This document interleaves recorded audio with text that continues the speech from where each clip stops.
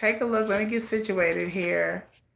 All right, kids. Let me get situated here. Oh la la la. Hello. Welcome everybody. Anyo, Anasayo. Welcome. Good evening, good afternoon, good day. Let me try to move this a little closer. This has been a very long day. But I'm here for our weekly K-pop live stream. Hello, Jasmine. Hello, Shelling P. Goldwyn James. Hello, everybody. I'm here early tonight. Normally I start at 8, but I start here at 7. I hopefully don't throw anybody off, but I had to start early because I got things to do tonight. So we'll give everybody a minute. Let me do some church notes. Let me go over, hello, Marie Miller. Let me go over the itinerary tonight. I got my book with me. We're going to do BTS updates. We're going to talk about G-Dragon and his concert. We're going to do an update on the 100 agency. We're going to talk about Cat's Eye Manon. I got a video coming up about her. We're going to talk about the mystery K-pop baby daddy. And then last but not least, we're going to talk about the Min Hee-jin V drama. So hello, Katina. It's been a week. Yeah, it's been a hell of a week. Make sure I got mine. Make sure you like, share, subscribe, comment on the video. I know a lot of people watch my videos on the rewatch. I'll be amazed how many people be watching on the rewatch. I got my shirt on. See, my shirt says Seoul. I got this in South Korea. I hope everybody had a good weekend. Today's a very busy weekend for me. This has been a busy week. This has been an interesting, very interesting week. So I hope everybody's good. We're going to get right into it. I try not to be too long tonight, but there's a lot of things on the docket. There's a lot of things. Hello from the Philippines. The Philippines, my second favorite country. I won't get into my personal life drama. I'll just keep that off the docket today. But hello, everybody today from Texas. Whew, I have to get myself settled, y'all. Let me give me something to drink. I'm sorry. I had to get. It's hot. I'm looking stressed. It's just my whole Saturday is like go go go go go go go go go. Like it's go. This whole week has been go go go go go go go go go for me. I have a very busy life. I get up at 8:30 in the morning, and then my daughter has horse training, and then they want to go places, and then my kids want to go places, and so I just go. So, and then I have to I try to start this live stream earlier. I may start it earlier than 8 o'clock because after this live stream, I have to edit videos. I have to do a lot. And then Sunday is house cleaning day, is cleaning day, and then I have to edit videos and do videos. So I have a lot going on. But I'm good. This is the first time I've sat down and relaxed. I do have my microphone over there. I should. Hello, Rita. Everybody. But I'm glad you guys are here. So anyway, we're going to talk about BTS updates. Let's get into it. BTS updates. So we're going to start with the most mundane. So J-Hope had a birthday. And I post the Weverse. He did a Weverse, and I posted a Weverse as English subtitles. So if you have not gotten around, or you don't have Weverse, or you don't have the English subtitles, I did post a video. He had his birthday. He had a cake. He had a Dubai. There's a thing in Korea called a chewy Dubai cookie. Now, I am attempting tomorrow to go find me a chewy Dubai cookie. It has swept the internet. You've probably seen videos and people talking about it. They talk about it in Korea all the time. I don't like chocolate. So I if you guys don't know, I'm not into cocoa. And so it's like powdered cocoa, and then inside it's like pistachio. I don't like Dubai chocolate because I don't like pistachio. So I don't know if I should try this or not because they're really expensive. There's a Korean bakery. You can get them, and they're like $5 a piece, and they're like these round balls, okay? And they're like chewy on the inside. So I don't know if you guys have ever seen those, but J-Hope had a cake. They make cakes out of them now. Jasmine says, they say it tastes like green tea. Ugh. I don't know what it has in it. You was watching on YouTube videos. Yeah, them K-pop idols are very into it. Yes, yeah. People been trying to make them. They're apparently they're tricky to make. So there's Korean. We have Korean bakeries and Korean food all over in Texas and Dallas Fort Worth area. And so I want to try one, but I don't like cocoa. And then when you bite into it, like the cocoa will get everywhere. And so I might have my kids try it. I don't know. But again, they're like $5, $6 a piece for these round balls. And I'm like, I don't know, bro. I don't want to try something that I'm not gonna like. But J-Hope had a cake and they will take them and they will put them on top of cakes and cookies and pies. So I don't know. There's a cookie bakery that makes a Dubai chewy cookie, but it's not like that. It's cocoa powder infused Dubai chocolate baked in a real cookie, like a round cookie. So I might try that, but I don't like pistachios. I don't like green tea. I don't like mocha. I'm sorry, I don't like mochi. I don't like mocha either. I don't like chocolate. I don't like mochi. I don't like green tea. So I don't know. I'm just like, should I even try this? Because I don't want to try something I'm gonna spit out. I don't like dark chocolate either. I don't like anything chocolate. So I'm not a chocolate eater. So if I'm gonna break my diet and eat a bunch of sweets, it's gonna be like something maple. I really like maple and I like lemony things. Not those two together. But anyway, so J-Hope had this cake that was cute. He had this Dubai chocolate cookie cake thing. Jin showed up. J-Hope talked about how he was working and how he was really busy and he wanted to get the tour going. He was like he's ready to go on tour. He's just ready to kind of get it over with. It's the anticipation of the album coming out and the anticipation of the tour. And it just felt like to me that J-Hope wanted to just hurry up and start, instead of sitting around. You're not a fan of it either. You rather have fruit. You okay with mochi, but mocha not so much. I'm not. I'm a fruit person too. I like strawberries. I like berries. I'm a berry person. So if I'm gonna drink tea, it's going to be um it's if I'm gonna have some tea, it's gonna be a berry based tea. You had one. It was unlike anything you had. You didn't think you would. I'm not sure why people say green tea. It didn't really taste like that. Oh, okay. I just heard it tastes like pistachio. I don't like every time I see that they sell the Dubai chocolates, like it's chocolate, and I was like, what's that green stuff? They like pistachio. I'm like, ugh. I don't like pistachio. So if it tastes like pistachios and chocolate, that's a double negative for me. That's a no and a hell no. I don't like chocolate. I don't like pistachios. I like nuts, but I just don't like those. So we will see if I want to drive all the way to Carrollton, which is like a 45-minute drive to go get these balls that people, but I just want to try it once. Like I just want to try it just so I can get it out of my system because everybody keeps telling me how good it is. And like it's so unique and good. And I wonder who came up with it. But people in Korea are going crazy over it. Like, they sell out real quick. So we shall see. But J-Hope look good. He looks like he's ready to get down to work. Yay, J-Hope. Let me see if I can get this. Okay, finally I got this thing blocking my messages. Anyway, so J-Hope, he looked good. Jin showed up and said hi.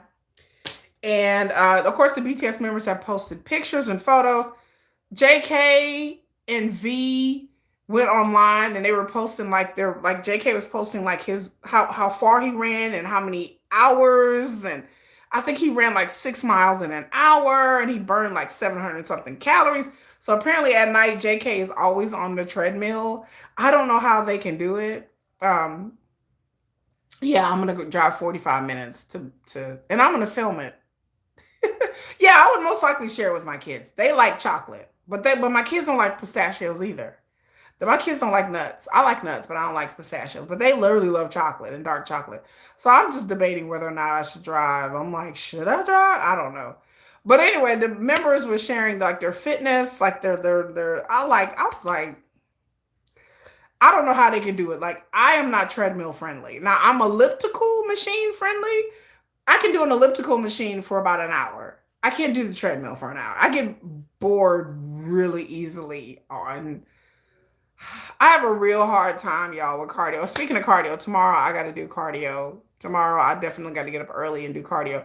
I have a hard time doing cardio. I am a weight lifting person. I love weights. I love weight machines. I love free weights. I have a weight set over here that I have kettlebells over here. I love doing my weights. I do not like doing cardio. I find cardio tedious and boring. Like if I go out and walk, like if I'm outside and I go and walk and jog, I'm fine. But to be in a gym on a treadmill, I just, and I'm a real chill, like I'm not a very hyperactive person, but for some reason, me getting on a treadmill or elliptical machine or a bicycle in the gym for 45 minutes, I got to be watching something. Like I have to have a movie. I have to have something that's really engaging and entertaining to keep me distracted. Or I have to be doing something. Like y'all, I'll be like literally on the bicycle at the gym with my phone editing videos. Like and then it helps pass the time. Like I just treadmill, I find I don't know how JK. I would really like to know his secret of staying on that damn treadmill for over an hour. I guess that's just crazy. You hate cardio? Me and cardio, I just Helen Keller traffic. Well, you better come get my kids. Are you finna pay for my children? Talk about trans what? I'm like I don't know who kids these are in my house. Who kids is these? I got mom up here. You see this? It say mom, mom. I was like, who is these kids? Y'all better come get these kids. Who is these children? Come and get these kids. I'm spending $500 a month on food. Go and get these children. You says mom right here, mom. Come and get these motherfucking who kids am I feeding? I be dying. Me being trans, let me tell y'all something. I wouldn't even be accepted in the trans community. They'd kick me out. They'd be like, no, bitch, you're way too basic to be trans. The trans women that I know of are absolutely positively gorgeous. Face beat to the gods. Like I know a few in the community. They are face beat to the gods. They are some of the most beautiful women I've ever seen.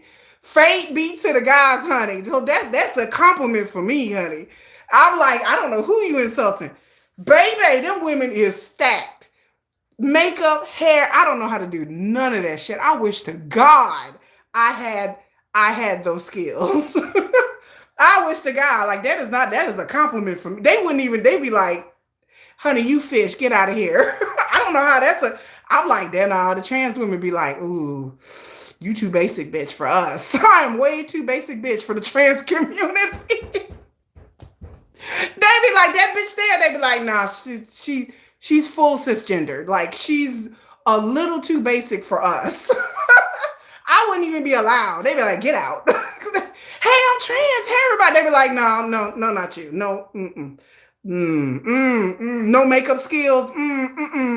You, no, They be like, honey, no, baby, you can't be one of us. They be like, get the fuck out of here. They be like, Kendrick Lamar, she not like us. She not like us. They wouldn't even accept me. They be like, hey, ladies. They be like, oh, no, you're not. Like, they be like, I know there's a JJ somewhere down here. They like, there is no way you could ever be in our community. Like I said, I don't have no makeup skills. I ain't got no hair skills. This is what I wear constantly: sweats, a hoodie, and a t-shirt. They be like, no, ma'am. No, ma'am. I find that hilarious. I'm like, really? I'm like, ooh, they like, trans, no, they be like, yikes. I'm a little too basic bitch for them. Like I can't do no makeup. I can barely put eyeliner on. I think my 12-year-old can kick my ass putting on makeup. I don't know nothing about nothing. So no. So I don't know how that's an insult. I'll be dying. I'll be like, that's a whole gag and a half, honey. That tickled. Ain't nobody ever in their lifetime. They be like, okay, trans. Okay, you're straight. Yeah, you're a woman, right? Yeah, I am. They're like, yeah, we can tell you're real basic. You woman, right? Yeah, cisgendered. Yeah. How'd you know? They like, you busted. So yeah, you are. I've had trans women tell me, they're like, oh honey, you can't. Don't come here. They had me laughing. But anyway, back to BTS. I gotta have a good chuckle tonight. But BTS, Working out, exercising. I don't know how JK get on that treadmill. I wish to God I knew how JK would be on that treadmill for an hour. I don't know where your mind goes for an hour. I don't know where he's thinking of songs in his head. Is he like Monday, Tuesday, Wednesday, Thursday, Friday, Saturday, Sunday? I'm like, JK, I need to know what. I understand people put headphones on the music. I do too, but I just get bored. After 30, 40 minutes, like I'm constantly looking at the treadmill and I'm like, okay. Like I'm looking at the time and I'm like, surely I've been on here forever. And then it'd be like 5 minutes. And I'll be like, ah, I don't know how he does an hour, over an hour. And he burned a lot of calories. So he's on the treadmill. I'm assuming running on a treadmill. JK is on the treadmill like, like what was that show that used to come on when I was a kid? What was it, the $1 million man? Y'all remember that? I'm old, so y'all got okay. I'm old. So back in the day, they had this show called like what is it? The Bionic Man or $1 Million Man. Hey, BTS with the mess. I forgot the name of the show. Like the Bionic Man or $1 billion man, $1 Million Man. But like he was an athlete and he got into an accident and they were like, we can rebuild him stronger and faster. That's how I picture JK. That he be on the treadmill like this. Because I was like, I want to know. See, Jasmine wants to know too. Like, how do you be on the treadmill that long? Like, you have to be really, really motivated. And I'm the $6 Million Man. That's what it was. I used to love that show as a kid. You have to be really motivated. I'm not. I can't. I get bored too easily. My mind starts to wander. I'll be ready my ass to fall off the treadmill. Boom. Oh shit. I did one time I was on the treadmill. I like not one time, a lot of times. I don't do the treadmill. I do the elliptical machine. So I do the thing where you got to do the arms because my arms got to be moving and my body got to be like all of me have to be moving. But I tried to do the treadmill. I didn't almost fell off a treadmill and died about a few times. I'm very klutzy. So how JK gets on this treadmill, I don't know. So RM got in a little bit of controversy because he was showing his weight. So RM, if you don't know, is you was in love with Steve Austin. Oh baby, Powerplex Invincible. Hello. You're not a treadmill girl. Me either. I'll fall off this. I'm klutzy. So I fall upstairs and downstairs. I fall down. I fall down a lot. So I was klutzy even before I had back surgery and knee surgery. I was born a klutz. Like I'll drop stuff. So no. So I don't know this. So RM was showing his weight. So RM now weighs 151 pounds. And then I think he showed it on Weverse and Jen.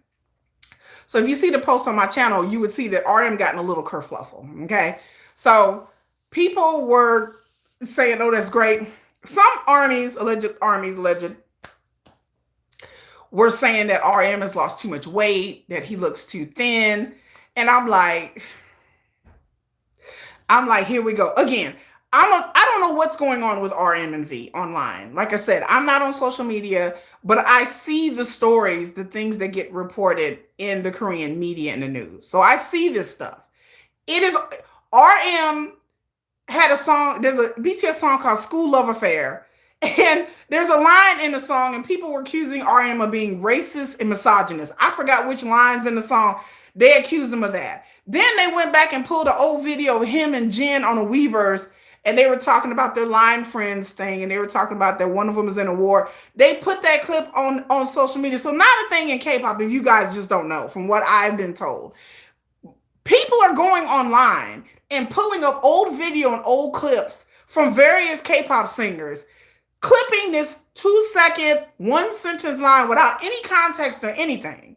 And they're like, aha, this person's a misogynist. Aha, this person's a racist. Aha. And I'm like, it's literally a 2-second clip. So this is what we're doing now. This is how toxic as fuck. Or another reason why I'm not on social media. Because people are literally taking clips of BTS stuff from years ago.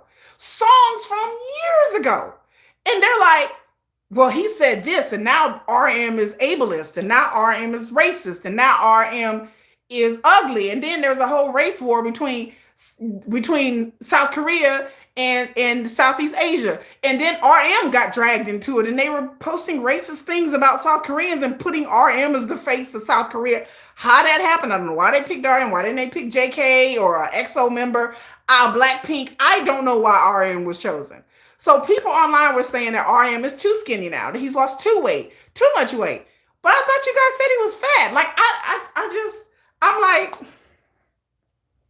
I can't even keep up no more. Okay. People are like, well, he lost. I'm like, he been out the military since what, June, July? It's not like he lost 30 pounds in a month. And then I would be like, that's very unhealthy. Y'all, it's been like 7 months. So I'm like, what? I'm like, it's been 7 months. I'm like, what? Yes, yes, yes. And then the same thing with Kim Taehyung. So Kim Taehyung, they tried to go in on him before all this other stuff. And we're going to talk about the Min Hee-jin, but Kim Taehyung, they've been pulling out old videos of him on American Hustle Life, and the black girl hugged him, and they're like, aha, he a racist because the black girl hugged him. I'm like, have y'all even watched the episodes? Like, I've watched American Hustle Life a lot of times. I found it fascinating. So yeah, people are pulling out Kim Taehyung, old we versus, like, I'm just like, what is happening? So now Kim Taehyung is a racist. Just, I'm like, wow. Like, this is wild. I'm like, okay. I love American Hustle Life too. Like, yeah, these people have too much time on their hands. Did they say the thing with JK? All I hear is about JK and Winter and JK and S, but they still on that. Then they talking about V supposed to be back with Jenny, and I'm like, y'all, okay, y'all, man, bro, like, yeah. So yes, there for some reason V and RM in the past couple of months have been a target of things that they've said in the past, things that they've done in the past. V made a face or something. They said he was making fun of handicapped people. I said, okay. I said, this is sick. Like, this is sick. I said, yeah. I said, this is why I'm not on social media. I don't know how y'all do it. Because this is crazy. V made a face or something and they accused him of being ableist. Now V making fun of mentally handicapped people. What? I'm like, what is happening? Like, all I can do is laugh. Hello, Lisa. All I can do is laugh right now because it just gets to be more ridiculous. The closer we get to a BTS comeback, the more ridiculous. So now RM is starving himself over 7 months. I look. RM said 2026. He said, please be kind to me. I said, Lord, I guess RM is not going to get his wish. I mean, RM is being drugged for filth. I was like, what is... I said, poor RM reading this stuff online going, okay, like, really? He can't post his weight 151 pounds. That's good. And I was just like, he's lost too much weight. But yeah, but y'all was calling him fat like 6 months ago. Okay, so I'm like, y'all K-pop fans are utterly ridiculous. Utterly, completely ridiculous. He was fat. He wasn't cute. Then they was online talking about RM's hair and GQ. They didn't like his hair and GQ.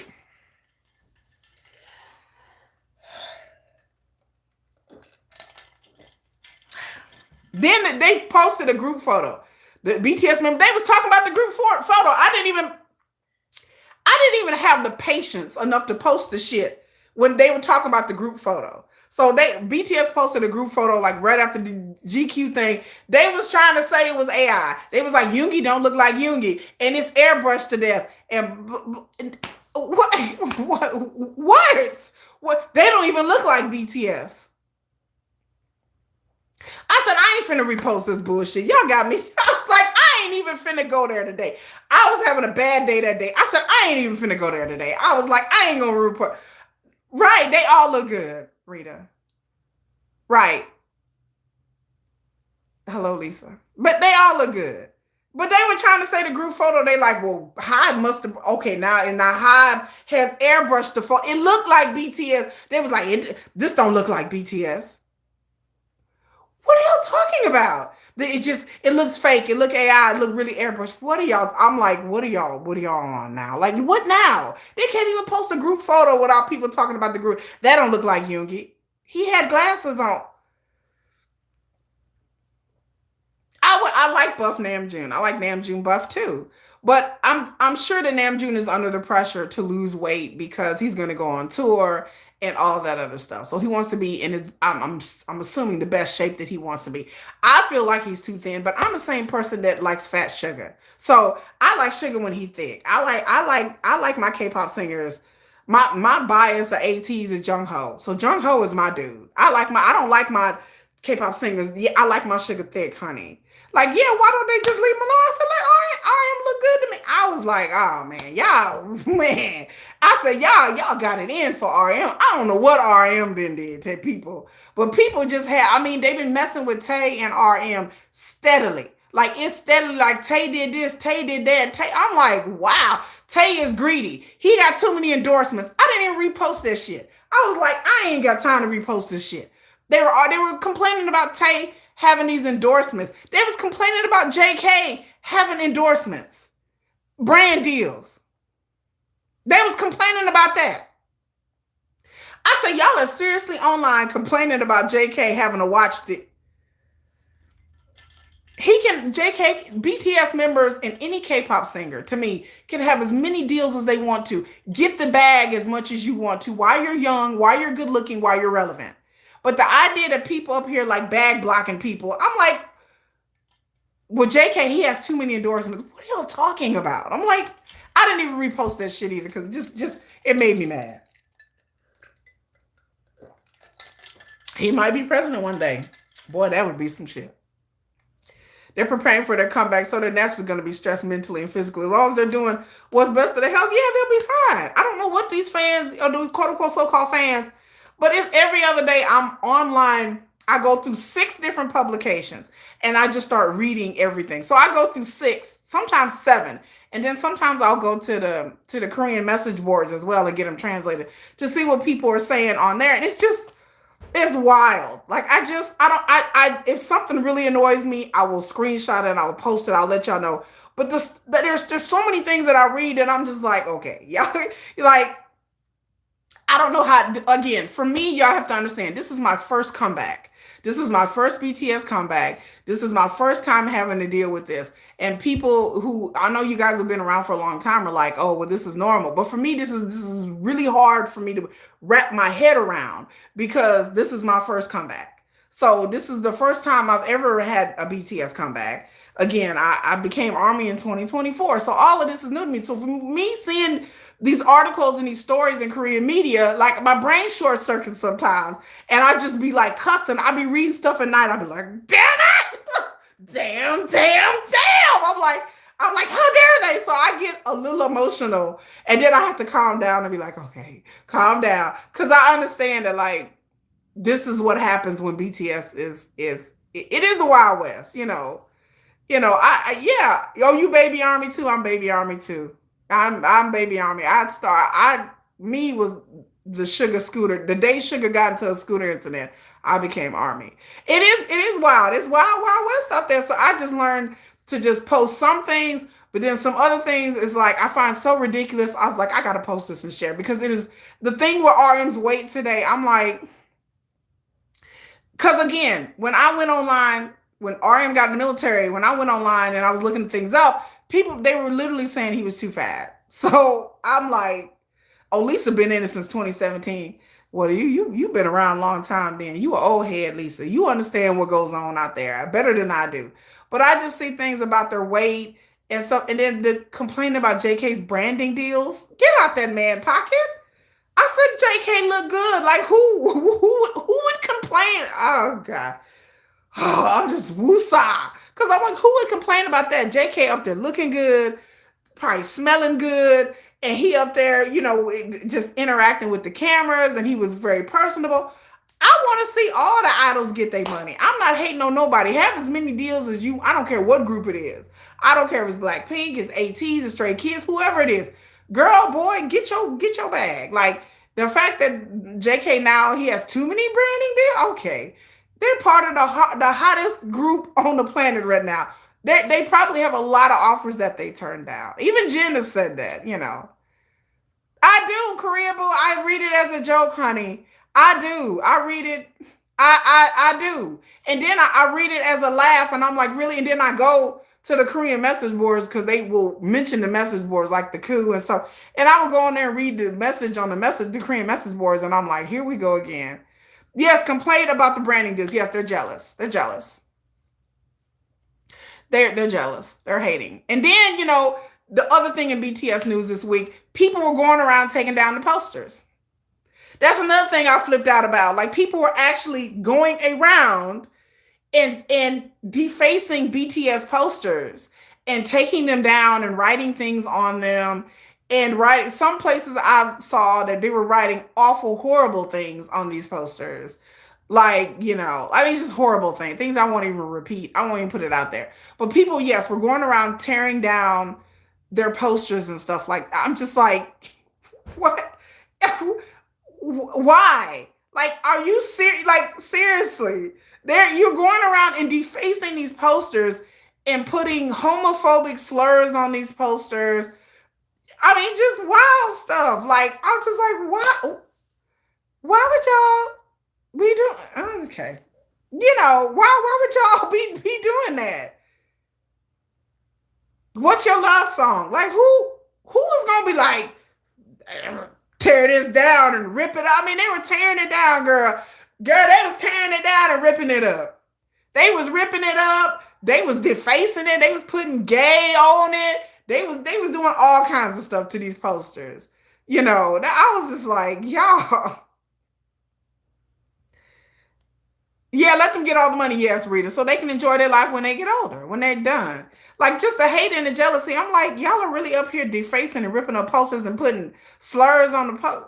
Okay, yeah. I'm like, bro, like, never in my mind would I ever think I don't hate any group. I don't have any jealousy of any K-pop group. They're all friends, most of them anyway, behind the scenes. So what do I feel like a grown-ass woman fighting with some people over a K-pop group? It's never, BTS ain't never hurt nobody. They ain't never said nothing bad about nobody. They're always very gracious. And that's the same thing for most of the K-pop idols. They've never said anything bad about nobody else in public or anything like that. They've always been very gracious to BTS. Other groups have done cute little dance challenges with BTS members. And I just don't understand why the fans got to be vicious and ugly and evil. I don't understand that. Like, I've never felt the feeling to be like, jealous of what? Jealous. I got a whole video. I got some videos coming out this week that's going to be kind of controversial. But yes, I got videos coming out this week where I'm going to touch on that. I don't understand the competition in K-pop. Like, everybody is out here trying to live their dreams and do their art and trying to do whatever it is that they got to do. I don't understand, what is the hate for? What am I hating on? Like, I pay attention. If people would spend most of their energy pay attention to their own damn group, then it would be no problem. Just go pay, go stream your group, go buy their merchandise, go put up their posters in your room, and just leave everybody else alone. Just leave them alone. I know, like, I just, I was like, who are BTS hurting? Nobody. Like, that's why I said one of the reasons I became ARMY, because I didn't understand. Let me tell you, I'm going to do a video, I'm going to tell y'all the story, and I told y'all the story last week, that I used to be in a K-pop Reddit group, and when the sugar thing happened, I didn't realize that I was sleeping with the enemy. I felt like motherfucking Julia Roberts. Y'all seen that movie, Sleeping with the Enemy? It's one of my favorite movies when I was in my 20s. Girl, I felt like I was sleeping with the enemy. Because I'm in this K-pop group just like, yeah, K-pop. And then the moment I started to get to BTS and the sugar thing happened, baby, they descended upon me like a pack of wolves. I'm like, but no, sugar ain't a drunk. I mean, I was in shock. I had no idea I was in this Reddit group and I was a lamb surrounded by wolves, y'all. I was surrounded. These people tore me. I mean, I was like, but I was like, but sugar, and then I was like, well, he cool, BTS. Baby, I didn't know I was a lamb surrounded by wolves. These people tore me apart and drove me out of these K-pop spaces. I had no idea that these Reddit groups that I was a part of, it was full of BTS haters. It was full of antis. And had no idea. You never watched a live any. Well, so sad. Why would anybody watch a live of somebody hate? They do it. They do it. Yeah, I was sleeping with the enemy. I'm thinking everybody's cool and I'm in this group and I'm talking to people. The moment the sugar thing hit, then they start talking about army and I'm like, well, wait. And again, I'm the type of person that if you start talking nonsense, I'm be like, that's not right. I'm like, no, that's not accurate. That's not correct. They like, oh, were you defending BTS? I said, what? I'm not the BTS. I said, I'm just defending the truth. I'm like, but you guys are posting things. I'm like, that's not true though. I'm like, oh, well, armies. I'm like, okay, well, I'm not army because I wasn't army then. But I was just like, well, but the things you guys are saying is unfair. It's not right. Well, you taking up for them? Them who? Like, who am I? I said, no, but the articles is saying, the article says blah, blah, blah. And then I was just descended upon. Like, I was just this little lamb, just like, hello? And then they just like, you sound like army. I said, well, what's so bad about army? I didn't understand. I was like, what's so bad? Child, I didn't know I was a sheep among wolves. The moment I started defending sugar, they descended upon me like a pack of wolves, baby. They was like, and then I ended up getting kicked out of the group because I was like, but wait a minute, like they were talking about the sugar challenge and well, armies are drinking and posting. I said, no, they're not. People are making that up. Well, yeah, no, they're not. I'm like, why are y'all saying these? I said, that's not true, but they're not doing that. I'm like, I went online and looked, they're not doing that. Well, sugar, I was like, well, the video is fake. I said, y'all gonna tell everybody in this group that the video is fake because they didn't came out and said this is the real video. They wouldn't even repost the real video. I said, and I kept over and over again. I said, but this video is fake, y'all. This is not a real video. This is the real video. Why don't y'all post the real video? Sugar he wasn't driving a high speed. He couldn't have hit nobody. He was on the sidewalk. I'm like, what are y'all talking about? Then they started saying things about Sugar in the military, and I'm like, that's not true. I was like, where are y'all getting this from? Girl, in other words, they was online. They was in these Reddit groups. These 3 Reddit groups I belong to. They were just in there making up shit just to go army. And so other armies was coming in there, and they're like, wait a minute. And so I was like, with the armies, like, I'm not even army, but I know the shit that you saying ain't right, and it wasn't right. And then I was like, well, why are y'all so angry at BTS? And I didn't understand. And so I made a BTS Army video because I had to research Army because I didn't understand why they were the most hated and feared group. I was told I was one of them, and I didn't know what one of them was. I guess Army. And once the sugar thing happened, I was like, well, I guess I'm Army now, bitches. Like, so that's how I felt. Because I was literally online, like taking body blows trying to defend BTS because, again, I'm a rational person. I'm not going to let you just put up hateful things. And I'm like, but that's not true, though. Like, I'm like, we can have different opinion, but those aren't the facts. I was trying to tell people what the facts was, and nobody wanted to hear what I had to say. So that's another reason why I'm not on social media, because I got on social media, I was fighting with these people because I'm like, what you're saying is not right. What you're saying is lies. But I'm like, why are y'all doing this? I said, do y'all not like BTS? No, we don't like BTS. We hate their music. I said, okay, well, hating their music is one thing, but you bringing up things about this man that ain't even truthful. I'm like, Sugar's an alcoholic and it should be OT6. Wait a minute. I'm like, okay, that's a bit harsh. I was told I was taking up for them, whoever them was. And so, yes, I told y'all the story before. That's one reason why I'm not in K-pop spaces.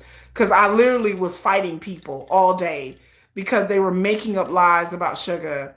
And Sugar's my bias. He's always been my bias. So they were making up lies about Sugar, and I was defending him, and I was trying to be rational about it.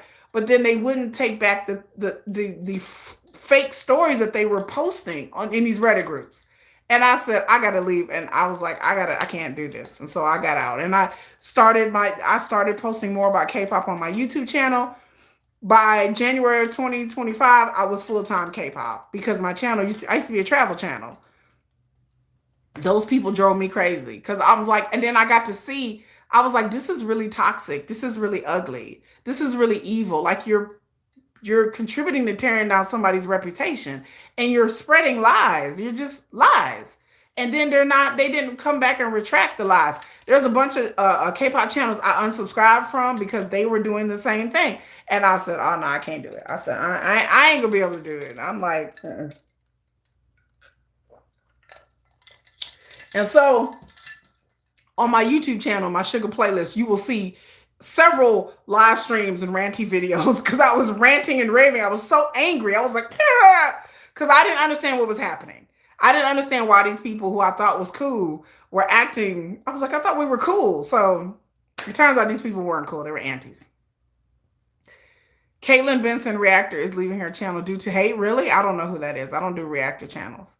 Yeah, I started my own channel. I was like, I'm gonna do my own thing. And so I started reporting on K-pop because I was like, I want to do my own thing and I don't want to deal with people. I don't want to deal with people in these groups. And you remind me of lyrics with Sarah from Spaghetti. They keep coming back to eat.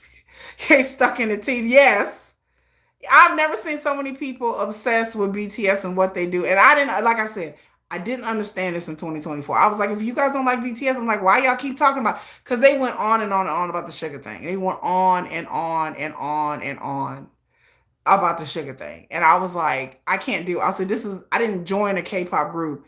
I joined a K-pop group to enjoy K-pop, not to drag BTS. And it literally, I saw these Reddit groups become 24/7 drag BTS. They were posting memes, they were posting pictures, and I was like, this is really hateful. And I'm not a hateful person.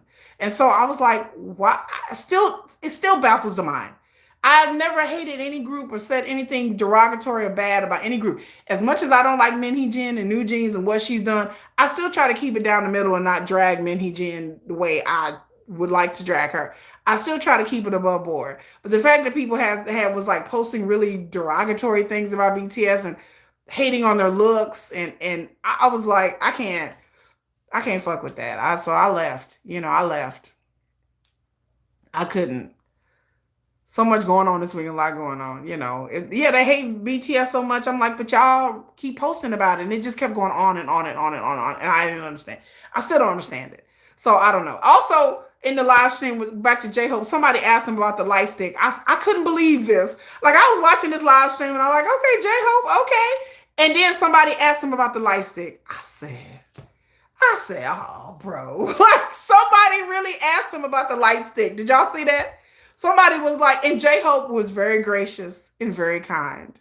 And he answered the question. And he said, well, yeah, I'm sorry about the light stick. And J-Hope answered it with very gracious. But I can't believe he answered that. I couldn't believe that he didn't ignore it.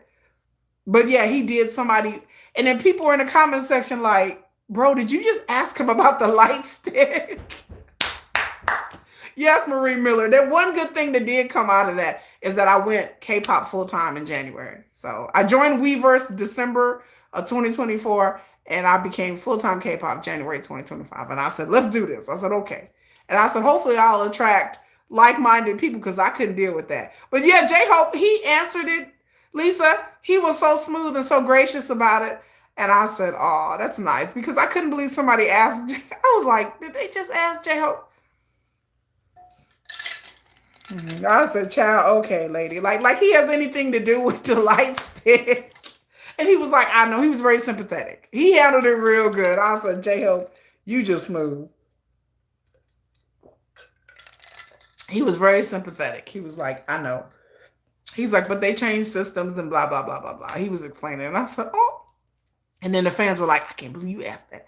J-Hope danced for me one year during a live on my birthday. Oh, my God, really? Oh, Lord, if I get J-Hope to do anything, I'll be happy. But that's what happened to BTS this week. They, like I said, and then, the other thing we didn't talk about is V. So V did a live. V came on for 10 minutes. He listened to music. He played music. V looked, again, as much as I am a Sugar stan, and Sugar's my ultimate bias, there are times when I see V and I don't think V is real. Like there are certain times I'm like, like girl, I'll be all up in the camera. Girl, I'll be taking off my glasses, rubbing my eyes.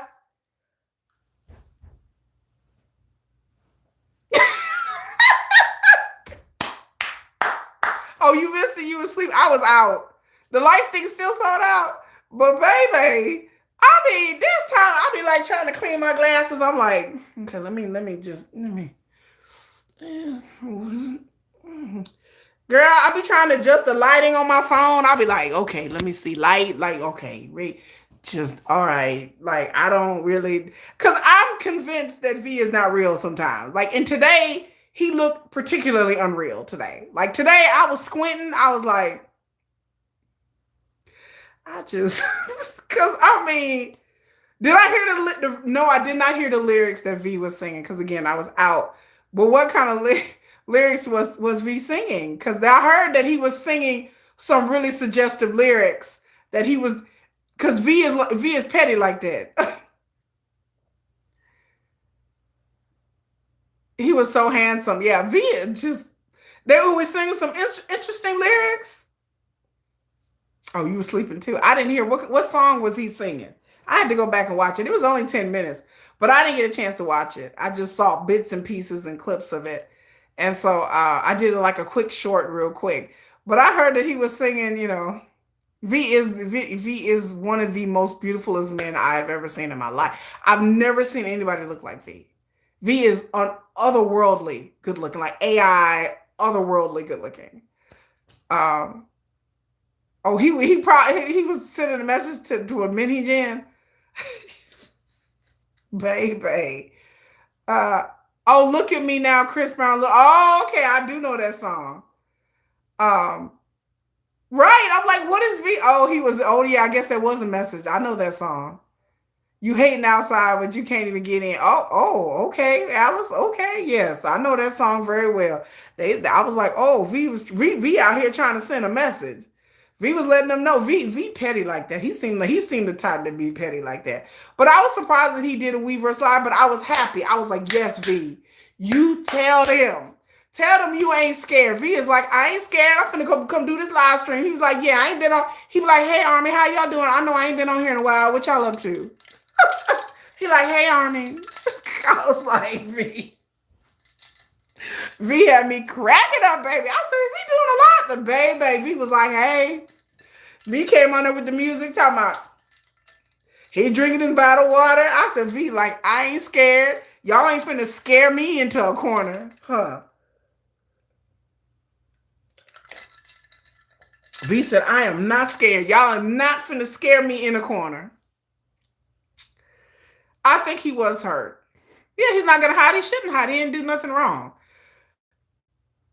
I think, yeah. And we're gonna talk about that. We're gonna talk about that Min Hee-jin situation. That I think Min Hee-jin has to be the most hated person in K-pop. Min Hee-jin better watch her back.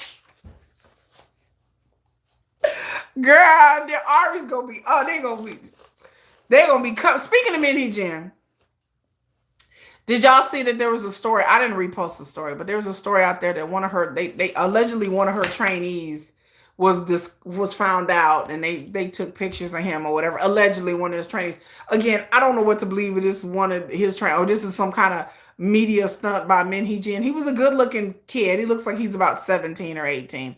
But they were saying that allegedly, that rumor has it it's one of Min Hee-jin's trainees or whatever, and he just happened to be at a train station dressed up, looking good. He just happened to be there when people took pictures of him. He just happened to be nonchalantly at a train station, just posing and looking good. And I'm like, yeah, okay. In other words, another stunt or media trick from Min Hee-jin, saying that it leaked that this person is a trainee. I'm like, really? I just rolled my eyes and just kept on moving. I said, okay. I'm like, girl, like, okay, it's another media stunt. Yeah, she wants attention for her group. It's another stunt. Again, I don't know if this kid is really a trainee or not. It could just be some actor she hired. It could just be somebody's child that she like leaked to the media, like, oh, this is a trainee. Out, baby. We may never see this kid ever again. Like Min Hee-jin know how to play the media, and she know how to get attention. You said none of the music shows want nothing to do with her. Hello, Gemini. There are parents out there. She's gonna have more auditions, and there are people lining up to audition for her agency. As we sit here right now, there are parents lining up to have their son audition for OOAK. So it happened. I told y'all. I said parents are gonna line up. I told y'all this months ago. Yep. Korean Media Association, they did. They said they support HYBE. Oh, they support HYBE in her groups when I go on TV. Oh, I didn't know that. Yeah, it was a PR stunt, Shelling P. That's all it was, a PR stunt. We don't even know if this kid is even going to be a trainee. Like I said, she could have got anybody to be up there and taking pictures of them and any good looking 17, 18-year-old guy. Whatever. I was like, okay, another stunt and trick from Min Hee-jin. Great. Her gasp at attention for her agency. Hello, Felix is under the bed. I know I wouldn't let Min Hee-jin. I don't know. Min Hee-jin has done some really questionable things with trainees. So I'm interested as to what she's going to do with a boy group. But Min Hee-jin has been into and had some really questionable books that she's read, and I heard that she into. And like I said, the things with NewJeans and the cookie and all that, like, and you know, things that she said in the past about, if you're familiar with the book Lolita. Lolita is a book that has been banned. It should be banned. It's about some old 50-some-year-old man falling in love with a 12-year-old girl. There's been a movie about it back in the day. Like, she was obsessed with that. There's some other writings that Min Hee-jin referenced to that is basically like questionable. Things that she's been into. She said, like, on the record that she's read certain art pieces, certain books, and I'm like, maybe the shaman is bag, you know. No, I have not talked about the K-pop baby. Right now, I'm just talking about the BTS stuff that's going on right now. Hello, Victoria. Yeah, I'll be interested to see what Min Hee-jin is going to steal this time. But yes, just in case you guys didn't miss, there was a rumor in Korean media that one of Min Hee-jin's trainees has been leaked, and they took pictures of him or whatever at a bus stop or a train stop or whatever. And people saying that this is supposed to be Min Hee-jin's trainee, and supposedly it leaked or whatever, which is another media play. And yes, she's asking, yes, 12 to 18. Yes. Yep. She's asking for some young ones. Speaking of young ones, but we'll get back to Min Hee-jin and V in a minute. Speaking of young ones, there is an agency, and I forgot the agency. It's a smaller agency. I forgot the name of the agency. They have a boy that's 13 years old. That's apparently that's in this new boy group. I gotta look it up, but I have to find the agency. But it set off some alarm. But a 13-year-old boy. That's a trainee. That's supposedly that they're trying to find other trainees, but apparently he made the cut and he's 13 years old. And I think he just turned 13. And I forgot what agency it was, but it's a smaller agency. And they already have a girl group. I forgot which girl group it was. But yes, they have a 13-year-old who just turned 13 that's going to be in this group. I'm like, what are we even doing right now? And it had raised alarms online, like people 13. Yes, he began at 12. We haven't talked about Manon yet, no. But yes, he began at 12. So 13. A 13-year-old in a K-pop group in this industry, in K-pop industry. That's too young. I mean, yeah, I remember they tried to debut an 8-year-old. Yeah, it caused controversy. Yep. I don't know what these parents are thinking. Money. They thinking they kid need to live out their dreams and get paid. I mean, that's too young to be out here. That's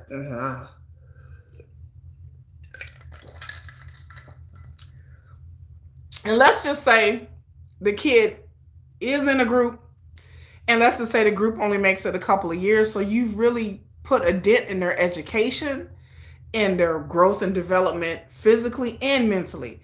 I've told people before that physically, it is hard to be a K-pop singer. Like, it's not just mental and the emotional and the thing, but physically. Like, people were saying that the diets that they do have stunted K-pop singers' growth. It has made their hair fall out. It has had years. There are K-pop singers, male and female, who've talked about years of having body issues and dietary issues, of having rickets and brittle bones because they didn't get enough nutrition in their puberty years. So it has stunted a lot of the K-pop male singers, stunted their growth. the starvation diets and the constant exercise. That's not good when you're 13, 14 years old. And these eating habits that they develop, it's like eating disorders. Like a lot of them have eating disorders. For the rest of their life, they scared of food and go on these crazy diets and they yo-yo diet up and down. They gain weight, lose weight, gain weight, lose weight. It's not, I've heard of K-pop singers getting sick a lot. That's not good for your metabolism. A lot of K-pop singers are sick a lot. That's something that people don't ever talk about. I'm like, I've been told by people in the industry that a lot of these former K-pop singers are sick a lot, that they have health issues, like really weird health issues. We're talking about like rheumatoid arthritis, like their knees be bad, their bones be bad. They haven't got enough calcium. They didn't get enough nutrition. So by the time these idols, the longer they are in the business, like to say if they've been in the business 8 or 9 years or so, by the time they get to be in their 40s and 50s, they have so many health issues, digestive issues, bone, skeletal, muscular issues. There is some K-pop singer right now, I forgot what group it was. He has some disease I ain't never heard of. There's 2 K-pop singers that I read, I forgot which ones, that they have to be on hiatus because they have some weirdo disease, and they're like in their 20s. One of them has some disease I ain't never even heard of. I was like, what is that? And I didn't have time enough to look it up, but he has to go on hiatus. Like they have a myriad of issues that like carry out from their young teens all the way to, your body your metabolism doesn't develop. Your immune system doesn't develop right if you're starving. The parents all should have to be ashamed of themselves. Yes. Yes, and then they don't have futures. They stymie their education. Yes, baddie. They don't have, it's hyper competitive in Korean society for jobs anyway and education. And so when they don't have time enough to get an education and get a degree and really pursue that, by the time their group is disbanded or they're gone, then all they have to cling to is the industry because they don't have an education. And so some of them try to go back to school and go and do all of that, and that's good. But a lot of them end up working in cafes and shops and stuff like that because they need to make money in the meantime, and so it's just, in the mental health issues. Yeah. JK said he loves his career, but he now thinks he's starting the business too young. Hello. Yes, we know it's you, ATP. Will you side-eye JK's parents? I'm just saying, as a parent, I wouldn't be able to do it. My son is 15, about to be 16. There is no way in hell I would send my child off to another city. There's no way. I wouldn't be able to do it. I ain't made like that. But I heard JK's parents are very free-spirited. Like, that's what I heard. I heard JK has some really free-spirited, like, unusual parents. That his parents were very, like, raised him and his brothers being very independent. That's what I heard. His parents were very, especially his mom. I heard JK's mom is very free-spirited. That she wasn't like a regular mom, like a regular Korean mom. That his parents were kind of eclectic, kind of like zhuzh kind of parents. That's what people told me, that his parents were much more into freedom and their kids doing whatever they wanted to do. That they gave their kids a lot of leeway in whatever they wanted to do. And so I think that's why JK's parents, and I heard that JK's parents were young too. And I think that's age to do. I think his parents were real young when they started having kids.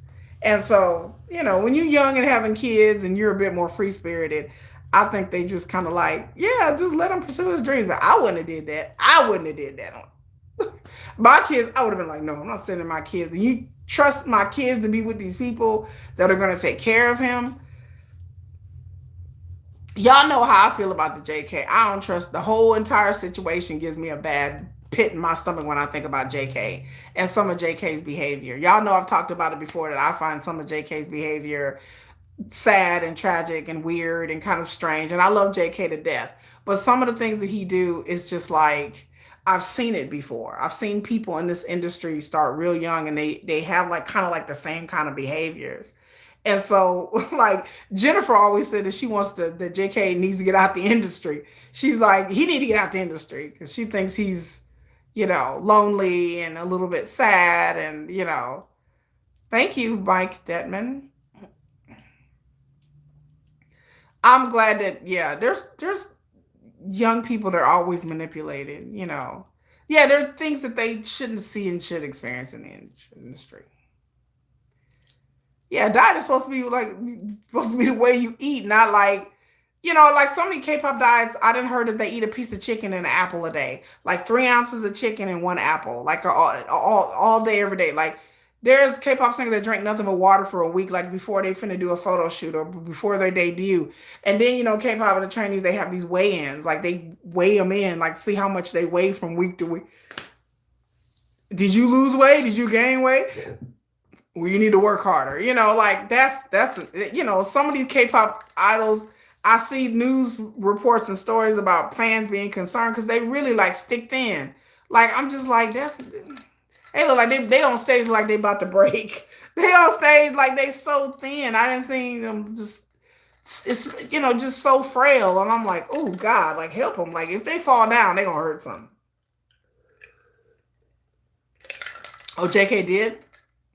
Jen used to eat chicken breast for months. Yeah, like a piece of chicken and some veggies. I told y'all a story about Jimin that I watched the whole documentary about how Jimin was mercilessly called a fat pig on social media. I watched the whole documentary about it, and my jaw dropped. And this was like 4 or 5 months ago. I had no idea that Jimin was hounded so bad about his weight and his looks, and my jaw dropped because I'm like, once again, I like him thick. I like a thick Jimin. So I didn't understand that Jimin was so paranoid about like his weight that he was basically adopted very unhealthy eating habits and was basically starving himself. Like I mean, it's like you're getting into like anorexia, like that. I had no idea, and so I read that, and I saw a documentary, and somebody was talking about it, about how he was mercilessly hounded online. Yeah, he would go days without eating. I was like, Jimin, and then look at Jimin back then. I was like, I'm just once again, I'm sitting there going, I don't understand Jimin is he's a chubby cheat. Again, like I said, I'm a chubby. I now in my real life, I don't really like the chubby dudes, but K-pop chubby is not like real life chubby. K-pop chubby ain't chubby. K-pop chubby to me is like still the average Korean man. Like they're average. So when Jimin back in the day, he had a little baby fat. I guess you want to call it. I don't even want to call it baby fat. He's just like a regular Korean dude. He was like a regular size, even though Koreans are small. But I just didn't understand why he was hot because Jimin's still an incredibly good looking guy. Like, I understand the pressure of the business and everything like that, but the fact that people were calling him a fat pig, it just floored me. I was like, um, I said, Jimin is so good looking. The online netizen and it's so, oh Lord. Joey said, the hell with y'all. I don't blame you.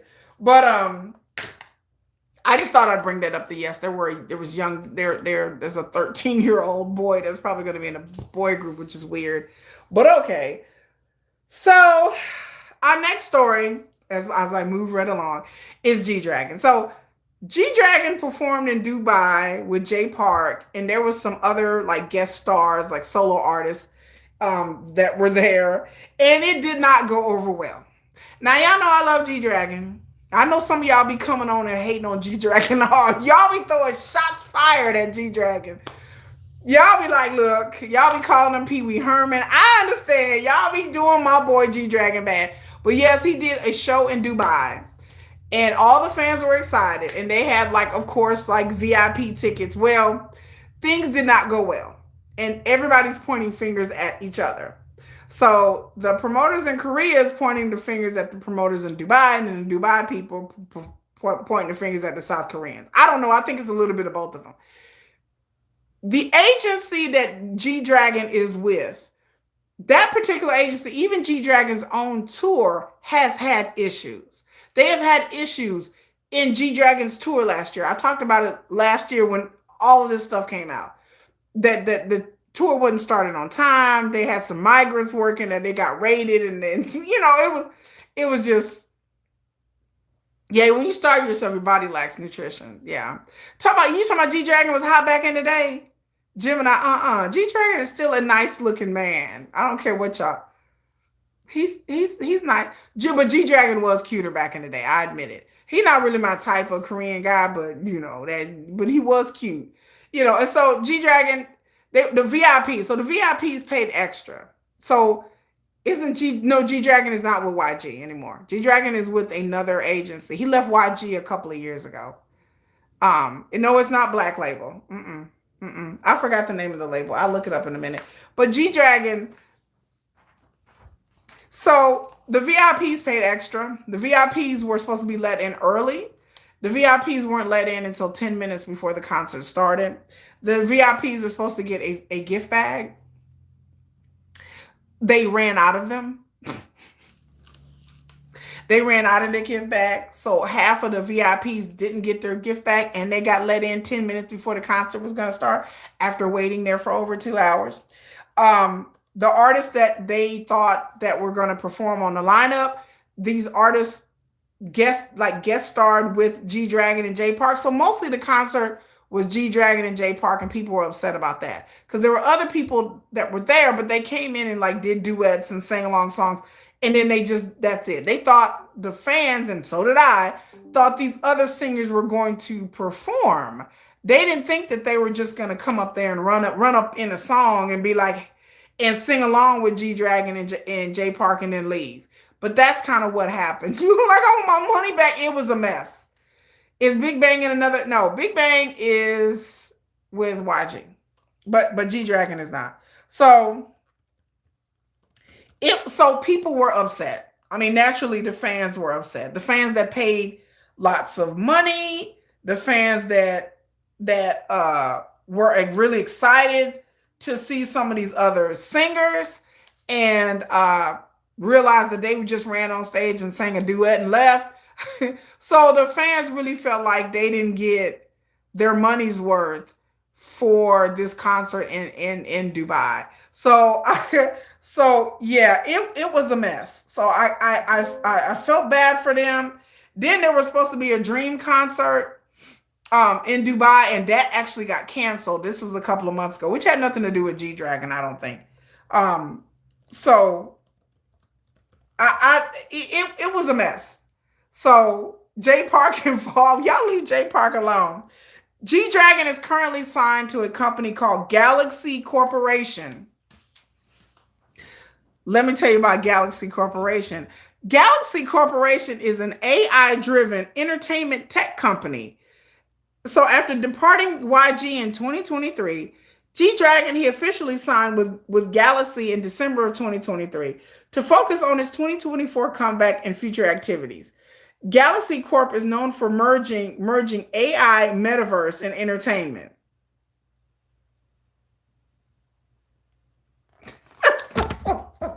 That's how I felt when I first read this last year. I was like, what? I was like, they're merging who with what now? Oh, Lord. I was like, is they CEO AI? G-Dragon has an exclusive contract with Galaxy Corporation. Even though he was with YG for 20 years, they plan to launch. Okay, y'all. Okay, I'm trying to keep a straight face. But I did a video talking about this. Well, not this company. But Galaxy Corp is an AI tech company, yes. And they plan to launch virtual robot idols, AI avatar platforms, and global AI K-pop initiatives. Galaxy Corp. Okay. Galaxy Corp partnered with Tencent Music Entertainment for G-Dragon's upcoming regional tour. That was last year. And yeah, the agency is prepared to open an Indian branch. So watch out, India. Here they come. And push for international growth. I'm not making this up. So last year, they had a bunch of controversy with G-Dragon's concert. And some dates had to be canceled. And so again, this Galaxy Corporation has been known to do some janky promotion, or they don't know what they're doing. That's what I heard. That the people running it, I heard, is not many people. They don't have many staff. And the people who are running, they've only been around since 2023, and that they basically don't know what they're doing. So that's why they kind of bungled G-Dragon's tour last year, because this was the first time they ever promoted and did like a tour. So yeah. So yes, they're going to do robot idols, which I've talked about. I did a whole video about AI. Yes, Tencent. Yes, yes, that company. Yes, yes, them. No, I don't think K-pop will be dominant. I think K-pop got a lot of ways to go. Not next year, this year, no. Not dominant. I think BTS will be dominant. Did you know he asked Jimin to collab after Jimin did? I didn't. Jimin declined because he was too busy. Galaxy don't know a lot. Galaxy has had issues, honey. You know, I wonder how much he is getting paid for this contract. I really want to know. But they had, in order to sign him, they really had to probably pay him quite a bit. So, but yes, Galaxy Corporation, baby, they have had issues. They have had issues. So that's the company that bungled this whole Dubai thing. Again, they have promoters. They sometimes Galaxy sometimes use third-party promoters because they don't really have a big in-house promotion. But yes, and so they bungled this Dubai thing, and I felt really bad for the fans and I felt bad for G-Dragon because this is his first time in Dubai. So it's his first time going to the Middle East and performing. No one isn't Tencent under Kakao. Okay, let's look. I heard Tencent. Oh Lord. Oh Jesus. Okay. Tencent is a Chinese company. Yeah, let's see. Kakao.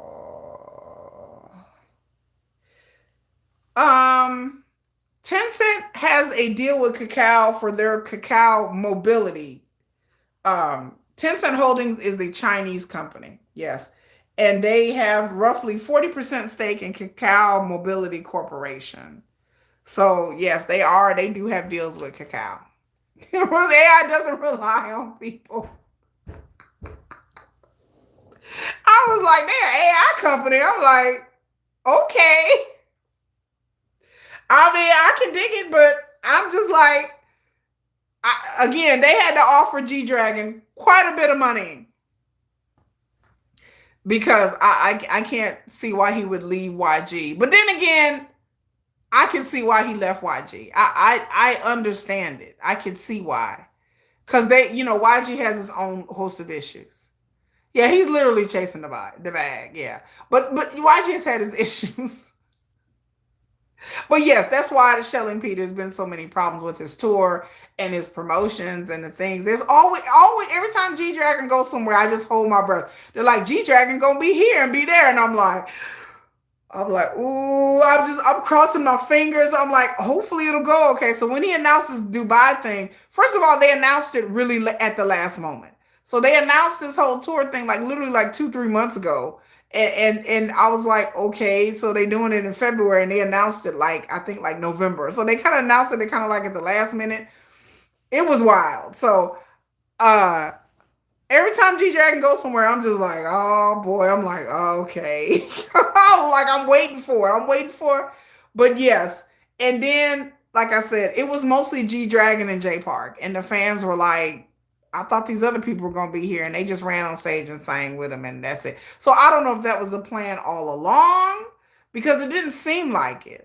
It seemed like it was a regular tour with G-Dragon being the headliner and then J-Park and these other people listed. It didn't say that they were just running on the stage for cameos.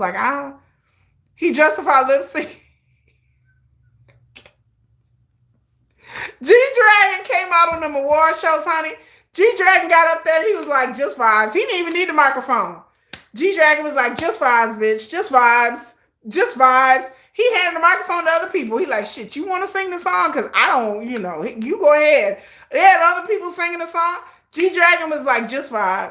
Just vibes. He vibes the whole, every award show, G-Dragon up there just vibes. He ain't singing. He ain't dancing. G-Dragon doing none of that. He's barely lip syncing. He ain't even following with the lip sync. He was just like, whatever. He up there vibing. He up there wearing his auntie sweater and he vibing. He up there looking like somebody's auntie. I said G-Dragon up there looking like somebody's Korean auntie. Okay, G Dragon, just vibes up there, just vibes. He just up there having a good time. He just like, hey, hey. I was like, hey, hey. I was like, come on now, come on. G Dragon is just vibes. He was just vibes all whole thing. You don't think he's very hands? I don't think he's very hands on this tour either. I like to see what he's gonna wear too. I'm like, hey auntie, he look like somebody Korean auntie.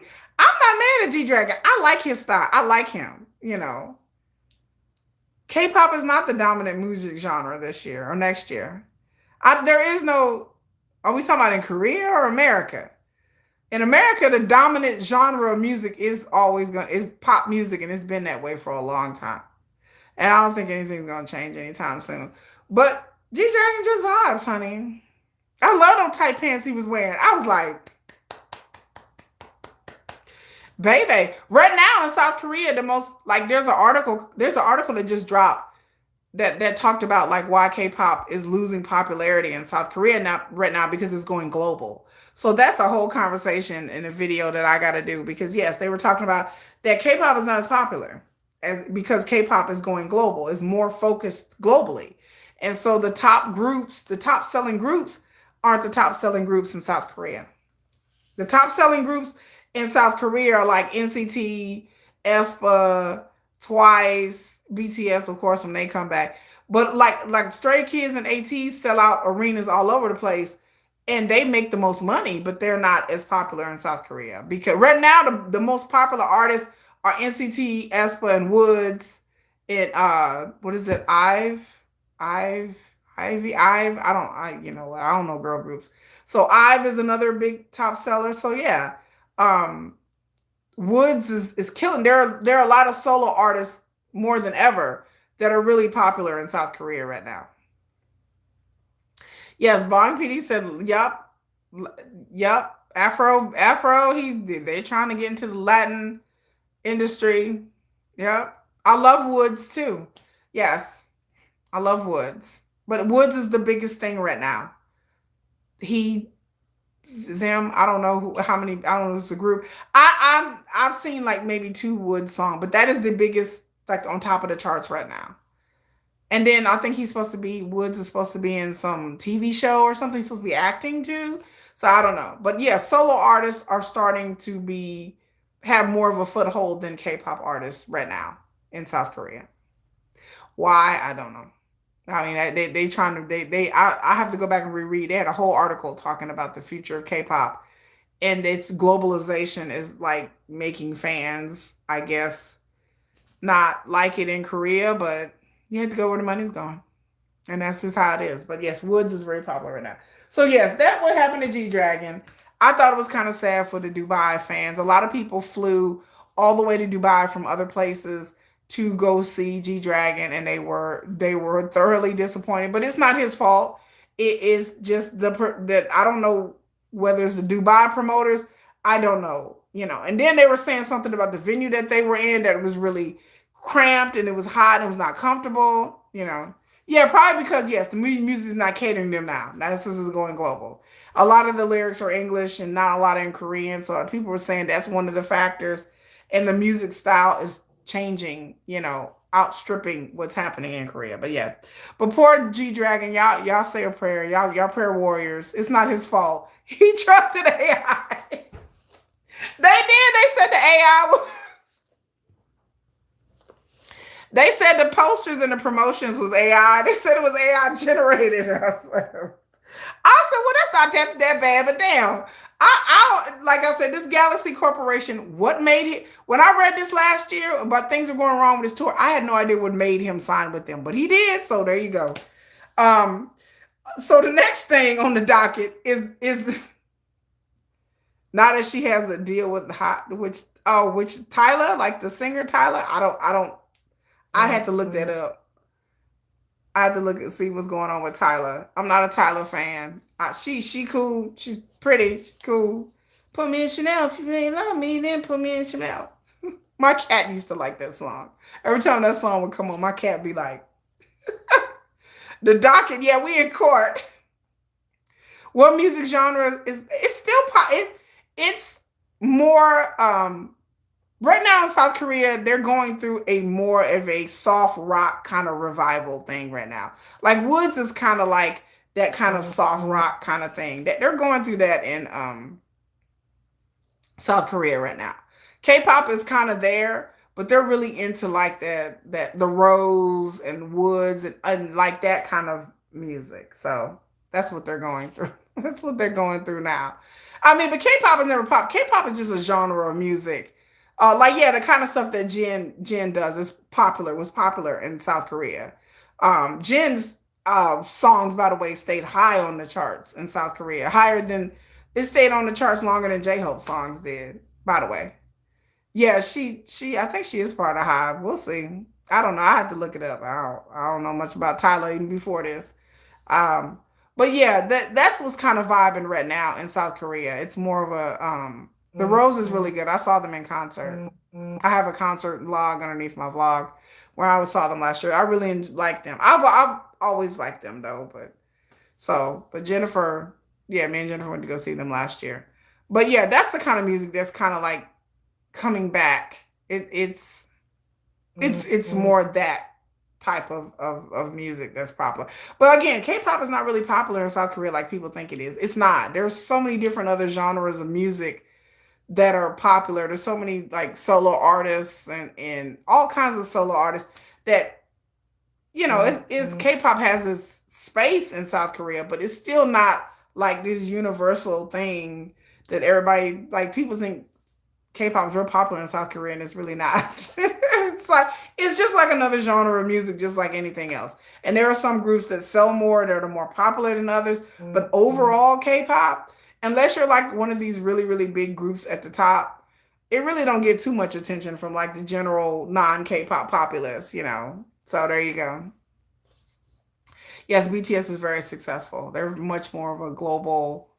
Yeah, what we think of K-pop is very different than what's been marketed to us. So I don't know, but so let's get into the next on the docket, the update with the 100 agency. Now I've done two videos, two on the 100 agency. This is the agency that houses CBX, Taemin, which is, by the way, speaking of Taemin, he's fixing to do a show not too long. So they also have a group called The Boys, Bad Villain, Vivis.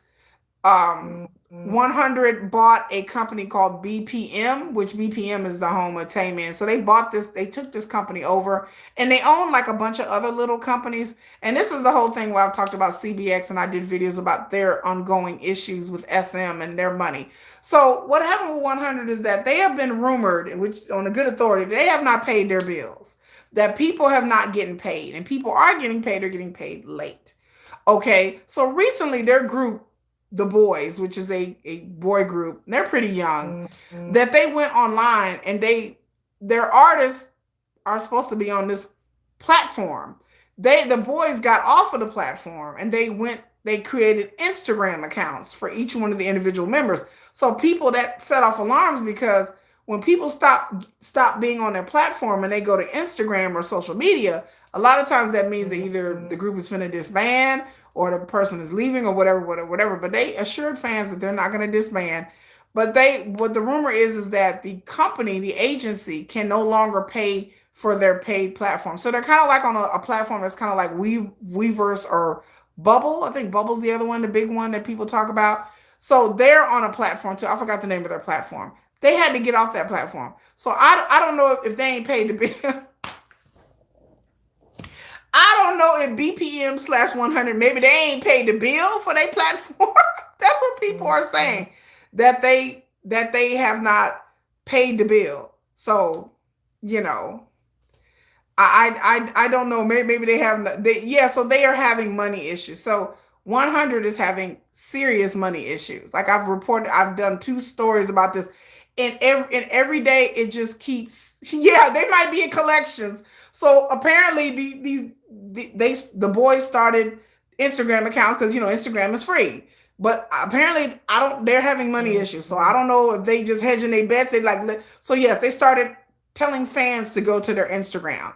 And so they started Instagram accounts and telling people not to respond on that platform. So people were suspecting that maybe they can't pay the platform. And then the CEO of 100, again, he stepped down. MC Mong stepped down.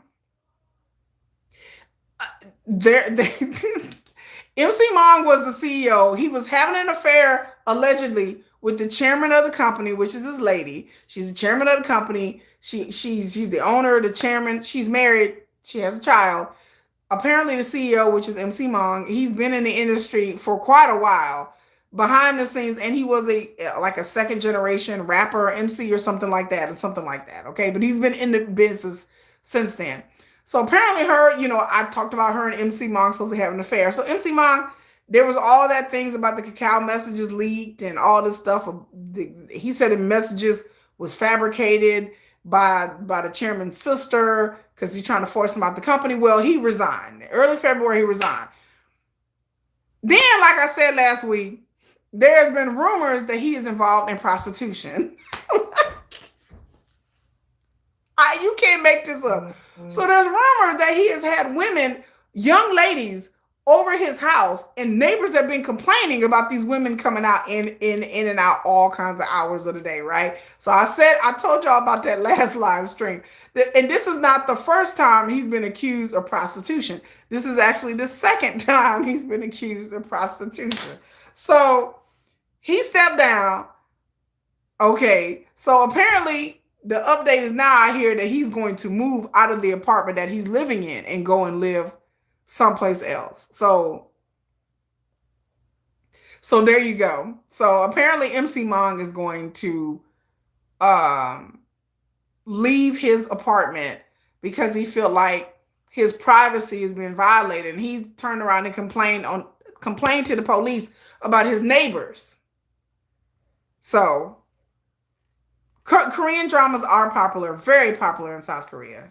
Very, very popular. So yes, MC Mong has flipped the script and complained about his neighbors. He's going to go live in. I don't know where he's going to live. He's going to live somewhere. He said he's going to live someplace that has more privacy. And I'm like, child, I was like, MC Mom better tell them hoes they better go on somewhere. You better tell them prostitutes where to go. I answered that question. Korean dramas are very popular in South Korea. Very, very popular.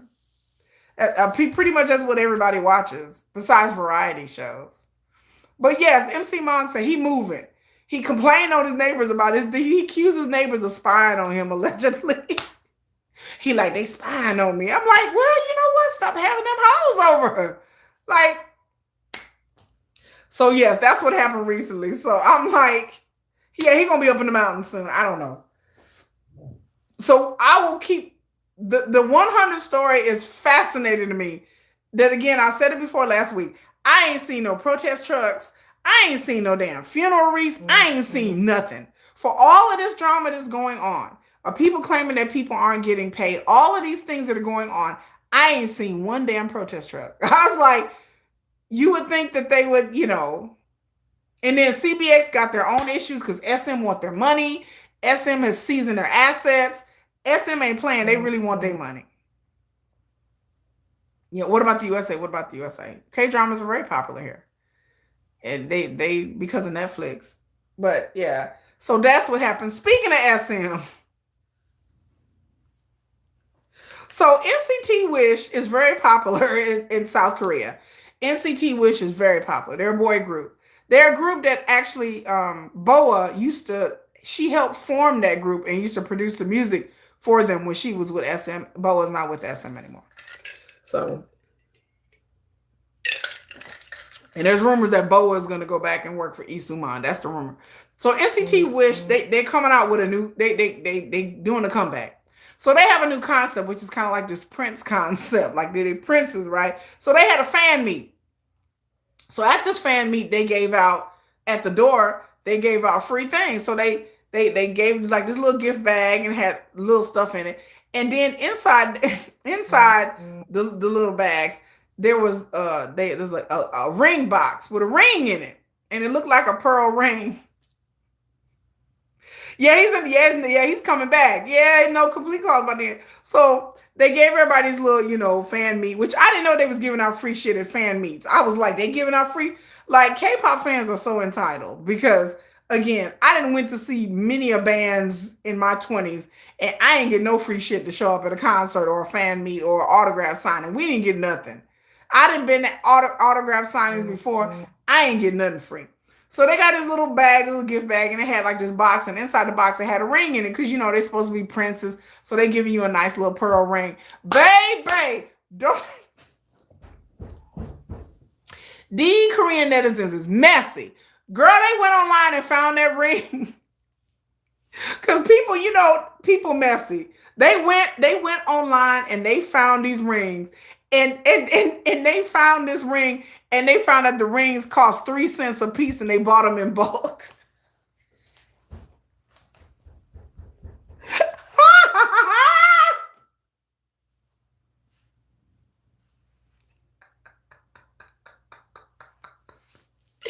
The rings cost 3 cents a piece. They bought the rings in bulk from China. And people were screenshotting the ring. People like, wait a minute, this is the same ring? They cost 3 cents.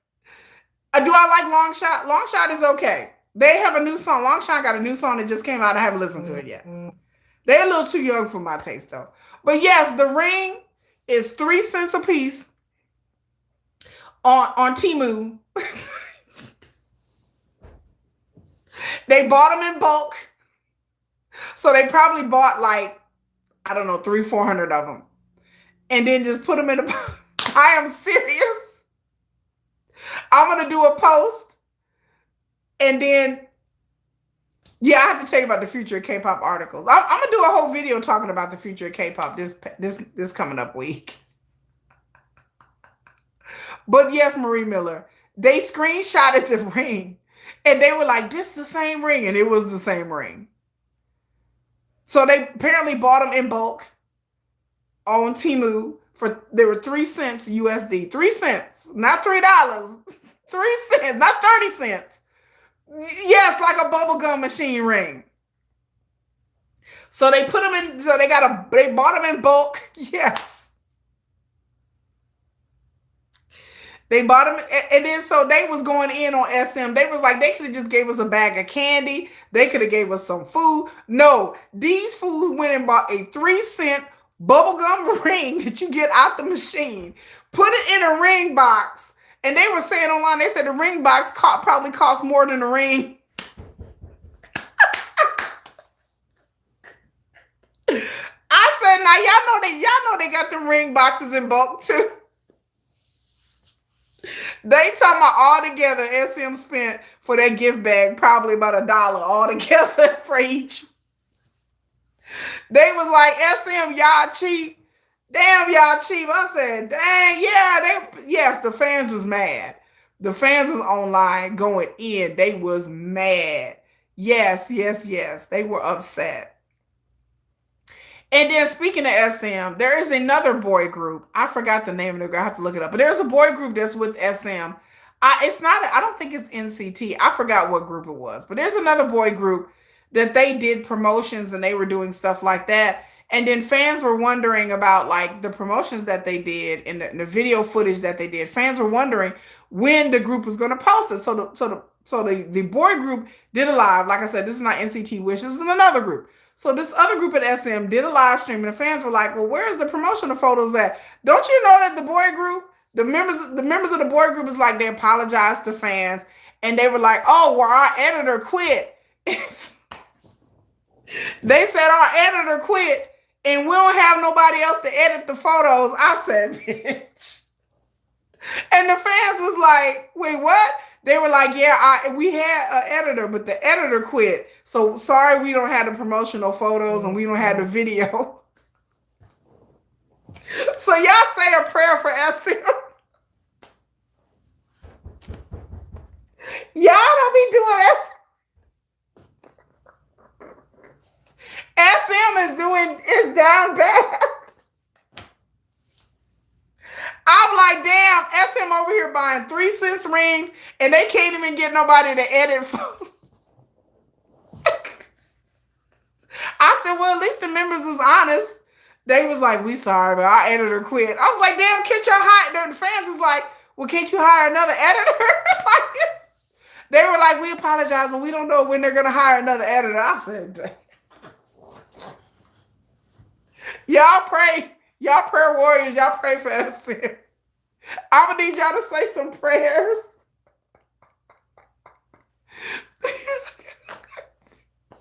That's him. They talking about, look, the poor boy group was like, I don't know when we're going to get an editor. I said, damn. They ain't even got nobody to edit photos for this group. They ain't got nobody to edit. Y'all pray for SM because they going through some rough patches apparently. Yeah, I'm like, yeah, like I told my daughter about it, and we were reading the article, and she was like, well, they should be happy they got anything. I said, right. I would take the ring and I'll be like, okay, this cool. But I mean, and just pray to God it didn't turn my finger green or something.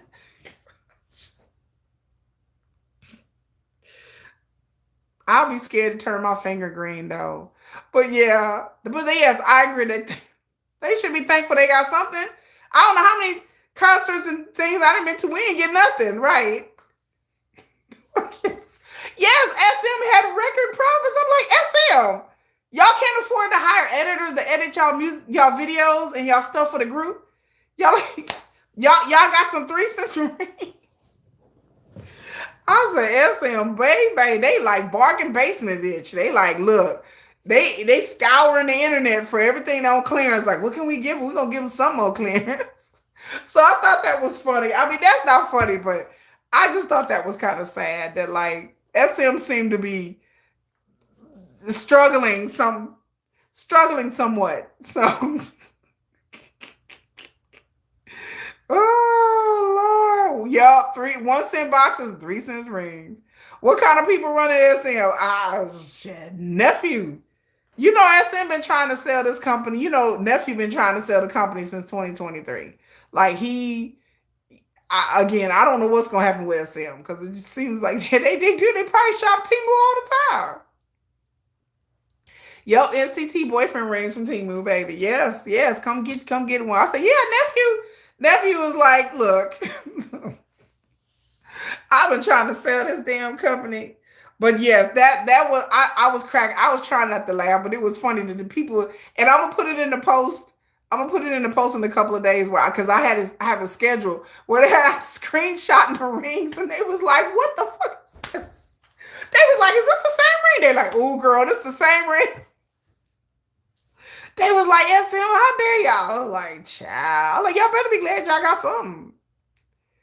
Yeah, Isuman finna come back. I can't wait to Isuman come back. I cannot wait. Not like I like Isuman like that. I don't like Granddaddy. I don't like Granddaddy SM like that. I don't like Granddaddy like that. Y'all know I respect Granddaddy, but it don't mean I gotta like him.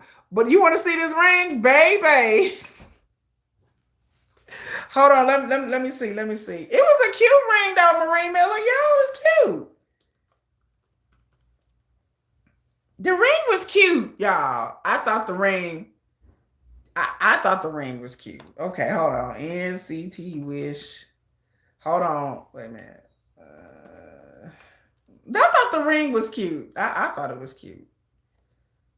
Like I said, some people were scoring on it. But I thought it was cute. Let me pull up the ring.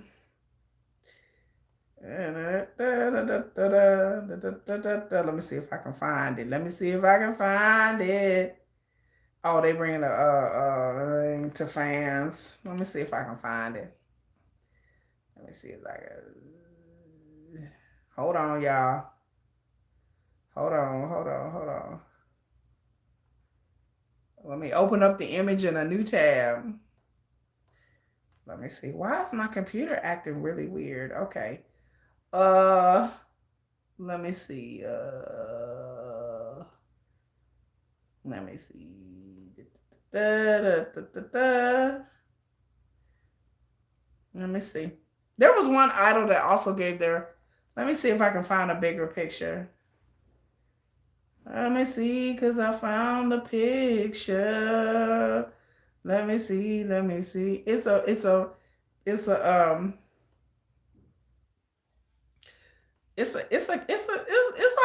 You know what I'm saying? Like y'all, like bro.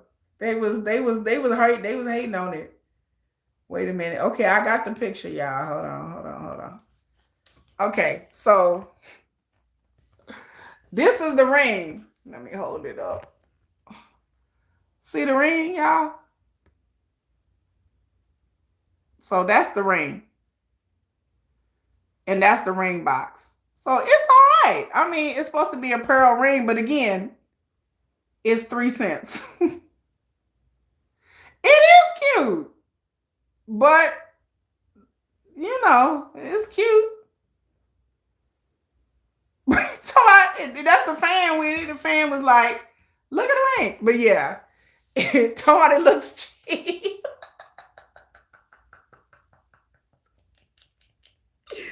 Oh, she said, somebody said I'm crying. Were they expecting diamond rings? I said, well, I guess they was expecting something. But I guess,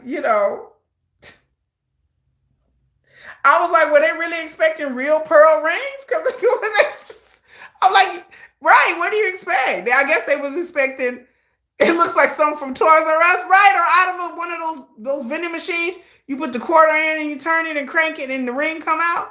That's what it looks like. But my point is, instead of doing that, they really could have some of the fans were saying they could have just put some candy in the bag.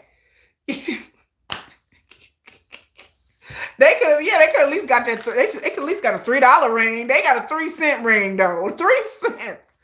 I was like, baby. But yes, people were complaining because people were like, they could at least gave them like some candy, like $3 worth of candy or something. But yeah, this ain't this. I was like, I don't know what y'all expecting. I wonder what Army VIP is gonna get.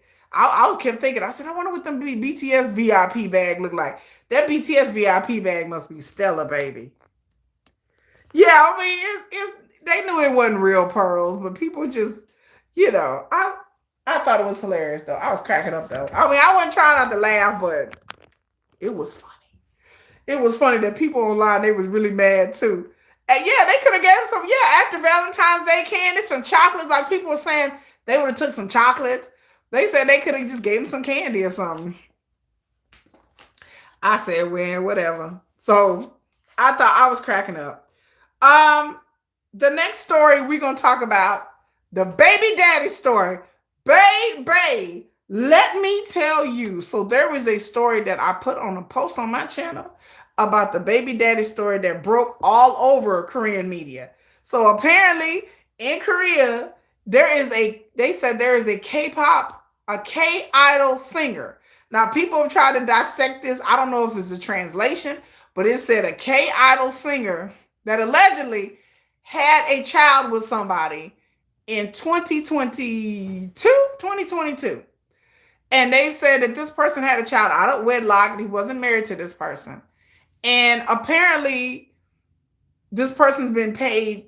They have a court order to pay child support and they've been paying, but they have not put this person on the family registry and they have not legally accepted responsibility for this child. So it leaked to one. I don't think it leaked. I think the baby mama gave this information to a media outlet.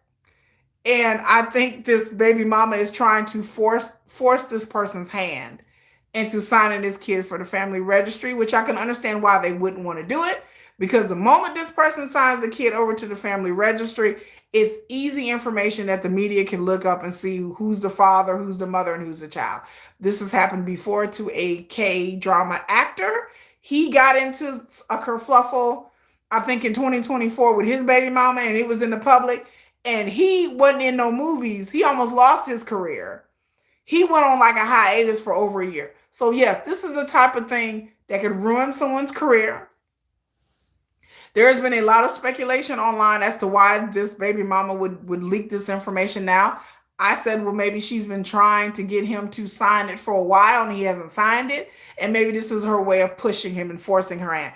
Now the baby mama's name or the child or the guy has not been released, but there's a bunch of, there was a flurry of guesses. It could literally be anybody though. And so they said K-Idol singer. People were harping on that because people like, well, is he part of a group or is he a solo? Some people said, well, no, this has to be a solo singer. Then they talked about the age of the person. I'm like, it really could be any age because somebody was like, well, this person has to be older. And I'm like, not necessarily. I mean, he could have had a kid when he was 19, 20, 21 years old. Like, he doesn't necessarily have to be in his 30s. It doesn't have to be an older K-pop singer. But there's plenty of K-pop singers that are in their early 30s. So people talked about the timing of the situation. People were like, well, why would she? I said, we don't know what's going on between them. They may have got into it and she may have threatened him and said, look, if you don't sign this kid up officially as your child, I'm going to go to the media anonymously. And then, then if you still don't do it, I'm going to start dropping names. So, sometimes you got to pull people into responsibility because, and in South Korea, it's different than here in the United States. Child support doesn't necessarily mean paternity. In South Korea, apparently they did do a paternity test, and that's how they got him on child support. But in South Korea, the laws are a little bit different. You're dealing with laws of status and hereditary and family registry. So we don't have that in America. You do a paternity test, they pay child support, that's it. But in South Korea, yes, you do paternity, they put you on child support. The other step is they have to legally claim this child. Because if the person doesn't put their name on this child, it can cause a bunch of headaches legally later on. And also societal wise, like there is a societal stigma against having a child out of wedlock and a child that's not claimed by its father. So a man has to legally claim this child and put them in the family registry. And then once he puts the child in the family registry, then the child has a direct line officially to their kin and family. Right now, the child on the father's side doesn't have any direct link to any father. There's a lot of social stigma about that. There's and then monetary. The biggest thing is monetary. So this idol, if he goes out and he gets killed, or he dies or gets some kind of disease, as it stands right now, even though he's paying child support to this child, because the child is not legally claimed, the money would go to his parents. If he doesn't have any other kids, it would go to his parents. So the baby mama would have to fight the parents in court to legally recognize the child and also to get her money. So this lady is trying to secure her bag. She is trying to make sure that this child legally is taken care of if something happens to this idol. And I don't blame her. She has to do what she got to do for her baby, for her child, and for the rest of their lives. There may be other things going on. Like I told people, I said in South Korea, let's just say she wants to put her child in a particular private school. Depending on what kind of private school it is, they ask you who's the father, who's the mother. And I mean, she will show up with her kid and like, I'm here to register my kid in this private school. Well, in some private schools in South Korea, they'll ask who the father is. Because they're like, oh, is the father still alive? Yes, he's not deceased. Okay, well, what family does this child belong to? Now, she may not be famous herself. She may just be a regular schmegular person. So it will be harder for her to get into a certain type of elite private school. But if she says, oh, my kid is such and such child, she will have a way in. Like her kid will be accepted to a really good private school. Because some of these private schools, that's the criteria. So her kid is probably 4 years old now. So maybe she's thinking, and my kid's going to be 5. I need to put my child in a really nice private school.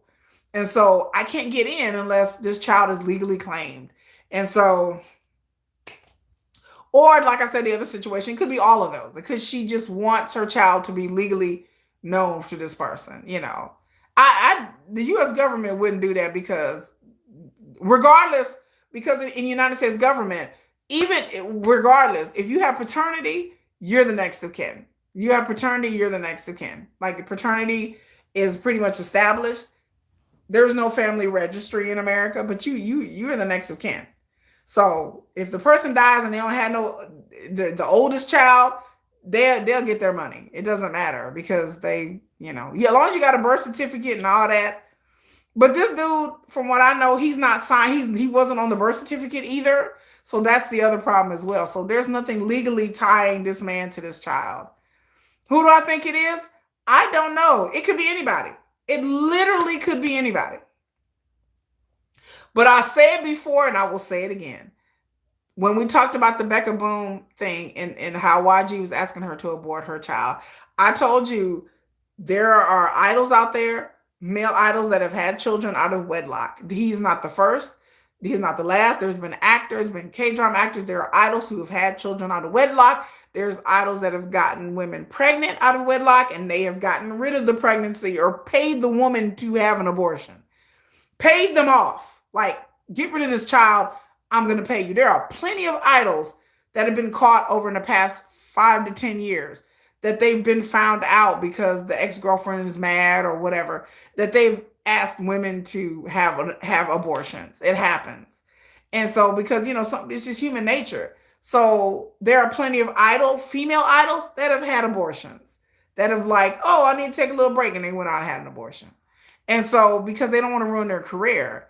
And like I said, even people who have girlfriends. There are people out there who have long-term girlfriends that got pregnant. And they understand that even though they have a girlfriend, that having a child they're not ready to have a kid. They're not ready to give up their career. And so they will pay the woman to have a lump sum of money to have an abortion, even if they're with this person in a committed relationship. There have been idols, actors, where it's come out and they got in trouble because they found out that they were in a 5-year relationship and they asked their girlfriend to get an abortion because they know it's going to ruin their career. So yes, about the footballer. Yes, the soccer player. He was blackmailed. Yep. And the woman was lying. She was saying that she was pregnant and she was blackmailing him for all this money. Yes, I talked about that in another video. That famous soccer player, or what you guys call a footballer. he was, yeah. And they will lose their career because again, some of these agencies have it in clauses where they can't have children, where they have it written in the contract. If you get pregnant, for the women, or if you get another chick pregnant, you better damn well get rid of it, because if there's a child born and you still part of this group or you still an idol, they'll be able to terminate the contract and then leave the idol with nothing left. And then their reputation will be ruined, their career will be ruined, and the agency has a right to terminate their contract. So a lot of idols have that in their clauses that they cannot have children. Not right now. It just depends on the agency, it depends on the group, it depends on the idol. But I understand why he would be reluctant to claim this child, because he understands that it's dangerous. But if the baby mama comes forward in the media and drops a dime on his ass, either way, it's going to be bad. So again, I think it would be better for him to just claim the child and call it a day. But again, these things happen. There are so many idols, second generation, third generation idols, that we find out years later they have kids. Like there was one idol recently that his 20-year-old daughter was getting married, and people were like, I didn't know he had a 20-year-old daughter. I forgot what second generation idol it was. But he's like in his late 40s. And his 20-year-old daughter had this big lavish wedding. I forgot who it was. But she just recently had this big lavish wedding. And she's a regular smuggler. She's not in the industry. And the guy that she married in the industry. But people were like, I didn't know he had a 21-year-old daughter. Well, shit, apparently nobody knew that either. Nobody knew he had a daughter. Because he hid it all these years. He hid the fact that he had a daughter. So there are idols who do have children. Their children may live in another country. Their children may have been raised by the mother mostly. Apparently with this baby daddy situation, apparently this person hasn't really spent a lot of time with this child. So he hasn't spent a lot of time with this 4-year-old child, which is sad, but at least he's paying. So I guess that's good. But yeah, apparently he doesn't spend time with this kid. So there are speculations. I mean, there's a lot of I've heard BTS members. I've heard a lot, but they said a popular K-pop idol. Again, people have picked apart this and like, what does this exactly mean? Is he part of a group? Is he not part? I don't know. It could be anybody in K-pop right now. And then they also said in the article that this person is active. So this person isn't a former idol or somebody that's an active. No, they said this person is a current active idol. So they're singing and creating. Yes. So this person is active. What did you miss? Oh, we talking about the mysterious baby daddy article that came out saying that there is an active K-pop singer that has a child that had a baby in 2022, and the baby mama is trying to get him to officially acknowledge the child, that he's the father, that he is paying child support, but she wants him to legally recognize the child. So there you go. Is it J Park? Why y'all always talking about is it J Park? Why y'all always talking about is it J Park? Every time I do a story like this, there's always somebody like, I know who it is. It's J Park. Now look, J Park got a reputation, child. J Park got a reputation for being a hoe. I'm not gonna lie. Like, I'm just gonna, like, the things that I've heard about J Park, I'm like, he has a reputation of being a hoe. Yeah, if it's true. Orange shit buying baby shoes. Was he did? People have all kinds of theories. Yo, you hadn't heard about that? Oh yeah, it was all over the Korean media. It hit the Korean media real hard. Like it jumped up, and I looked in my feed, and all of a sudden all these articles were all reporting about it. People have been speculating all weekend about who this person is. So I don't know. Like I said, BTS members have their names have come. It could be anybody. It could literally be anybody. Like, I don't even know. I've asked, and everybody was dumbfounded by this. I say, y'all, do y'all know who this is? Nobody knows who it is. Someone said it's V. I would die if it was a BTS member. I wouldn't be too surprised, but I would die. But it happens. Like I told people before, I said it in like my Becca Boom video when we talking about the thing about them asking her to get an abortion. I said there's female idols that have had abortions. You would never know it though, because things happen. But again, my whole thing about this with the soccer player and now with the mysterious baby daddy, I said it never fails me. I never fail to be disappointed by men. I have never in my life. I'm just like, well, men. I never in my life do I ever fail to be disappointed by men. Like, men do some of the stupidest shit that I will try to wrap my mind around it. And again, I did a video where I was talking about the scandals in South Korea and the scandals with that coach in Michigan, and how he got in trouble and indicted for a felony because he was cheating on his wife, and the other chick he was cheating with allegedly got pregnant. I said, the woman was lying. I said, and yes, condoms do break. So accidents do happen. Oh yeah, every protest trucks BTS did it. But I said it never fails me the stupid shit that men do. Like I just be like, okay, because to me, if I had that much looks and talent and just power, and I knew that my career would be on the line if something ever got out like this, I wouldn't be doing nothing with nobody. I'm telling you, everybody be signing an NDA. I'd be like, sign this. Y'all know how I feel. Y'all know I told y'all about Song Duan and Jim, and I said, sign right here. Before we do anything, I'm gonna need you to sign this NDA. I told y'all before that I'm telling y'all that my first cousin is a basketball wife. I won't say her name, but she has had, before she got married, she was one. I told you I have a friend that dated basketball players. And then my cousin actually married a basketball player who's a coach, really well-known one. My old friend and my cousin will tell you that when they mess around basketball players, before they even do anything, these basketball players are like, NDA. They will pull it up on their phone and be like, sign this. DocuSign, bitch. They be like, what are we doing? I need you to sign this NDA in the hotel room that she had to be signing. And she like, okay. Like, he like, here, sign this. She's like, what is that? NDA. Like, before we have sex, I need you to electronically DocuSign and take a copy of your driver's license, like literally on God, on God. My friend, this has happened to her multiple times, that she has signed NDAs before rendezvousing with NBA players because they understood that they may get caught up in some shit, especially the ones that are married and don't want to get a divorce because she's had affairs with. But yes, on God, they be like, sign this NDA because they don't want to be blackmailed or caught up in a situation with their wives.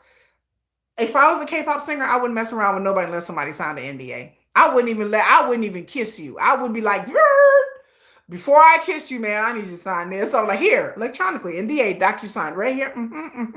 I need you to export your signature because people out there are grimy. People out there are looking to get K-pop singers caught up, just like they do in America. There are women out there looking to get pregnant by somebody famous, and they think like this is our way of coming up, just like they do in America. So the idea that men are this dumb, I shouldn't be shocked because men are stupid. like men are stupid. Men are just dumb. Like the things that men do for like 5-10 minutes of pleasure, it don't even be that good. It don't even be lasting that long. It don't even be that good. Like I'm just like that. I'm just like, here, sign this. Like before we. All of it for what? For sex. I'm just like y'all are literally going to prison and ruining your reputations, losing your businesses. Like I said, this roll over to the Epstein shit too. I'm like, for what? Like sex. I'm like, what? I'm like, we're doing all this? You building islands and you building ranches and you going to hot tubs and you sending emails and you for what? For that? For sex? I ain't finna lose my money over nobody or nothing. I don't care if I don't care if Sugar himself came in here. Girl, I think about, but I was like, you know what, Sugar, but I would say no. The flesh is weak, no. But I'm like, if it get a point, like, okay, here's the suggestion, like, you can sleep with Sugar, but there's a chance you're gonna get found out and you're gonna lose everything. I got kids. I'm like, you will lose your job, you will lose your home, you will lose your. I'm like, Sugar, you know what? It's tempting, but I got kids to take care of. Unless you plan to take care of me after this goes down, I'm not doing anything to lose my whole livelihood over 5-10 minutes of pleasure. Like I ain't finna lose, it's tempting, but I'm like, I got kids to take care of. I got obligations. Like I have to have a livelihood. But the idea that you're willing to risk everything for that, I'm like, my love of money, No, I have not. I don't know. Watch Pod Save America. Yeah, it is about power. But it's also about sex. Like it's also about people willing to do these things. I've been around these people. I talked about my teenagehood and things that happened to me when I was 16. And these people like sex. These people like it's not it's not, if they were doing the thing just for money or just for access, that's one thing. But these people really like this type of sexual experience, whether it be something strange or just something mundane. These men cheat on their wives. I've been a mistress enough to know. I don't trust men because of things that I've seen. I didn't been with enough married men to know that, like, oh, well, they cheat on their wife all the time. I mean, I was a professional side chick for a hot minute. Like I would date nothing but married men. And so I tell people my experiences of being with married men, and I'm like, these married men will pursue me to the ends of the earth. They will call me, they will text me, they will everything. And then their wives are sitting at home and ignore. But then the side chick, I told people I'd rather be a side chick than be a wife. Because the side chicks have all the fun. They have the man pursuing you, they're giving you all the attention, they're lavishing gifts on you. And it's not anything, like I said, I will live 1,000 years and not understand men. But these are the things that my experience, what men do. When I am single and I'm trying to be in a serious relationship, men are just kind of like, they don't put in a lot of effort. Be a side chick, they put in all the effort. All the effort. Baby, they'll pursue a side chicks to the ends of the earth. Why? I don't know what's wrong with men. But they will pursue a side chick forever. I have dudes that still call me that are married. They still message me years later. I'm just like, I'm not, they still like, oh my God. I'm like, okay. I was like, that was a while ago. So, years ago. And I don't get men. I don't understand that, again, even with the married ones, like, you are willing to lose your wife and your kids over, I don't understand it. I don't understand it. And I know people who have lost their wives and their kids and even their livelihoods over having an affair with somebody. Thank God I've never been in a situation where I've been caught up with a married dude. But I know I take that back. I do have one dude where his wife did find out and we had to end it. But his wife, she ended up going back to him. So maybe that was it. But all the other dudes, married dudes that I've been with, their wives didn't find out. But it's always like these dudes gave me more attention and more care and more love than if I was in a regular relationship with a man. So again, I'm just floored that the things that men are willing to risk for, like I said, 5-10 minutes.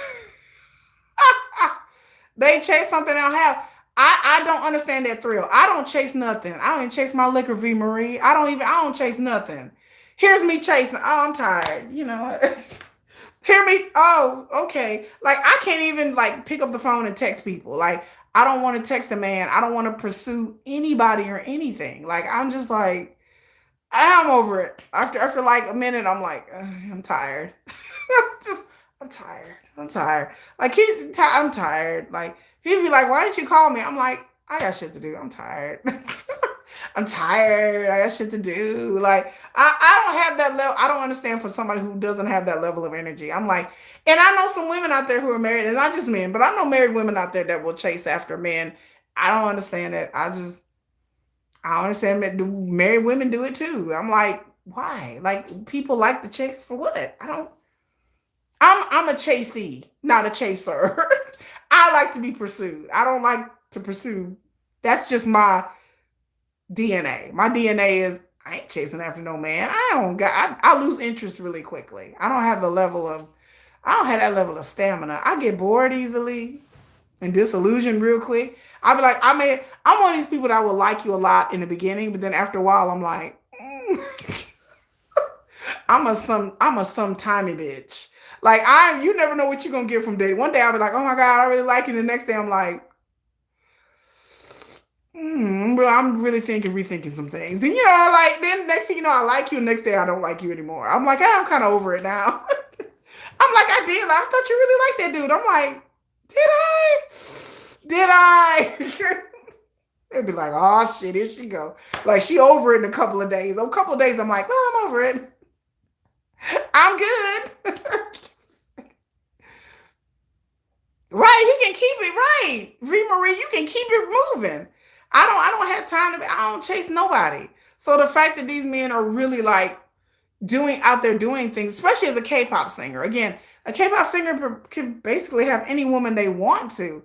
So I would think because of their career that they extra specially don't be reckless, because you're gonna lose. You're gonna lose it. What's my ideal type? I don't know. That's a loaded question. I like a man who is brooding, quiet, intense. I like a really intense man. I like a man who's intense and quiet, who's very matter of fact and straightforward, like me, because I can be broody and intense.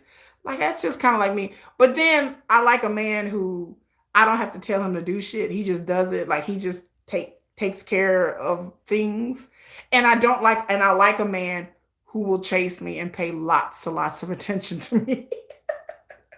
So basically what Jennifer says, Keisha likes a stalker. She likes a weird, creepy stalker. I was like, almost, I like a man who's really intense. Like, I like, which you can see why Sugar's my bias, because I like him like just kind of serious, and then sometimes funny. I like that broodiness. That's kind of quiet and stoic. I like that. I don't like guys who are very outgoing. I've dated guys like that. I don't like guys who are very funny, even though I'm funny. I want to be the funny one. I'm the funny one in a relationship. I don't like guys who are very outgoing. I don't like guys who are very flirtatious with other people. I don't like that. I want me and my man to sit in the corner and watch everybody and talk shit. Be like, look at him over there. Baby, you see that? Mm-hmm. You see him over there? Mm-hmm. Girl, like, look at him. He ain't shit. Yeah, he ain't shit. That's the kind of man I need us to sit in the corner, sip some liquor, and just sit in the corner and just watch. And will sit there and watch people together and be like, look at her. Look at her. Oh, she drunk. She drunk, honey. She drunk. You see her drunk? Mm-hmm. She drunk. Mm-hmm. Baby, see her? Mm-hmm. Drunk. Yep. Drunk as hell. Yep. That's the kind of man I need. We both need to be sitting in the corner talking shit about everybody and just watching. That's why I like Sugar. He's definitely my ideal type. I like straightforward. I don't like dudes that want to pepper me with like, oh Kiki, you so wonderful, you so beautiful. I don't need all that. Just get straight to the point. Like what you want. Like I like straight shooter. And then I like a man that pays me, that's consistent and pays me lots of attention. I can't stand when I'm with dudes and like they text you in the morning and then they'll text you at noon and then text you at night and then give it like a month later they don't even do that no more. I'm gone. I'm like, oh, I'm gone. Yeah, fuck this. I'm out. I can't do the inconsistency. I cannot stand the dudes that pour it on in the beginning and then as time goes on and they feel like they got you, now they don't have to try as hard. No, mm-mm. And I've been married. But I married a man who was like, Kiki. I met a man who acted like Jen, but he was very consistent with his affection, his attention. He was very like, you're not going anywhere. Like, I'm going to call you. We're going to go out. I'm going to keep texting you. I'm going to be hounding you. And it was like that through our whole marriage. I never ever felt neglected from my husband. My husband was always like, up in my shit. I'm trying to watch TV. What are you watching? Well, I'm like, honey, I'm watching TV. What are we doing? What are we doing? Like, I'm watching TV, and he would watch TV in the living room. He would come in and sit next to me. I'm like, you don't even like this show, so I'm just gonna try to see what you're doing. My husband was a very nosy person. My late husband he would sit next to me and watch TV. Shit he don't even like because he don't want to be in there by himself. My husband he would go watch wrestling in the living room, and I would watch with Star Trek in the bedroom or vice versa. And he'd be coming in my room grabbing my arm. Babe, come watch wrestling with me. I don't even like, babe, come, okay. Like with Star Trek, he like put, back in the day we had DVR, y'all remember DVR, we could record it. My husband be coming to get me. He come in my, babe, you gotta come see this.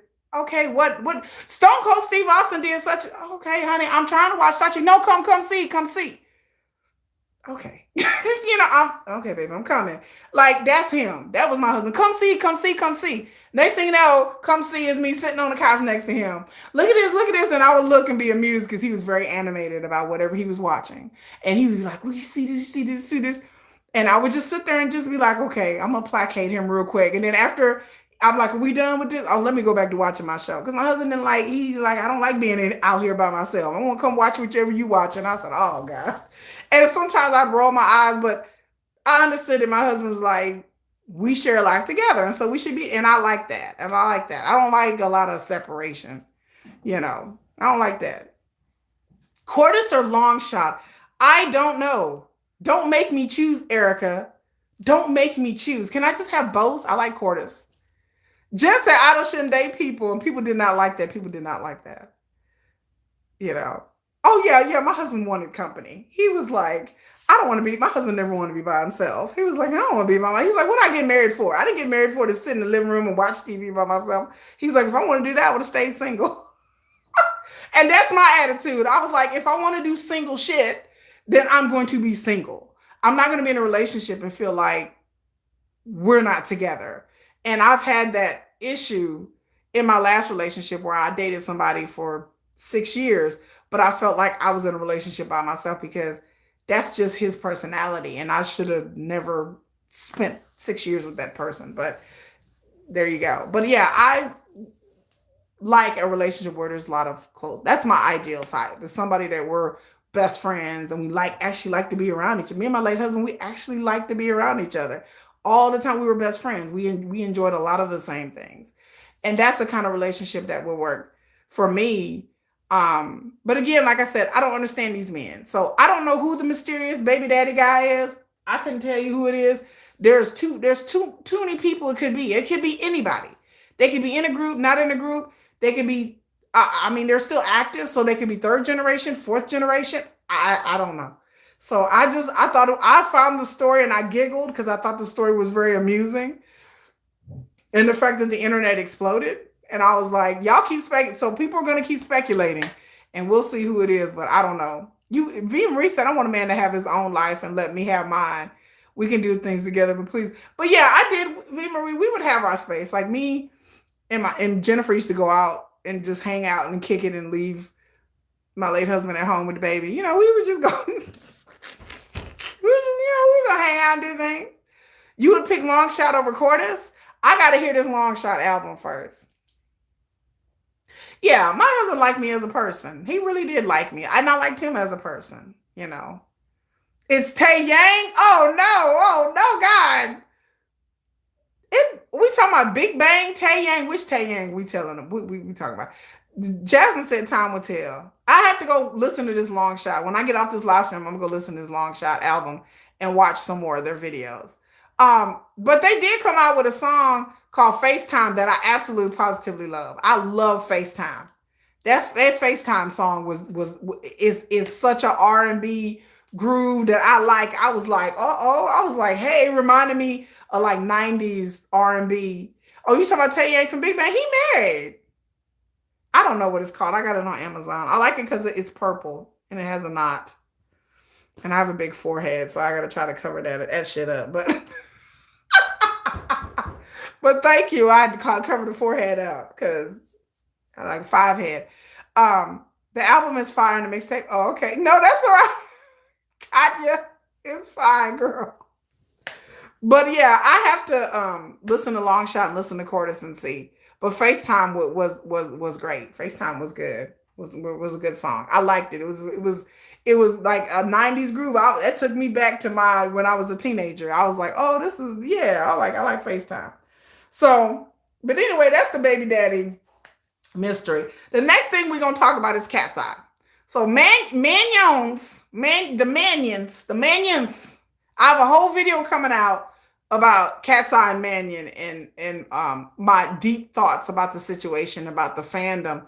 So Manon, if you haven't heard from Cat's Eye, has decided to take another hiatus. This is not the first time she's been on hiatus.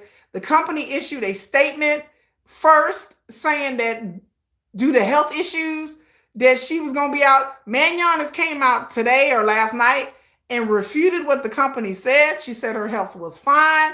And she was saying that she has to keep her eye on the bigger picture or whatever the hell that meant. So she came out and did like a little, I think a live stream or something and made a comment. So it's not her health, but y'all know how these K-pop companies are. You know, they come out and say, oh, it's their health.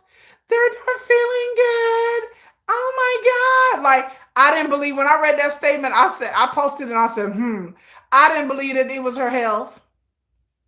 I didn't believe she's been on hiatus before. And one time she went on hiatus was like 4 months ago and she did hurt herself. She did have an injury. Then another time she went on hiatus before. That was before Cat's Eye really had momentum.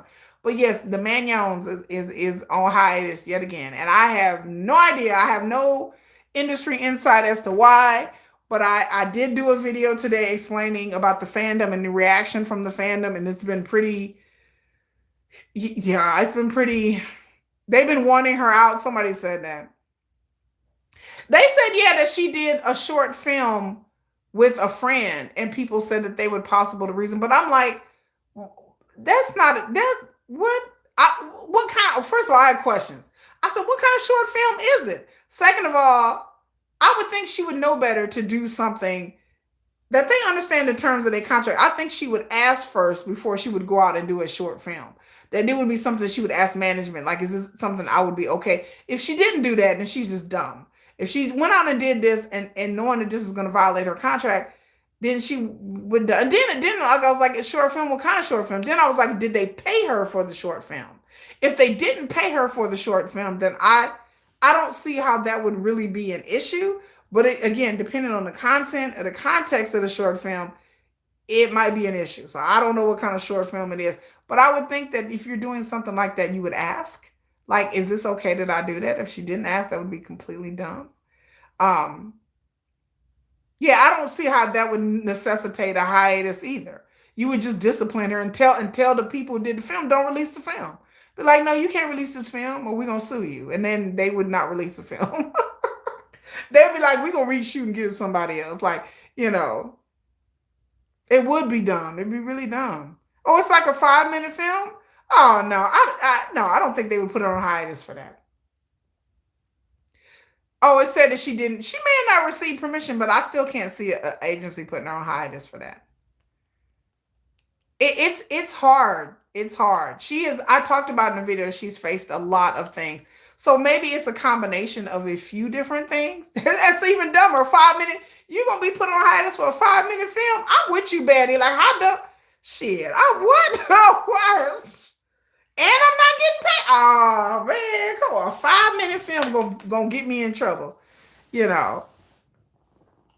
I said what? I was like, you know. So I don't know. Again, I have not received any like rumors or insight as to why, but it could be a combination of different things. It could be it could be a combination of different things. But it's hard for her.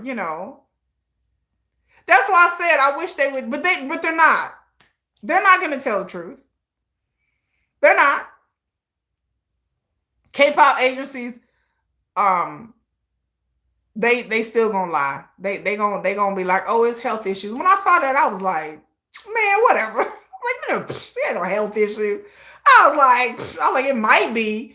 But then after she came out with her statement, I was like, okay, now we know it ain't no health issues. Will they replace her? I don't think they will. I think if she is going to be out of the group, I don't think they would replace her. Like I said, if this was just her first hiatus, I wouldn't think nothing about it. I would be like, okay, girl, whatever. But this is like her third or fourth hiatus. So I'm just kind of like, but I don't think if they wanted, I told people before, if they wanted Manon out the group, she'd be out the group. She would have been out the group a long time ago. She would have been out. If they'd be like, the second time she would have been gone. They would have been like, up, contract out. I think she's coming back as well. So I'm mystified as all of you guys as to what's happening with her. So I don't know whether to believe the agency or believe her. I don't know which one of these entities are lying, or both. Maybe it's both of them have a kernel of truth and a kernel of lie. I don't know who's lying here in this situation, or who's telling the truth, or both of them could be lying. I don't trust these idols either. I'll tell you, I don't trust these idols. Baby, I do not trust these idols. I don't trust their asses either. I don't trust what the agency's saying, and I don't trust what the hell she's saying. Because they both gonna say whatever they say to try to like save face. So I don't trust, when it comes to these situations, I don't trust either one of them. Because idols will make up shit and gloss over things that they do, and then the agency will do the same thing. Did I hear about Black Swan? Erica, come on, tell me now, girl, about Black Swan. I like Black Swan. I like Black Swan. I like them. They faced a lot of backlash at the Grammys when they performed Gnarly. Well, if she don't like the music, she can exit stage left. Yeah, she's a commodity. They're under contract. That's true. Aria, that's true. That's true. I don't agree with any idols not asking before they go and do extra stuff. That's a big no-no in the industry. Like, you don't go off and just go rogue and go do your own thing. You have to ask and be like, hey, is it okay I do this? Or get permission. Or sometimes they may come back and say no. And if she did it anyway, then yeah, that's pretty bad. And again, I never take any sides in this thing, because there are plenty of idols that are not in groups anymore for various reasons. That's them breaks, kid. That's just the business. This is the business. Again, and the way Cat's Eye came together when they came from a reality show, whatever, again, y'all know how I feel about these realities, elimination shows. I hate it. I hate these elimination shows, period. But again, if HYBE wanted her gone, she'd be gone. They would get the lawyers in there and they'd be like, we're gonna cut you a check by. They would cut her a check and cut her free. They would offer her a settlement and they would let her go. If they really wanted her gone. You know, if they really, really, really wanted her gone. The Grammy, I don't understand what was wrong with the performance at the Grammy. I saw it. Oh, Navi from Black Swan is wasting her career in the group. She's amazing singer, deserves so much better. Oh, okay. Oh, okay. Maybe so. But it's hard. It's harder to be an artist and leave the contract than the agency cut the contract. The agency can cut the contract. They'll settle and kick them out. The agency don't have no problem being like, we're gonna cut you a check, gone, because it's somebody who is a problem. Yeah, Cat's Eye is, yeah, Geffen are involved as well. Yeah, it's Hype America and Geffen. So Geffen is involved as well. And it's not easy being in a girl. But again, I said it before. I said, good luck out there. if she is not happy and HYBE Geffen is not happy, then I'm like, good luck out there. Good luck.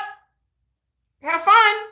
Like, bye. Like, I am not anybody. If my bias would ever get up here and say, I'm sick of this BTS shit, I'll be like, oh, Sugar be like, I'm out. I'll be like, come on, Sugar, let's go. Yeah, we're out. You heard him. Bye. Like, I would still be a BTS fan, but then I would be a Sugar fan. If ever my bias want to leave and do his own thing, then I would respect what my bias wants to do. And I would be like,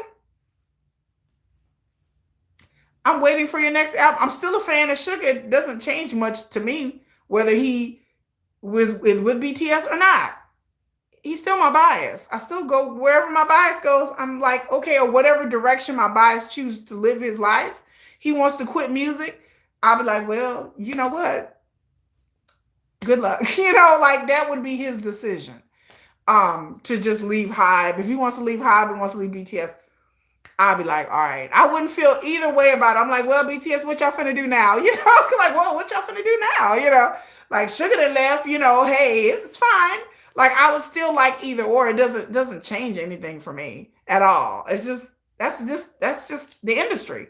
There are so many singers and so many band members that have left groups throughout the history of music. And even in K-pop, there's so many idols that have, I mean, didn't they kick that one girl out of La Seraphim? What's her name? Kim Garam. They didn't kick their ass out because she was accused of bullying and it was all bullshit anyway. It was just lies. They did Kim Garam wrong. They did her wrong for real. But she got kicked out and it was like, well, you know, good luck, Kim. Like, I follow BTS whatever direction they decide to do. If one member leaves, I'm like, okay, good luck. If my bias leave, I'm still gonna like my bias. I'm still gonna like BTS, and we just gonna figure it out, you know. Cat's Eye is trying to market in the West, you know. They do. They did. The Korean Cat's Eye people get on my nerves. They work my last nerve. There's so many stories that have came out about Cat's Eye within the past couple of months since their popularity has exploded and they become more visible. And I don't like not near one of that. I'm not near none of it. I don't like fucking none of it. None of it. Because the things that they are trying to impose on Cat's Eye does not apply to Cat's Eye. It applies to K-pop. Because, you know, Manon has a boyfriend. Laura has a boyfriend. Another one of them is seeing somebody, and then people are like scandalized and shocked. And I'm like, okay, but they are a global girl group. They're not a K-pop group. If they want to go out and take pictures with their boyfriends, okay, like, I'm just like, cool, okay. They're not a K-pop group. They want to do whatever. Then people, you know, complaining about their styling, and I'm just like, again, ladies, they're not okay. To me, Cat's Eye always look beautiful. They always look good. They are very, very talented young ladies. They can sing, they can dance, they always look good. So people, all these rules that people are trying to throw on Cat's Eye and making them do certain things, I was like, man, none of that applies, you know. They are. Cat's Eye is the only girl group that looks different. Cat's Eye is the only one of the few girl groups that I like the way that they are styled. I like the way that they look. That is, it's good styling. There are few. There's not that many girl groups that I like their styling at all. Like I just, you know, yeah, Kim Garam, yeah. They came for Kim Garam hard. Like they came for her hard. They was wrong for that. I don't blame Hybe for that. They came for her and they came for her and saying that she bullied somebody and whatever. And then it turned out like a whole year and a half later, they were like, whoops, it wasn't true. You know, I was like, oh, it wasn't true. It wasn't even true. You know, yes, the K-pop, I tell people Cat's Eye is not K-pop. So they're not going to go by your K-pop rules. They just train in K-pop, but, you know, the little schoolgirl look. Do I like NewJeans? Hell no. NewJeans, I don't like girl groups, and I sure in the hell don't like the young ones. And I sure in the hell don't like NewJeans or whatever it is now. Whatever it is they got going on. NewJeans ain't got, oh, okay, don't even, okay. We gonna say some prayers because you don't give me. Yeah, Cat's Eye is K-pop adjacent. And like I said, I'm not a girl group stan. I don't, Cat's Eye is not. I just get tired of fans automatically blaming the label when sometimes it is the artist. Sometimes it is the idol. Sometimes they want to be out of this situation because it is fucking with them all the time. And so when people are under a lot of emotional stress, they do things and they act out and they do things and they rebel. And then when you're young and you're that damn young, you don't know how to handle yourself, you know. And then, like I said, I don't know about Manon's family or where she came from. I didn't watch that reality shit show, whatever. All I'm saying is, in order to make it in this business, you have to really have a mental, and you have to have a lot of family and friends. You have to be really grounded in this industry. And then on top of that, you have to have the mental fortitude to go through the bullshit, because it is harder to be in K-pop than it is to be an artist in the West. It is easier to be an artist in the West. There's not that much pressure. K-pop, there's a lot more scrutiny. There's a lot more busy schedule. There's a lot. And Cat's Eye have, in the past 6 months, have really skyrocketed up in popularity and visibility. And it's a lot. And not everybody is built for this. Not everybody is made for the industry. It's just not. Some people just ain't. Some people just, they don't have it. Some people, they have it when they get older. They're much too young to be in the industry now. Maybe they can come back when they're older.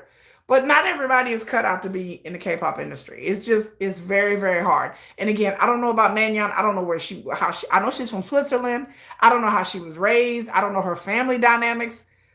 I don't know, but that matters a lot. You have to have grounded friends and family outside of the industry. Manon has faced a lot of racism from what I can see.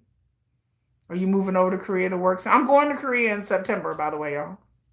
We're going to Korea in September. Yeah, no second chances in K-pop. It's brutal. It is brutal. Brutal. Yeah, I heard about that. That people, you have to tune all the noise out, you know, in their spaces. And then, like I said in my video, is it pronounced Manon? Manon? I thought it was Manon. Manon? I don't know how. Like I said, I'm not a fan of Cat's Eye. I just know, but she caught a lot of scrutiny. But then again, when she signed up for that reality show, she should have already knew what was gonna happen. And then on top of that, her people should have already told her, if that was my daughter, that was my daughter. I would have sat my daughter down and would have told, it's Mano. Oh, it's Mono? Mono. Okay, I didn't know her name was Mono. Let them know I'm never coming to visit. I didn't know her name was Mono. Mono? Oh, okay, wow. I thought her name was Manon. It's Mono. Okay, well, again, if it was my daughter, I would have sat my daughter down and would have told my child, like, look, this is what you're going to face. This is what's going to happen. You're going to have to be ready for it. Because you can't have any delusions of like, you know, oh, no. I would set my child down and would have been like, I don't think the company, I don't feel like the company hates her at all. I think because then she wouldn't be there. They would have got rid of her a long time ago. They people say that the company. I'm like, I don't think the company. I think I don't see any reason why the company would hate her. So far, she hasn't done anything scandalous, you know, or anything. The non is French sounding, so it doesn't exist. So it doesn't exist in English, so hard to explain how to pronounce. Okay. Y'all know how I feel about the reality show. It's fake. Y'all know how I feel about that. I understand they talk about the reality show. It's fake. Y'all know I don't like these survival shows. I spend enough time on reality shows. I don't anything that happened on a reality show. If they will do evil edits on reality shows, they will do evil edits on reality shows. I don't believe anything on these reality shows. Not one fucking one. I don't care if it's Single Inferno or dating reality shows. These K-pop survival shows are bait and switch. They are fake. They are fake. They will pit people against each other. They will edit things. They will make things happen. They will make things up. All these reality, I don't like these K-pop elimination shows. I went off on them many times before. Right. That's what I said. Like if her parents didn't talk to her about reality TV, is very scripted. It's very scripted. If her parents didn't talk to her and tell her what it was before, when she, especially you getting into the industry, especially the music industry, that's her parents' fault. Because goddamn it, it's not easy. It's not going to be easy, especially when you K-pop adjacent. It's going to be hard. But you have to be ready for that. But, you know, like I said, you have to be ready for that. But everything that happened on the reality show, I know people took it like as... But again, she wouldn't be there. If they wanted to get rid of her, she would be gone. They would pay her off and she would be gone. Yeah. They did.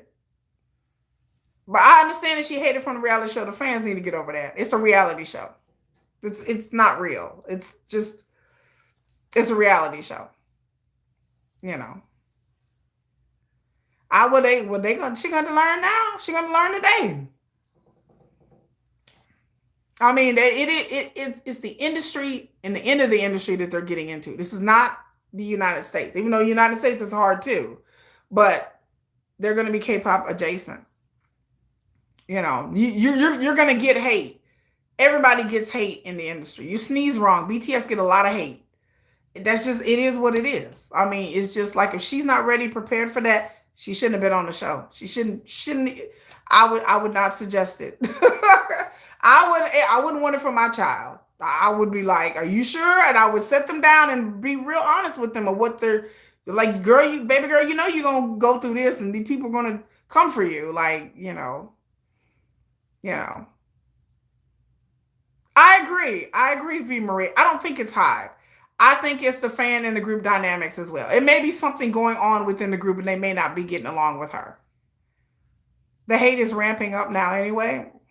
Yeah. Like I said, and then again, I don't know who to blame in this situation. But I tell you one thing, I don't pick a side because we don't really know. I can't say, well, it's just HYBE or it's just the group, because it could be her. It could be her. I mean, I'm just putting it out there. To sit there and that the fans act like these idols is innocent. I don't take that stance. I know idols is assholes. I know idols in groups right now that the fans want to get rid of. I ain't saying no names, Super Junior, but they're assholes in groups right now that the people in the fucking group are like, we don't want this motherfucker in the group, but we got to deal with it because he's been in the group for 20 years. So we just got to learn to deal with it.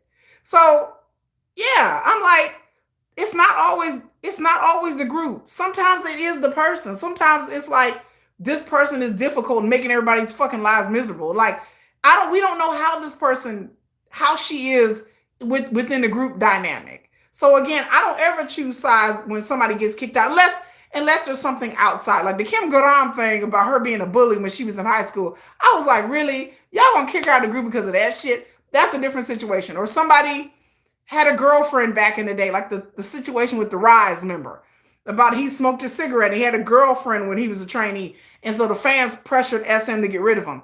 That's outside. But barring anything like outside scandals or anything like that, if there's something going on inside, I don't take nobody's side because I don't know how she is, her personality. She might be a straight up fucking bitch. Like, I'm just keeping it real. Like, they may be like, God, she's horrible. I don't know what personality this person has. She might be difficult, you know, or somebody else in the group may be making her life difficult. I don't know, but it's amazing to me that anytime there's a situation like that, the fans automatically blame the agency. And I'm like, wait a minute, some of these fucking people are horrible. Not everybody who's an idol is a good person. Some of these people are not nice. They just not. There are idols that are straight up assholes. That everybody in their group know it. And a lot of times the reason why they disband is because they like, shit, I'm tired of working with this person. Or they have to be professional. They're like, okay, we got to be professional. We got to suck it up. We got to get it together. People's personalities clash all the time in everything. In your group, in society. So this shit that they do on Weverse and they pretend like, yeah, girl power sisterhood, I don't believe that shit. I don't believe it with BTS either. I think some of them don't like each other. And I'm fine with that. I don't have any issues with people being real people. But can we come together and can we create this album and do a tour and be professional? Yes, we can. Okay, well, that's great, guys. I don't expect y'all to be best friends. I expect y'all to get this shit together and go out there and sing and dance, okay? There are plenty of my groups that I've had in the West that I know they don't like each other. I know groups disband all the time in the West because they don't get along. They like, I can't stand their group members who will never work with each other ever again because they hate each other. I watched the documentary, I forgot what group it was, that they hate each other. And they just, people like, why does group start making music? They like, really, because I hate him. And he was straight up, matter of fact, I'm trying to think, what group was I watching? When they were talking about the lead singer, and they're like, we just hate him. And I'm like, wow. He's difficult, he's an asshole, he's drunk. Like, I'm like, ooh, okay. You know, it just happens. That, yeah, it's their job. It's their job, you know. It is very beneficial to be with HYBE. So I'm like, good luck. You know, good luck. Right. In the West, you wouldn't even have a chance. They fire you and be like, boom, gone. Guns N' Roses, yes, they hate each other a lot. A lot. Yes. Yes. A lot. They hate each other. But then again, like I said in my video, the proof is in the talent. If somebody is really talented, if somebody is really tenacious and talented, then they still will have a career. There's plenty of singers that have left or members of the group that have left and went on to have other careers.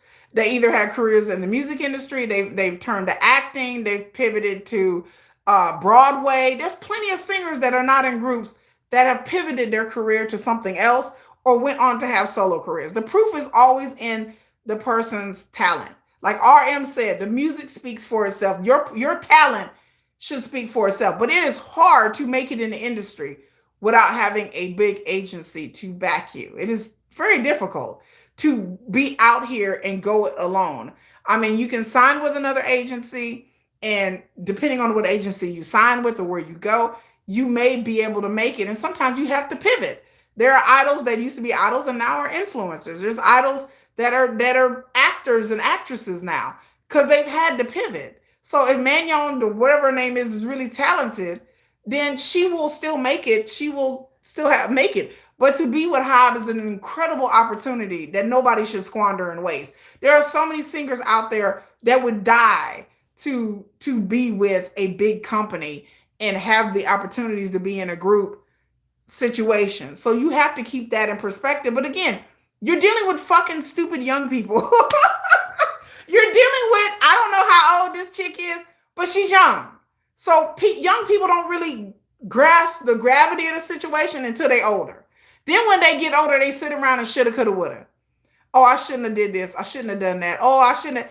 There are a lot of singers and people who used to be in groups that ain't in groups no more, and they sit around and shoulda, coulda, woulda all day. That they know that when they were younger, they should have acted better. They should have took advantage of certain opportunities. They should have got along to get along and just shut the hell up and just moved on. But again, when you're young, you don't realize that until you get older. and you're like, oh, I should have handled that better, you know. And then they end up regretting the things that they have done or said to other group members because now they don't have a career, and then maybe the group will continue on without them. It happened to David Lee Roth and Van Halen, all the problems that he caused. And they hated him. They hated David Lee Roth. Like, he caused so many problems. He was their lead singer, but they were like, you got to go because you're causing problems. You're drunk. You're on drugs. You're not showing up on time. He was unprofessional. So they had to get rid of him. And the Van Halen brothers was like, we can get another lead singer. Like, we can't deal with you. And I like David Lee Roth, don't get me wrong, but he was a hot mess, you know. Oh, she's 23, she's young. She's a baby. Yeah, young dumb kids. Oh, she's young. She's a baby. Well, like I said, when you're 23, you think you know everything. And then once you get to be 33, you're like, well, shit. I should have did things a little bit more different, you know, than what I did. But like I said, I can't blame the agency and I can't blame her because we just don't know. Like, people can guess and speculate. And again, I hate the fact that K-pop fans always make the idol the victim, like they're babies, like they're not involved in their own careers. They're not babies. They're not, they are involved in their own careers as well. They have a stake. Thank you, Amber. Amber sent a bronze medal. Thank you, bronze medal. I came in third place. But they have to, you know, yeah, the One Direction member didn't get along. And look what they got. One of them has passed away. Harry Styles is on his own. Zayn, dude, whatever. It just happens. This is what happens when you form groups based on a reality show. Instead of groups forming organically, you're bringing strangers together who may never like each other, but they have to get over that. And some strangers come together and they forge friendships and they become close and all of that. So they're not every group is going to be twice Red Velvet or BTS or ATEEZ or Stray Kids. Nah, honey, some of them, they don't like each other at all. Like, yeah, she could have family problems too. Hello, Emily. But yeah, that's another issue. She could have family problems as well. Personal problems that's going on. We don't know. Again, but like I said, the fact that my whole video is the fact that the fans really like take the idol side. I'm like, never. If Sugar decides to leave, I'm be like, I'm neutral like Switzerland up in this bitch. If Sugar decides to leave, I'm like, well, I would respect his decision. If Sugar got fired, I would be like, what did he do? that would be my first reaction. So what did he do to get fired from BTS? Because that's a pretty big deal, you know. That Sugar's situation is different because he is a producer and composer and writes the song, founding member of the group. But I'm just saying that anybody in any group that I like ATEEZ, if they decide to get rid of Jungho and ATEEZ, that's a better example. I'm going to be like, okay, what did he do? I want to know. For him to be like, Jungho's on hiatus, he gone. I'm like, damn, what did he do? I want to know what he did. I'm automatically not going to be like, KQ, it's your fault. I'm like, wait a minute. Like, I don't know whose fault it is until we get more information, then we can figure out. But until then, you know, but I didn't know her name was pronounced Manon. Yeah, I agree, Sarah. It irritates me when they coddle idols because they are participating in their own success or demise a lot of the time. Now, sometimes, yes, the agency do screw people over, but the agency, when they've invested a lot of money in a group or an idol, the agency don't want to lose their money. So when people talk about the agency wants to get rid of her, I'm like, why would they? They've invested so much money in this group. The agency, they understand that if they get rid of a member of the group, it's going to be controversial. They get it. They understand that their stock may drop. They understand that the fans going to be upset. They understand there's going to be fallout that they don't want. The agency don't want the drama. As much as people talk about the agency does this and the agency does that, baby, the agency don't want to do anything that's going to make them lose money. And drama, it brings a cost. There's a cost to it. And so to be like they want to get rid of her, they would have been got rid of her. They would have got rid of her 2 years ago in order to mitigate the fallout. Because the longer they keep her and they don't get rid of her, if they do get rid of her, it's better to get rid of somebody in 6 months than somebody 2-3 years later. because you're gonna have to deal with the fans and the fallout and the financial fallout because you've invested money in each one of these people. Each one of these people in Cat's Eye is a commodity. That's where you have to see it. They're not people really, they're commodities. There's things that they've invested in. They've invested in their outfits, they've invested in their time, they've invested in getting them out on stage, they've invested their time. No company wants to invest money in an artist or a group and they're not getting a full turn on their investment, individually or collectively. So the idea that they want to get rid of her, I'm like, they would have got rid of her a long time ago. They would have been like, you gone. They would. Why would they keep holding on? Because technically speaking, they really don't really need her in the group. Like, she's there, but technically speaking, they could have got rid of her over a year ago, and things would have been better for them money wise. But yeah, you don't want to keep dragging it out a situation and dragging it out, because the longer you wait to fire somebody, then the worse it's going to be for you business wise. And like I said, I think about it in a business, Cat's Eye, in a business way, because it's not personal. I tell people that with the agency, it's never personal. It's always money. It's like, we've invested all this money in you, so we want you to get out there and sing because we've invested money in you. And so it's never personal for the agency. They're looking at what money that they're going to lose, whether we like it or not.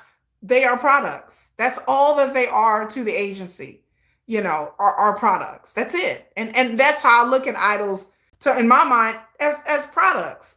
I like the product, but at the end of the day, they are there to do a job. And so either you suck it up and you can do it, or you can't. And if you can't, then you have to be honest with yourself and be like, I can't do this anymore. And then you have to negotiate a way to exit. So if she can't do it, then she need to leave. She needed to leave. Same thing about NewJeans and Danielle and all that bullshit. I said, one person don't make the group, because people were like, well, if Danielle leaves, then we're not going to be fans of Cat's Eye. I'm like, how can one person make a group when they weren't even around? Cat's Eye ain't even been around that long enough to really have like this like long-standing group dynamic. To be honest with you, 2 of the Cat's Eye members could leave and they could just carry on like nothing. They could, and the fans will eventually get over it. They'd be like, okay. They either get over it or they don't. Because again, I'm a fan of BTS. Suga is my bias. I can like both at the same time. But Suga leave, I'm like, okay, Suga, what you got coming? It still doesn't mean I don't like BTS. I still like BTS. They as a group, they produce good music. So there's their individual solo stuff, but as a group, they have a good sound. I like their music. If one member left, I'm like, well, it's gonna change the dynamic of the sound of the group. But at the end of the day, I'm still Army. Like that doesn't change. And at the end of the day, I'm still a Sugar stan. It don't change nothing for me. I'm like, well, y'all are just not together anymore. It's a business.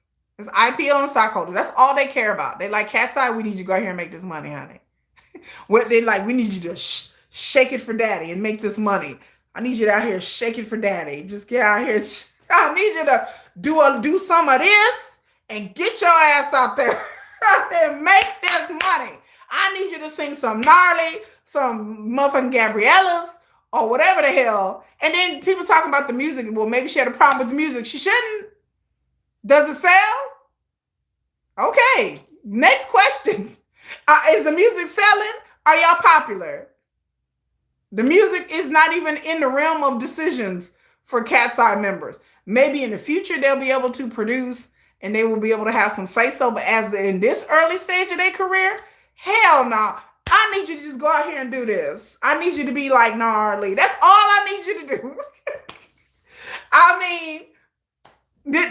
This ain't Cordis.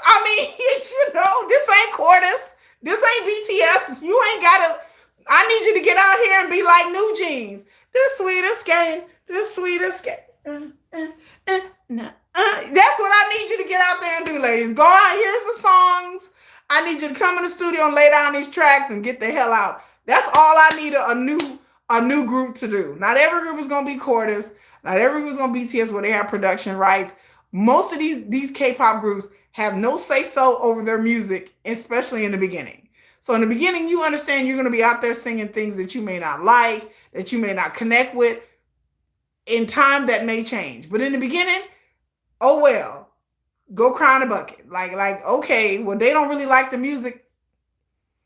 When you signed that contract, you knew what was going to happen. No, I like Gnarly. Black Swan changed so many members there. It was crazy. You know, gnarly. Gnarly.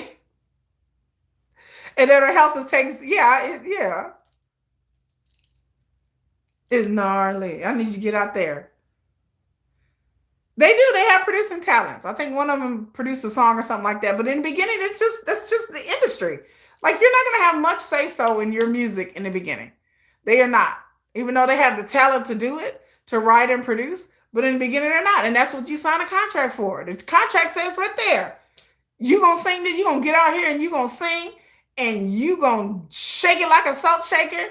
And this is what I need you to do. Now, maybe later on, we'll put a little clause in the contract that you may have, ability to do. Maybe on that second album, that next comeback y'all have, then y'all can come in the studio and y'all can give some opinions. But that first album, first couple of, no, y'all not going to have no say-so on nothing. I need you to get out here. I need you to do this. Fucking gnarly. That's what I need you to do. I need you to be like, hands off, Gabriella. Hands off, Gabriella. That's what I need you to do. Hands off, Gabriella. Game boy. I need you to game boy. That's what I need you to do. Shit. That's what I need them to do. And like, okay, I don't like the music. That's nice. Duly noted. But anyway, I mean, they gonna get treated like every other group out there get treated. Thank you, Lisa. I mean, you gonna get treated like every other group that's gonna get treated. Like in the beginning. Now, as time goes on, again, not everybody is Cordis. Cordis is like a different. They have that. They are doing a different kind of thing. But most K-pop groups, whether it's HYBE, SM, or any place, they not going Heart to Heart is out here. Heart to Heart. They a new group. They a popular group. They brand new. They Heart to Heart.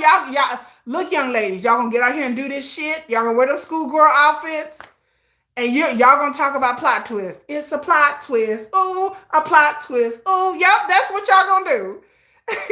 Shit. Heart to Heart, go on, girls. Now go on now. Go on now. Like, go on out there and sing that song. Plot twist their ass off. Like, that's what I need you to do. Oh, but don't look baddie. Don't you do JYP like that. Y'all already know. They like, shh, don't talk about JYP. That's a sore spot for me. Don't y'all talk about Oprah like that. Don't you do my daddy like that. Y'all know I'll be having a wild crush on JYP. Don't we talk about my man like that? Okay. Yes, I understand he had a chokehold on Stray Kids for a minute. JYP is the king of the chokehold. JYP like, I ain't letting you write shit. I'm gonna write all these songs up in here. JYP be laying up in the bed talking about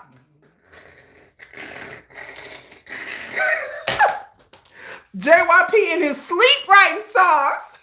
Yes, JYP is my man. Don't do him. JYP in his sleep writing songs. You hear me? He like, JYP don't let nobody do nothing. Right? JYP don't want nobody to outshine him. He told Bang Chan, you think you finna come up here and do what now? You finna write some songs and produce? He was like, hell no in the beginning. He's like, I don't care. JYP is like, you are not finna outproduce me. And then he busts out in a dance in a song. And then he was like, ain't nobody gonna outdance JYP. Ain't nobody gonna outsing JYP. Ain't nobody gonna outproduce JYP. He don't care if they male or female. He like, hit the song. JYP up there dancing. He like, He's like, and get it, girls, get it, girl. Sashay, bitch. JYP don't care. He like, ain't nobody finna outdo nothing on JYP. He like, I'ma outdo all of y'all. I don't care who they is, male or female. JYP is like, he is the triple quadruple threat in JYP. He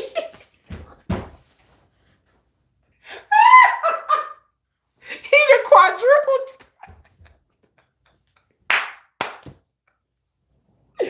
JYP is a quadruple threat. He like, I don't care. He will out girl group any girl group. He will out male group any male group. He will get up there and dance and sing. And he's like, I still got it. He's like, I still got it. And he still think he got it after all. Got 7. Y'all think J Park is similar? Is J Park similar? Is J Park? Look, y'all got to tell me about J Park. I love JYP. I love him. I absolutely love JYP. Back in the day was fine. Back in the day, yes, JYP still think he got. Girl, you know JYP still got it. Yes, JYP has a very huge ego. He does. He seems like he has a very huge ego. Y'all got to tell me about J Park though. The only thing I heard about J Park is he a hoe. That's all I. They be like, you know about J Park? I was like, what about it? Like, oh, he a hoe. I was like, oh, okay. They like he a hoe. I was like, oh, okay, well. J Park has a big ego. Really? I like J Park though. Y'all keep telling me y'all be roasting J Park though. Y'all be up here roasting G Dragon and J Park. G Dragon and J Park and Blackpink. Those are the 3 entities that y'all are like, hell no up in here. Y'all like, don't come up in here with this shit. Y'all are like, we ain't trying to hear Pee Wee Herman. We ain't trying to hear about J Park and his short stack looking ass. And we're not trying to hear about no lazy ass Blackpink. Y'all are ruthless. Y'all are like, period.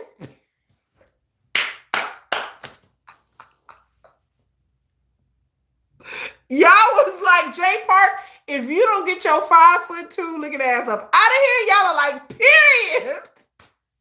I was like, dang, I can't even mention Big Bang. Y'all like, I was like, dang, y'all just going in. Y'all be going in on G Dragon real hard. Y'all be like, he ugly. He used to be good looking. Pee Wee Herman. I said, damn, okay, all right. Then J Park, man, forget J Park. I was like, wow, okay. Then Blackpink, forget them too. They lazy. I was like, wow, okay.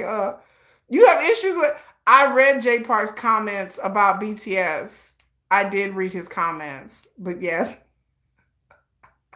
Yeah, you can have an ego and be decent. Well, J Park can set himself into a big 4 replacing Faker and then ask Hobie for a stamp of approval. G Dragon is not gay. G Dragon gets a lot of the women. G Dragon is kind of a hoe too. I'm just gonna be honest. G Dragon gets a lot of women, y'all. That's what I heard. The word on the street is G Dragon pull in a lot of chicks. Like a lot, like chaebols, like Chinese girl, rich ones, good looking one, K-pop. Y'all know there's a rumor about G Dragon and Jenny, right? Like that rumor's been around for a long time about G Dragon and Jenny, that they've had an on again, off again relationship for a while. That's the one with the baby mama. You know what? I wouldn't even be surprised if it was G Dragon. I would die. I swear to God, I can see it. Oh my God, Erica, I can see it. I can see it. And he's a solo artist. Yeah, I can see G Dragon with a baby mama.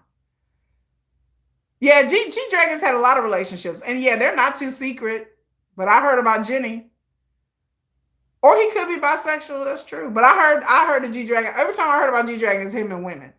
A lot of different ones. Like a lot of women like G Dragon because he's a legend. You know, he's a legend in the industry. People says he has a certain amount of he would carry the best diaper bag. He had like a Gucci one or Balenciaga diaper bag. But they say that G Dragon, you know, he attracts a lot of the women. They said that he is very popular with the ladies. Now, they said he got a lot of charisma. Now, I know some of y'all are like, what? Have you heard G Dragon in interviews? I'm like, it must be the money. I done heard G Dragon in interviews like a couple of months ago, and I'm like,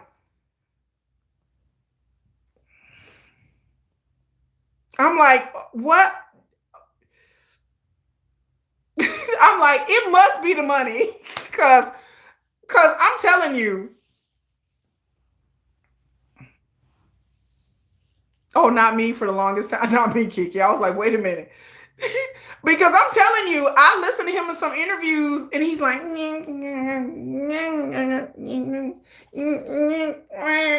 like, what? I'm like, what is happening? Oh my God, did they confirm it? I was like, what is happening here? I was like, what? I was sitting there watching it on Netflix. I'm like, wait a minute, bitch, rewind. I was like, wait a minute. I was like, perhaps I didn't hear right. Like, I had to put the closed caption on because I didn't even understand it in English and Korean because he was speaking in kind of English and then Korean, and I didn't understand either one of it. I was like, is this English? Is this Korean? What is this? It's Koreanglish? I didn't know what he was talking about. Yes, you have to go back and watch the G-Dragon interviews. Like, he did an interview like a couple of months ago, and I was so confused. Like, I watched it 3 or 4 times. I was like, I don't know what language he's speaking. I was like, is that alien? Like, I was like, okay, closed caption wasn't helping. I was like, what language is this? I was like, it was so weird. Like, I was like, okay, he was sexy back. And then when I watched videos of him at Big Bang, like a long time ago, like 2014, 2015, he was like a whole nother person. And then to watch him now, I'm like, okay, what the hell happened? I just, sometimes you watch stuff and you just have to like exit and then you just have to back away slowly. So I exited and I was like, I'm gonna get the fuck up out of here because y'all ain't getting me caught up. I don't know what's going on. Y'all ain't gonna have me up here gossiping. I just backed up. I'm like, bitch, I'm finna watch Run BTS. I was like, I don't know. Let's see, Run BTS. Bitch, I'm like, I'm gonna watch Run BTS. Which episode we on? Which season? What 3 or 4? Because I couldn't decipher what was happening. I was like, I'm gonna stay in my lane and I'm gonna mind my business. Like, mind your business, Kiki. I said, okay. I'm learning to mind my fucking business. So I was like, let me just go watch some Run BTS because after watching that interview and I went to another interview and I was like, he's like, yeah, you know what I'm saying? Man, I was like, okay. I had to get the pillow out. I was like, okay, I don't know what's happening. When I don't know what's happening in K-pop, I just get the pillow and get the rocking. And I went and watched some BTS videos because I didn't know what was happening. Okay. I was like, I ain't know what was going on. I was just gonna be honest. I am not here to judge V Marie. I love G-Dragon. He is a legend. And I think he had a nervous breakdown in the military. Gemini, I've talked about his time in the military. Jenny has been linked to everybody. Like, she winner, she get around. Yes. I didn't know what was happening. Like I said, I know G-Dragon had a really bad time in the military. People have talked about it. It is not talked about enough. Like I said, I love G-Dragon. I absolutely love him. I love his vibe. I love the way he looks. I think he's still a very attractive man, but he's just a little too quirky for me. And I don't know. I understand what happened to him in the military. He's the one in the military that I was telling you they were stealing his drawers in the military. Girl, yes, they were stealing his drawers in the military. Anyway, they were stealing his socks and drawers in the military. He was in the shower and people was drawing pictures of his private parts when he was naked. This happened. This really did happen to G-Dragon again. It's out there. They was drawing pictures of his little G-Dragon. Anyway, but he's like, I got to go. These soldiers, exactly. They was taking his money, using his card, and he was being nice to them, and they still treated him bad. RM had a hard time. RM had a real hard time in the military. I think RM almost had a mental breakdown as well in the military. He went a little stranger care. I can't. Yes, the doctor released the medical records. Yes. G-Dragon, like I said, he had a hard time. They was taking pictures of him naked. They was stealing his drawers and socks. I don't know what they was doing with these drawers and socks. They was selling them on the black web. I don't know what they was doing with these underwears and these drawers. But it was weird. Like it was just real weird. Like military. Maybe he has PTSD. Which video, Blackpink? Was it the video that they were trainees and they were rapping and singing the song? I saw that video. I didn't think nothing about it. I was like, okay. They was vocal training or singing a rap song or something.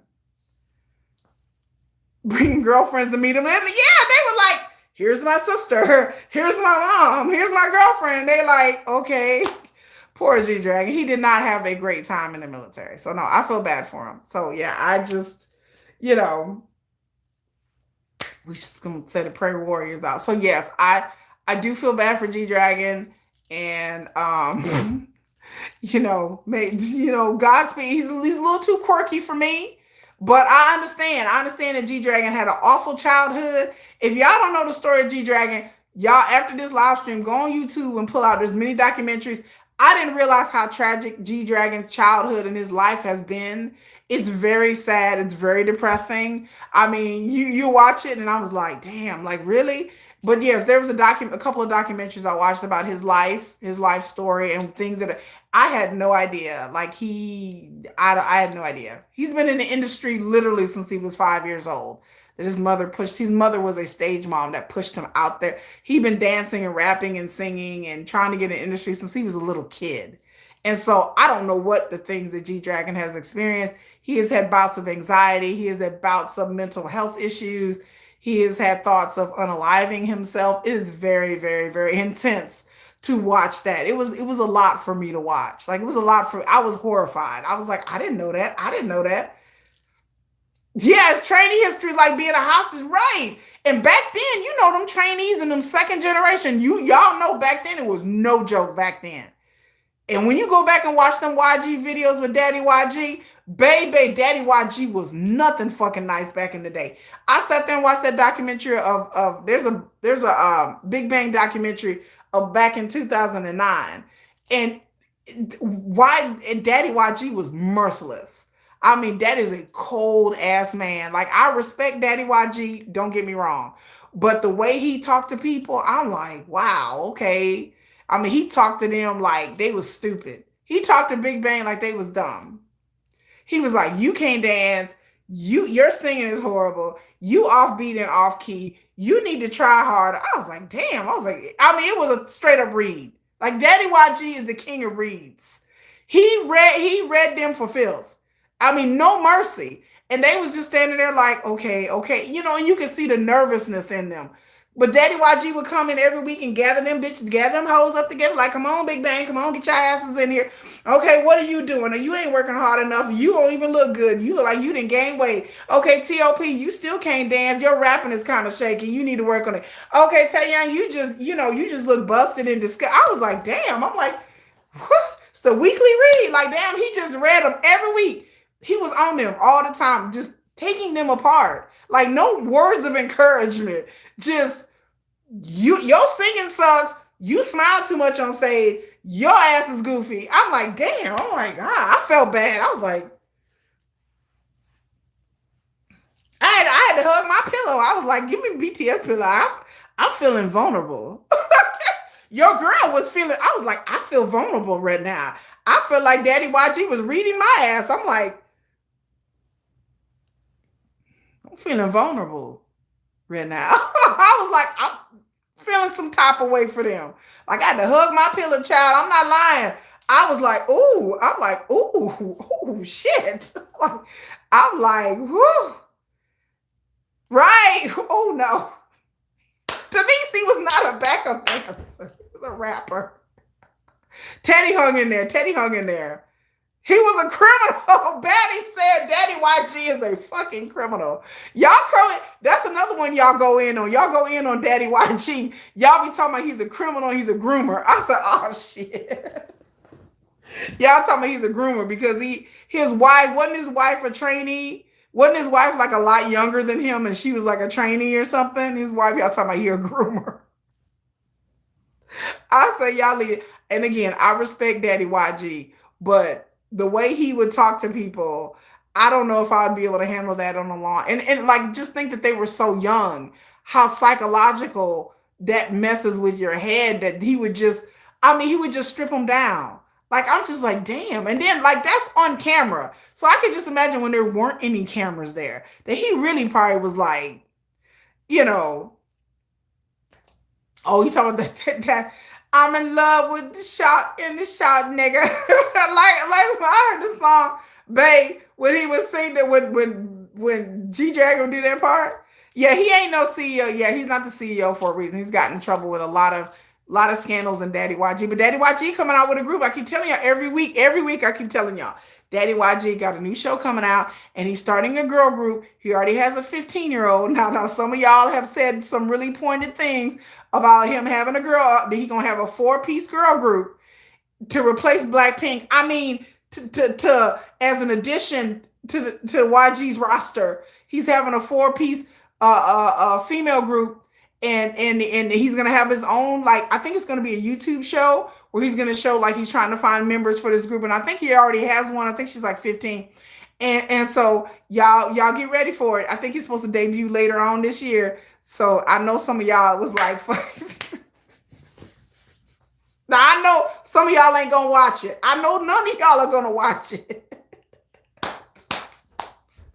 It does mean me or I. It's a different language. They gonna put out albums once every 4 years. Okay, look, Batty, you know they gonna put out one. They gonna hit with that debut album, and then they're gonna go on hiatus for about 3 years. But I'm gonna watch the show. So just in case y'all don't watch it, never fear. I will watch this show because I know some of y'all are like, I ain't watching that shit. Some of y'all were like, I'm not watching it. I will watch it for y'all, and then I will come back and report back as to what is going on this show. See, y'all like, I ain't watching it. I ain't watching that man. Because I want to see Daddy YG just be mean. I was like, is he still going to be mean? Because he's kind of a little mean. Talk about you watch, I will watch it so you guys don't have to. I will watch and report back and be like, this is what we're doing. But yeah, apparently he got some young ones on the show as well. Some 14, 15-year-old girls. Nobody's watching. None of y'all watch. I ain't watching this shit. So that's what's happening with YG. Speaking of YG, we down to our last 2 stories. Speaking of YG, I just like to remind all of you ladies and gentlemen that may be here. I just like to remind you guys that Blackpink is coming out with an album in 6 days. Now look, now don't start. Blackpink comes out with their album. Okay, Blackpink in your area. Blackpink is the revolution. Now, I'm just reminding you ladies because I know y'all forgot about it. I know some of y'all are like, what Blackpink album? Because y'all be like, what album? What is this Blackpink you speak of? Blackpink is coming out with an album. Like, no. So I'm just reminding y'all, the mini album comes out. I'm a casual blink, okay? So I have to remind y'all because some of y'all seem to forgot because Blackpink ain't really did no promotions. And so you're coming out in like 6 days, so I need y'all to get. Y'all are like, yeah, we got it. So I need y'all to support Blackpink if you can, and remember the album is coming out. They tour ended in January. Look, the tour already ended. And they're supposed to be doing 6 more dates this summer. Oh my God, they're supposed to be doing 6 more dates again. So I'm just letting y'all know if y'all hear the song out on the charts and you see some K-pop stuff on y'all social media that Blackpink is coming. They coming out. They coming out with a. Oh no, that's a emphatic nope up in here.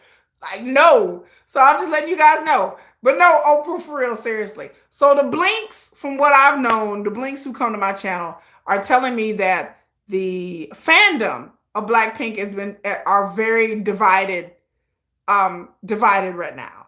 That there are Blackpink fans who are, of course, excited. There are Blackpink fans that are angry. Very, very angry. The angry contingency is fighting with the other. So the fandom is fighting with each other because YG has done no promotions for this album. They came out with a promotional poster. I believe I reposted it in my post. The post looked AI, and like Jisoo was, there was like three of them, and then Jisoo was way in the back like this. I was like, Jisoo, what you doing, girl? She like, girl, I'm back here, bitch. I was like, Jisoo, girl, come on. Jisoo was way back here. I was like, thank you, Paige. I was like, Jisoo, Jisoo.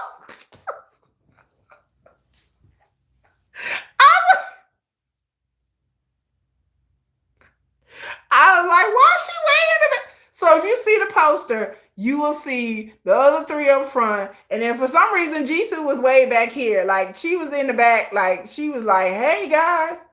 She's like, hey bitches, I'm back here. And I didn't understand. Did who get married? Jisoo got, ain't none of them married. But ain't nobody married. So I didn't understand it. I thought the poster was like they took separate pictures and maybe the AI. I don't know if it was AI. I don't know. But oh no. I have heard the Blackpink album besides the title track. Again, I was upset because when they leaked certain songs, I thought the leaks were fake. But when they released the track list, I found out the leaks were real. I've heard these songs.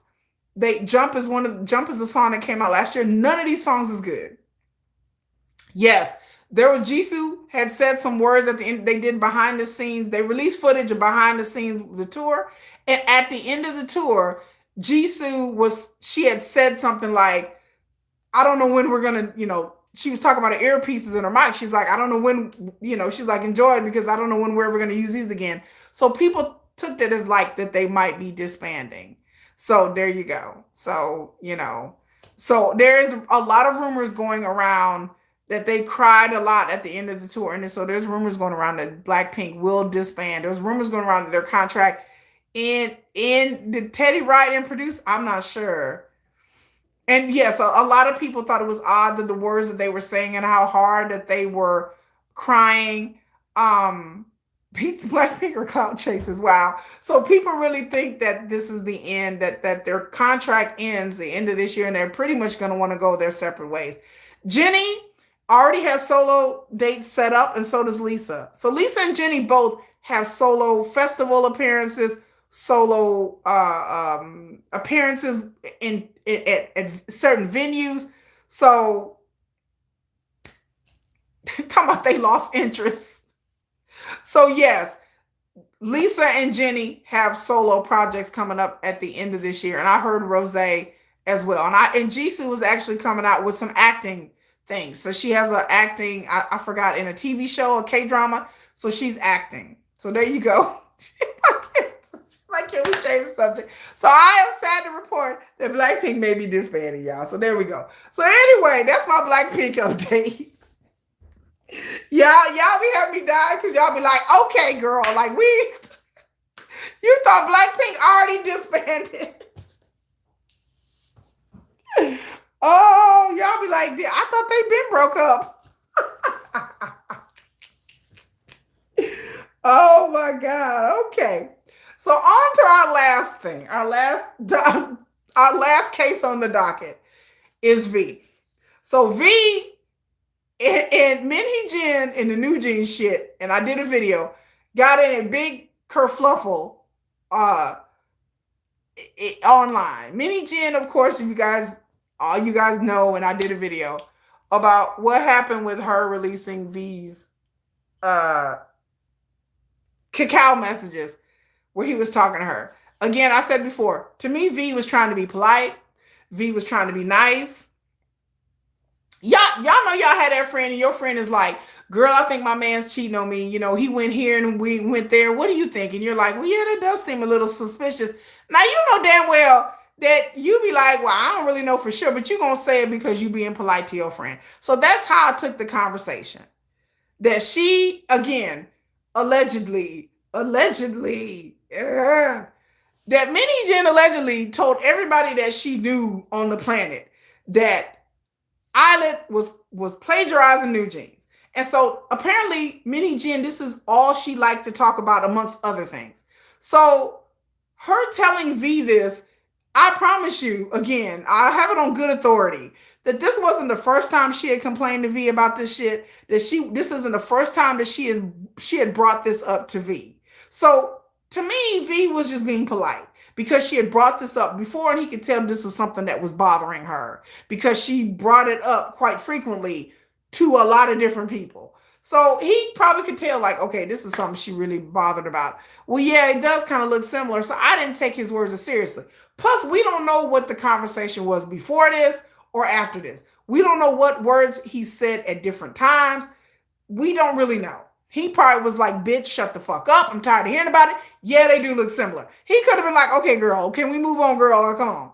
So that's how I kind of put it at. The fact that she released these messages to the court, and now people are blaming HYBE. That I again, somebody help me understand why we blaming HYBE. People online blaming HYBE, getting mad at V now, telling V that it's HYBE's fault and that he shouldn't be mad at Min Hee-jin. He should be mad at HYBE. I once again, my brain exploded. I had to get my BTS pillow out and hug it out with my pillow, because y'all know things be traumatizing me all the time online, and I don't understand. So yes, people were responding to V's post on Instagram saying that he should blame HYBE and not Min Hee-jin. Yes. I didn't understand it. They said that it was HYBE's fault.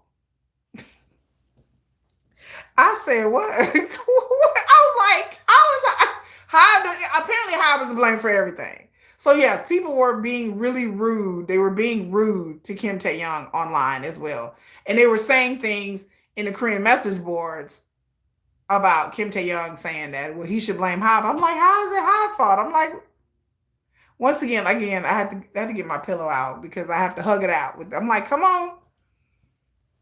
Come on, Wings. Killing me now. Killing me now. Can you hear me now? I'm like, yeah. You know, like, I don't even understand. Like, I'm like, how is this HYBE's fault?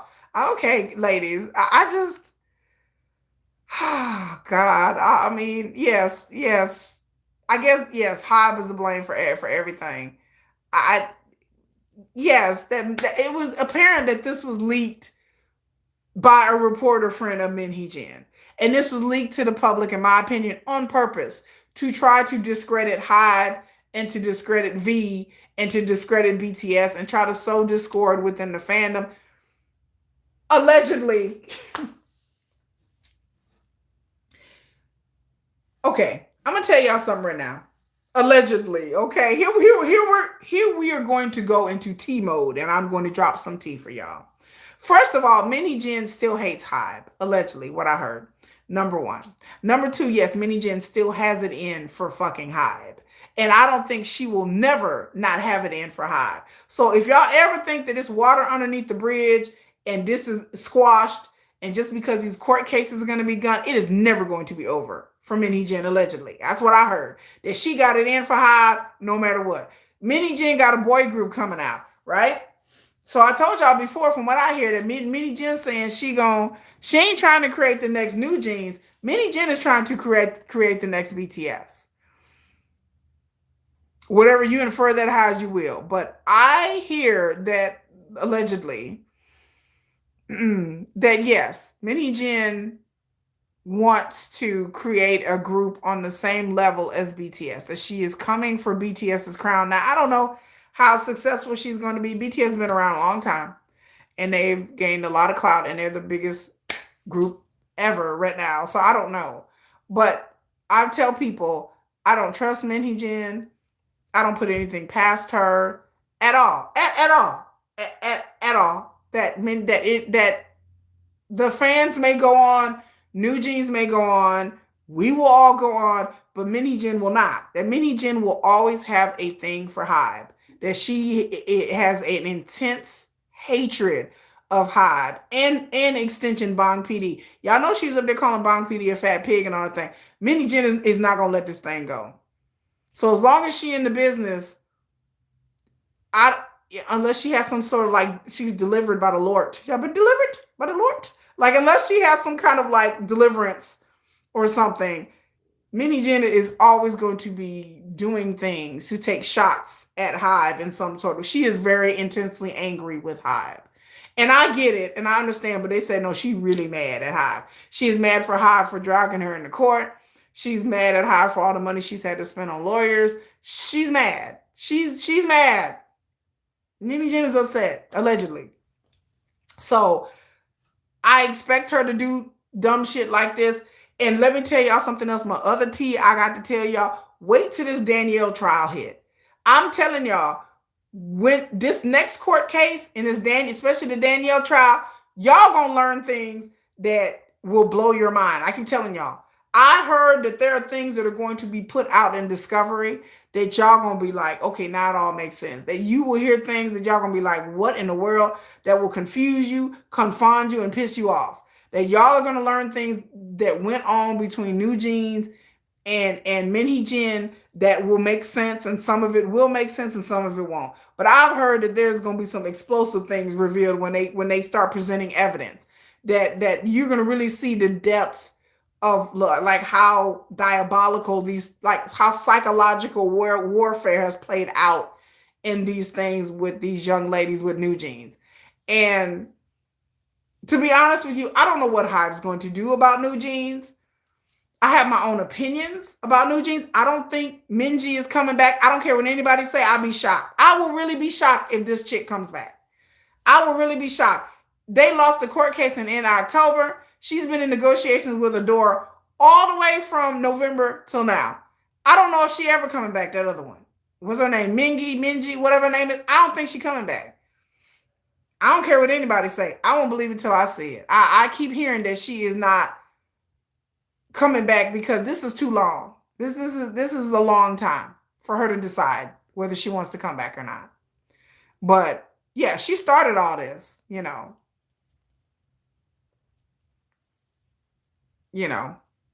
I just,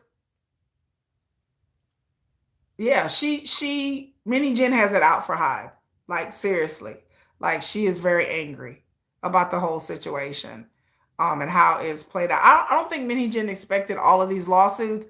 I really think she expected HYBE to just go along to get along and let her do whatever. And which again, I did a short and I just totally disagree how HYBE has handled this whole thing. Like when she got hired on the way, I don't agree with none of that. How she was brought in and all that. And I get it, but Jesus Christ, like they let her have, they could have been so big. Yes. She still owes HYBE. But yeah, NewJeans could have been really, really, really, really big. They had a lot of potential to be really, really a really big group, But they messed it all up. And like I said, I don't know how this is going to play out because this is an unknown. It's a variable unknown. And like I said, I don't know if this chick gonna come back. I don't think she coming back, y'all. I really don't. I talked to people in the industry and they were like, they feel the same. They like, no, she ain't coming back. They feel the same way. They keep hearing the same things that her and her parents have been dragging their feet about coming back. And so, yeah, Danielle family plans stuff. Yes, that's the reason why they were named and all. Yeah.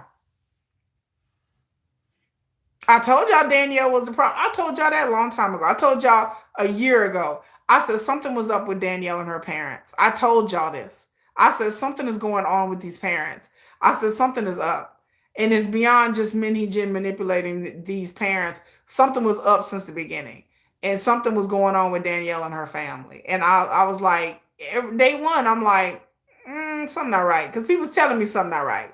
Some like people are like, there's something's tainted here. Something weird here with this family. I don't know if they just really, really, really ambitious. I just knew that some of the parents were to blame for some of this. They kind of like put their weight behind Min Hee-jin too much. But we'll see. But again, I don't know what's gonna happen. And once again, the NewJeans fans have went after ILLIT recently. They went after them again, accusing them of copying NewJeans. I'm like, y'all ain't even active no more. Like what the? Like yes. They went after ILLIT like a week ago. They accused them because they have like a new video coming out or something, and they accused them of copying. And I didn't even read the article because It was just ridiculous. Like I was just like, okay, like are y'all ever going? And then the photos that I saw and the concept in the photos, it was nothing different than the Kira's or Heart to Heart or any other female group, young girl group was out here doing. And I'm like, what? How is this any different from any other like young girl group? It wasn't. So I didn't read the article because I was like, this is stupid. Like every time ILLIT come out with anything, a comeback or something, they accusing them of plagiarism. Like the NewJeans fans are always accusing them. And I was like, how often do they need to be accused? Like every time. Every time. Like I don't understand it. I just don't understand it. I just like they can't even do nothing. They can't wear no colors. They can't do. I'm like, well, damn. And then I'm looking, going, how is this that? Just it's just weird. Every time it's like, oh, they copy a NewJeans. I'm like, are you serious? They are Min Hee-jin fans. And I said, I don't understand why Min Hee-jin got all these fans and stuff because I'm like, Min Hee-jin then moved on. I keep telling these NewJeans fans be trying to come to my channel and be talking all this shit. I'm like, Min Hee-jin has moved on. She's like, good luck, girls. You know, good luck with your future endeavors and all that. Anyway, I said Min Hee-jin has moved on. Min Hee-jin is over it. I don't think Min Hee-jin even talks to them like that, from what I heard. Min Hee-jin has moved on. And they know it. They and the NewJeans and their family, they know it from what I've been told. They know this. That Min Hee-jin has kind of distanced himself and was like, okay, once she got her own agency up and running, Min Hee-jin then got ghost. Like she don't really talk to them she don't talk to them no more. She done moved on. She auditioning for her boy group. Min Hee-jin gonna work with men like she wanna work with men, and she's moved on. Yeah, if they breathe, it's plagiarism. I do read it. I do. I support them. I support them all the time. And they come out with good music. I like their music. But yeah, they can't do anything. Every time they do a photo shoot or a comeback or something, it's always the same shit. Yeah. I do feel bad for them. I feel very much bad for them because they have faced the brunt of this. And I know that psychologically this is, and they're young too. And I know psychologically this didn't hurt them. You know, one of the members, Won Hee, mother was online fighting with people, from what I heard. That the mom was online fighting with people, like just heartbroken, you know, because they were saying things about her daughter. And any parent would be like, wait a minute. And so there's a rumor going around that the mom was online, you know, trying to defend her daughter, which, yeah, like you keep reading these things and you're like, it's my child. Like what are we saying? I don't blame her because I'll be online fighting these people too. They talking about my child. I mean, she's young. Like Won Hee is like what, 18? Like, I mean, she's young. Little girl. Leave the little girls alone. I'm like, yeah. Yeah, they had to do therapy. Yes, yes. That is affected them a lot mentally. That's what I keep hearing. Especially Won Hee. She's the one I like. I think she's gorgeous. I think she's so pretty. And she kind of has a round face like my daughter's round face. She kind of reminds me of my daughter. And so, like, I see her in her little face, and I say, oh, look, I always see her, and I know her little round face. And they've called her fat. They've accused her of getting cosmetic surgery or liposuction or something, or thigh reduction or something. And they said that she looked like she had like she had Down syndrome, like all kinds of like horrible things. And I'm like, wow. I'm like, okay, like she like 17, like what? You know, Won Hee is my favorite. I like her. I think she's so, because she reminds me of my daughter. She has a round face like my baby. Especially when she first debuted. She looks very much like my daughter in the face. Yeah, it's not their face. It's not their fault. It's just sad. And then every time they do something, and despite everything, they still have a success. I'm not cute anymore. Oh, I'm not cute. I love that song. I sing it to my daughter all the time because she's 12 and she's not cute anymore. She's like, I don't want to be cute. And so my daughter's like, I'm like, oh, honey, you're so cute. And then I started singing, I'm not cute anymore. Uh-oh, I'm not cute anymore. Uh-oh, my daughter hates it. She hates it. I said, because she's like, I'm not cute anymore. I said, she getting that age where she's not cute anymore. But yeah, I love that song. And so they've had success. Their album is good. You know. I've said that before in many videos. Karma to beat mini. I do, but I don't know. Bunnies do need to disband. I would be happy if NewJeans was just disbanded and gone. If they would just go on about their lives and just go get another group. Like, you know. Yeah, and then I tell people, I said, this is not, and people don't take it as seriously as it should, because you have to understand, this has never happened in K-pop before. None of this has ever happened. There was never been an executive in the history of K-pop that has drugged other artists into a legal thing with the agency. There's been other executives that have sued agencies that have left, but they've never dragged the artists into it. There's never been a executive or a CEO that's tried to take a group from the parent company and try to, like, this is unheard of. That a CEO it's unheard of. No CEO has drug groups. That's just something you just don't do. It's like an unwritten, spoken rule in K-pop. You don't drag the groups because they have no say-so in any damn thing.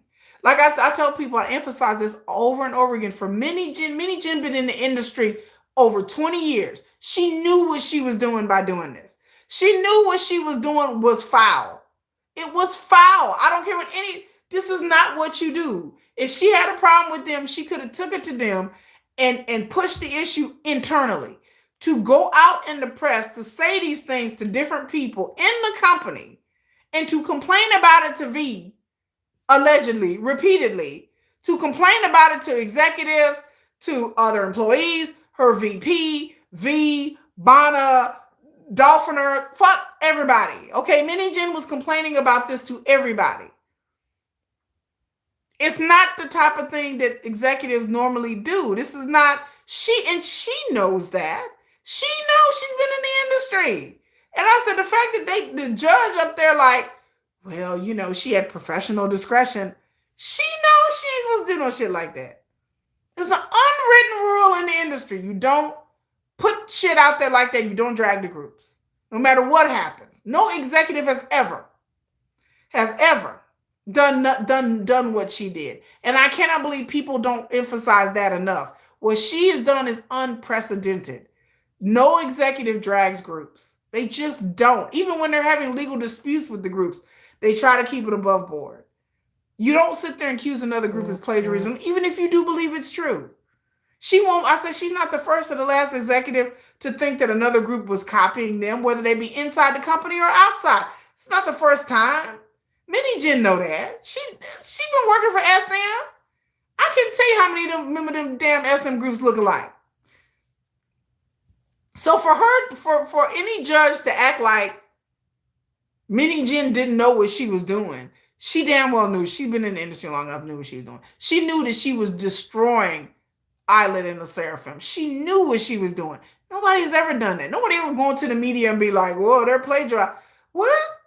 I'm sure HYBE was like, what are you doing? Like, you know.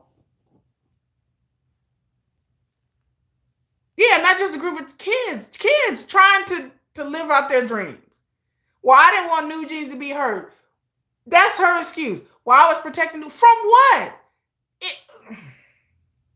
From what?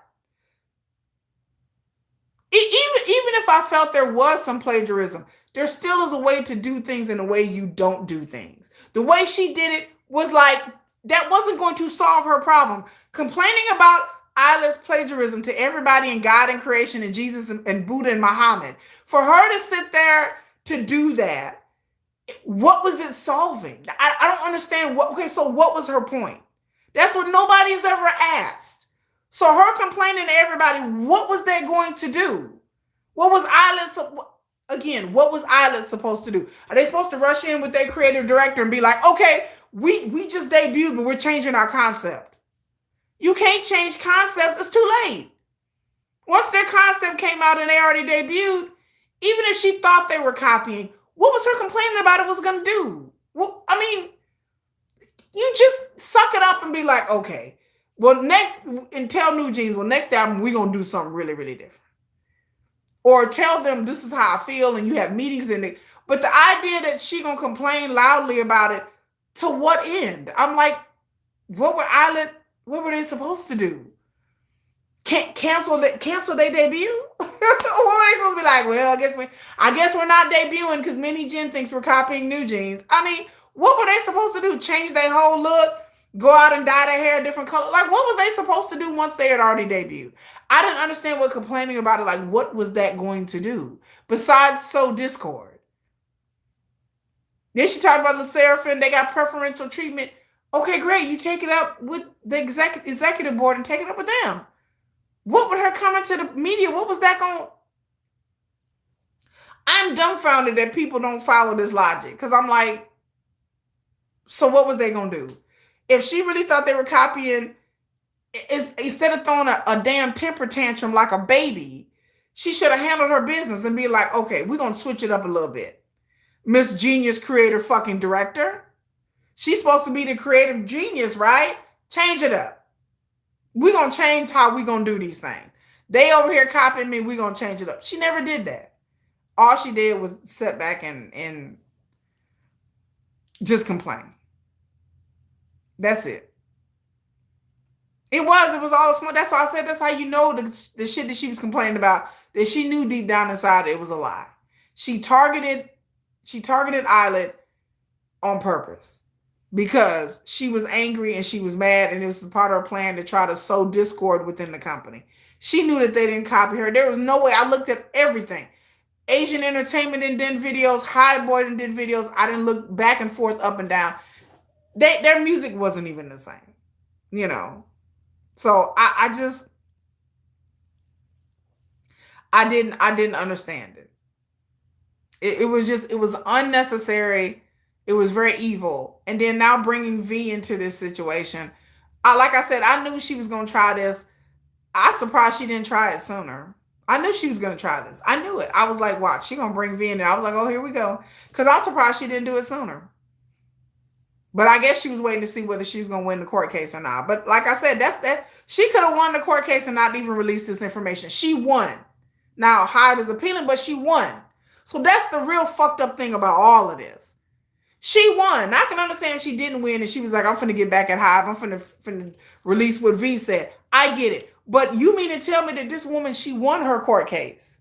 She won her $17.7 million. HYBE was going to appeal. She should expect HYBE was going to appeal. I'm sure her lawyers told her. But even after she won, she still did this to V. Even after she won. Like, if that ain't cruel, I don't know what is. Even after she won, you won. Congratulations.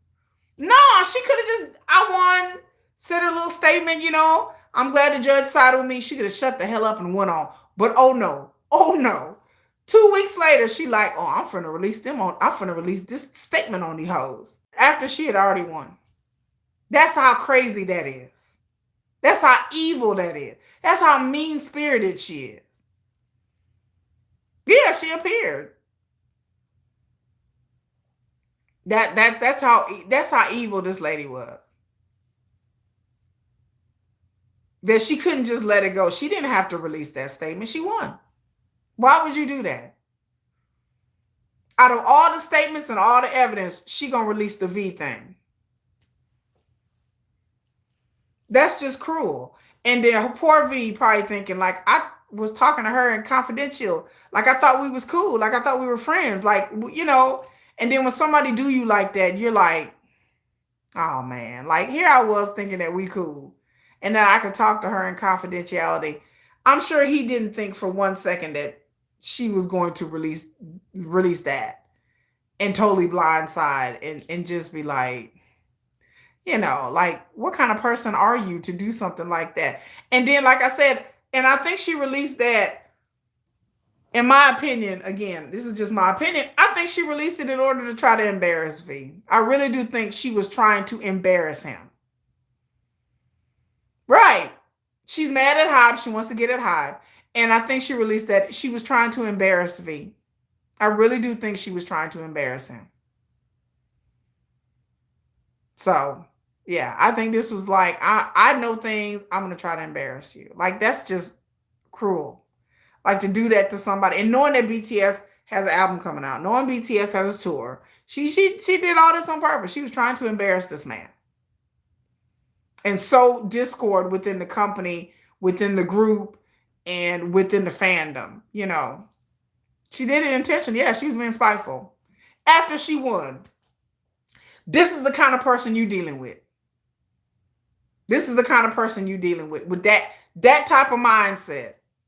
That, like, I won, but I'm still finna rub it in. I'm finna get them. It's childish. It's childish. And she did fail. And I said, if I said, baby, if they thought Army was mad before Min Hee-jin and Bunnies, I said, baby, I said, Army really mad now. I said, Army. I said, oh shit. I saw shorts popping up. I saw people's posts popping up. I said, oh, they got Army riled up now.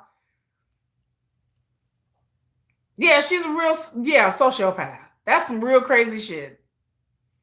That's why I said I would be happy if HYBE would be like, okay, go on, NewJeans, and just drop all the court cases and be like, y'all go about your lives.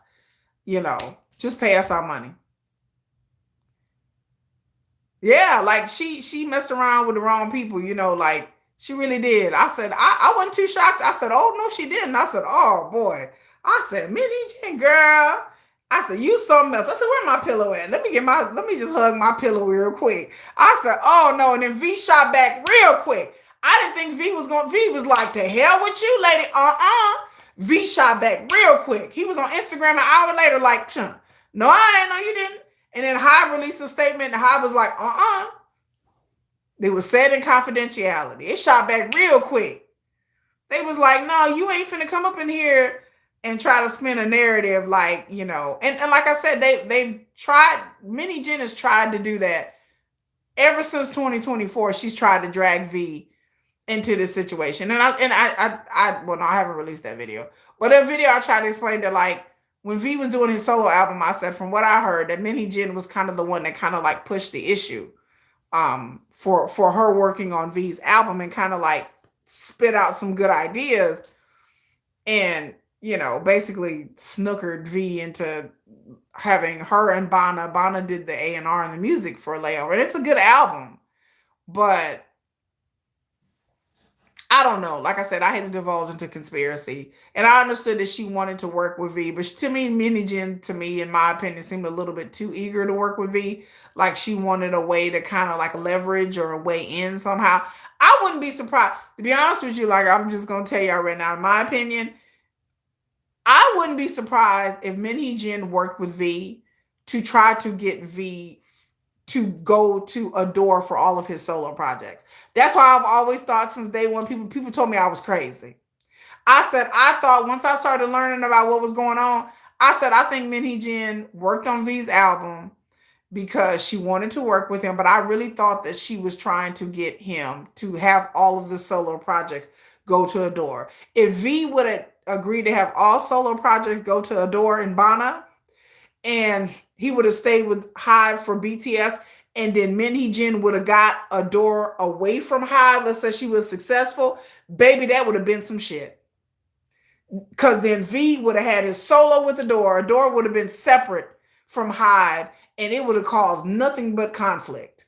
But I really think that she was trying to parse V away from HYBE. I think she really wanted him to sign up for his solo stuff just with Bana and ADOR. And then she would have had NewJeans and then she would have had V, and she would have had a lot of leverage in the business. That would have been crazy. That would have been so crazy. Because there would be no way he would have known that ADOR would have been separate. He would have been like, okay, sure, I'll sign up and do. Layover was good. It was a success. It was a hit. Bana worked on there. You know, Bana was Min Hee-jin's besties. And he could have easily signed up his solo projects with ADOR, and then she would have been gone, and he would have been trapped and stuck in a contract with her, and it would have been nothing but discord between all of them. And so, yeah, I thought that was her power move, because if she thought she could get a BTS member and NewJeans, she would have been in like Flynn, honey. ADOR would have been set for life. The checks would have been rolling in. And she would have got V's solo projects. It would have been rolling in. So, you know, it would have been crazy. And I think that's what she was trying to do. By getting on his good side and schmoozing up to him and being friend. I think that was probably her end game. Like, if I could get him to sign his solo project, we'll be set for life. And all those contracts that she had set up. And I said that's another thing. Like, the Min Hee-jin had all these contracts set up for her besties. Like, everybody got these really lucrative ass contracts. Like, I never get over that. Like, learning like all these contracts. Like, the Dolphiners, they had some like really absorbent, ridiculous ass contract. And then Bana has some ridiculous ass contract where even though NewJeans ain't doing music, they still getting paid. Then the stylist had some ridiculous ass contract. The stylist, like, she was using a stylist, and the stylist, ADOR had a stylist under a contract, and then the stylist was out there doing extra work, and then ADOR employees was helping the stylist. Like, Min Hee-jin was hooking everybody up like a tow truck. So and then she's like, well, I believe that people should get paid for what they worth. Whatever, lady. She knew what she was doing when she worked with ADOR. And I think Min Hee-jin, in my opinion, she went to go work for ADOR. She realized ADOR wasn't giving her a lot of oversight. So she was like, you get a contract, you get a contract, you get a contract. This broad was setting up people with contracts, unheard of contracts. Like, I'm just like, what? Like, paying them a lot of money. And I think she knew what she was doing. Like, ADOR was like the gravy train. And she was hooking people up like a tow truck. She was like, yeah, come on, I put you on. Like, yeah, you get put on, you get put on, you get put on. Yeah, you can come work for me. Yeah, you be the stylist, you be the hair. Yeah. Makeup guy, come on, makeup people. And was giving these people unheard of, like, lucrative bonuses and contracts and stuff, way over than what normal people would get paid. And these people weren't even, like she was trying to make the argument when I did the video about Bana, saying that will P-Dog get paid? Bitch, Bana ain't P-Dog. Like, are you crazy? Like, that was the craziest thing I heard in that court, because I was floored when she was like, well, P-Dog get this money. Bana ain't P-Dog, Min Hee-jin. Like, what? Of course P-Dog would get premiere bonuses and a good contract. He done wrote so many hits. He been in the industry a long time. He done wrote all these hits for BTS, all these hits for other groups. And you gonna compare Bana, these two dudes, to P-Dog. Like, what? Like, they should be on even in the same conversation. Bana, the two dudes from Bana and P-Dog are not even in the same league producing wise. The fact that she thought Bana should get this lucrative contract even close to what P-Dog has was utterly ridiculous. I was like, that's ridiculous. Like, lady, come on now. Like, please. Yeah, she was spending HYBE's money. It's not her money to spend. She was spending HYBE's money. She was spending ADOR's budget. She was giving these people these lucrative contracts that she had worked with before when she was at SM. She had worked with Bana before at SM. She had worked with the Dolphiner guy at SM. These stylists and these hair people she hired, these are people that came with her from SM. She had other people working there that came with her from SM. So she was hooking people up, like, you get a job, you get a job. Everybody was getting a job. Everybody was getting hooked up with these contracts. And HYBE wasn't given enough oversight to be like, wait a minute, like, what, you got these people signed at? I tell people, Bana's still getting paid. They still on a contract. Even though they ain't producing no music, they have like a retainer contract. I don't even know how much money they making per month, but they have like a retainer contract. Still with NewJeans. I'm like, wow, that must be nice. They ain't even did nothing for NewJeans. An unheard of type of deal for a A&R production company like Bana, who ain't been around even that long. And then they have this like this lucrative ass contract with ADOR. Still got it in the contract with them that Min Hee-jin signed. I'm just like, wow, just wow. Like, I was like, HYBE, you just let her. I don't know what she told Bang PD or what she promised him or what. I don't know what happened. I don't know. I don't know. Did she break Bang PD off something proper? Like, I don't know. Okay. Because I was like, I want to know what this woman said to him to convince Bang PD that I'm going to start a new division and you're going to be head of this company that I am going to set up and you just going to allow to do whatever you want to do, basically. I was like, I don't know what she told Bang PD, but I would really like to know because the stuff that she was doing since day one was just messed up. I was like, she would have been gone. I would have been like, you getting demoted. You going to be VP or sit on the executive board or something. I don't know what she said to him. I don't know when she buttered him up real. She buttered his biscuits. I don't know. Cleaning the toilets. She did. Minnie Jin was like a cockroach. She's scurrying out the corner.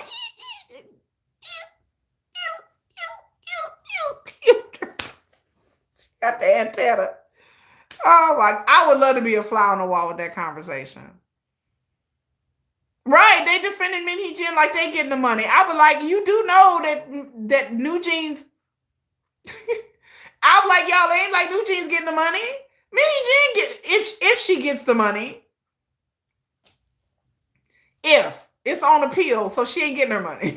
Shit, she's not getting her money for at least another year. So I was like, what y'all celebrating for? Min Hee-jin is like NewJeans, like who NewJeans? Oh yeah, I remember those young ladies. Yeah, that was a good time. Anyway, Min Hee-jin is like NewJeans who? She didn't dust it off her hands and like poof.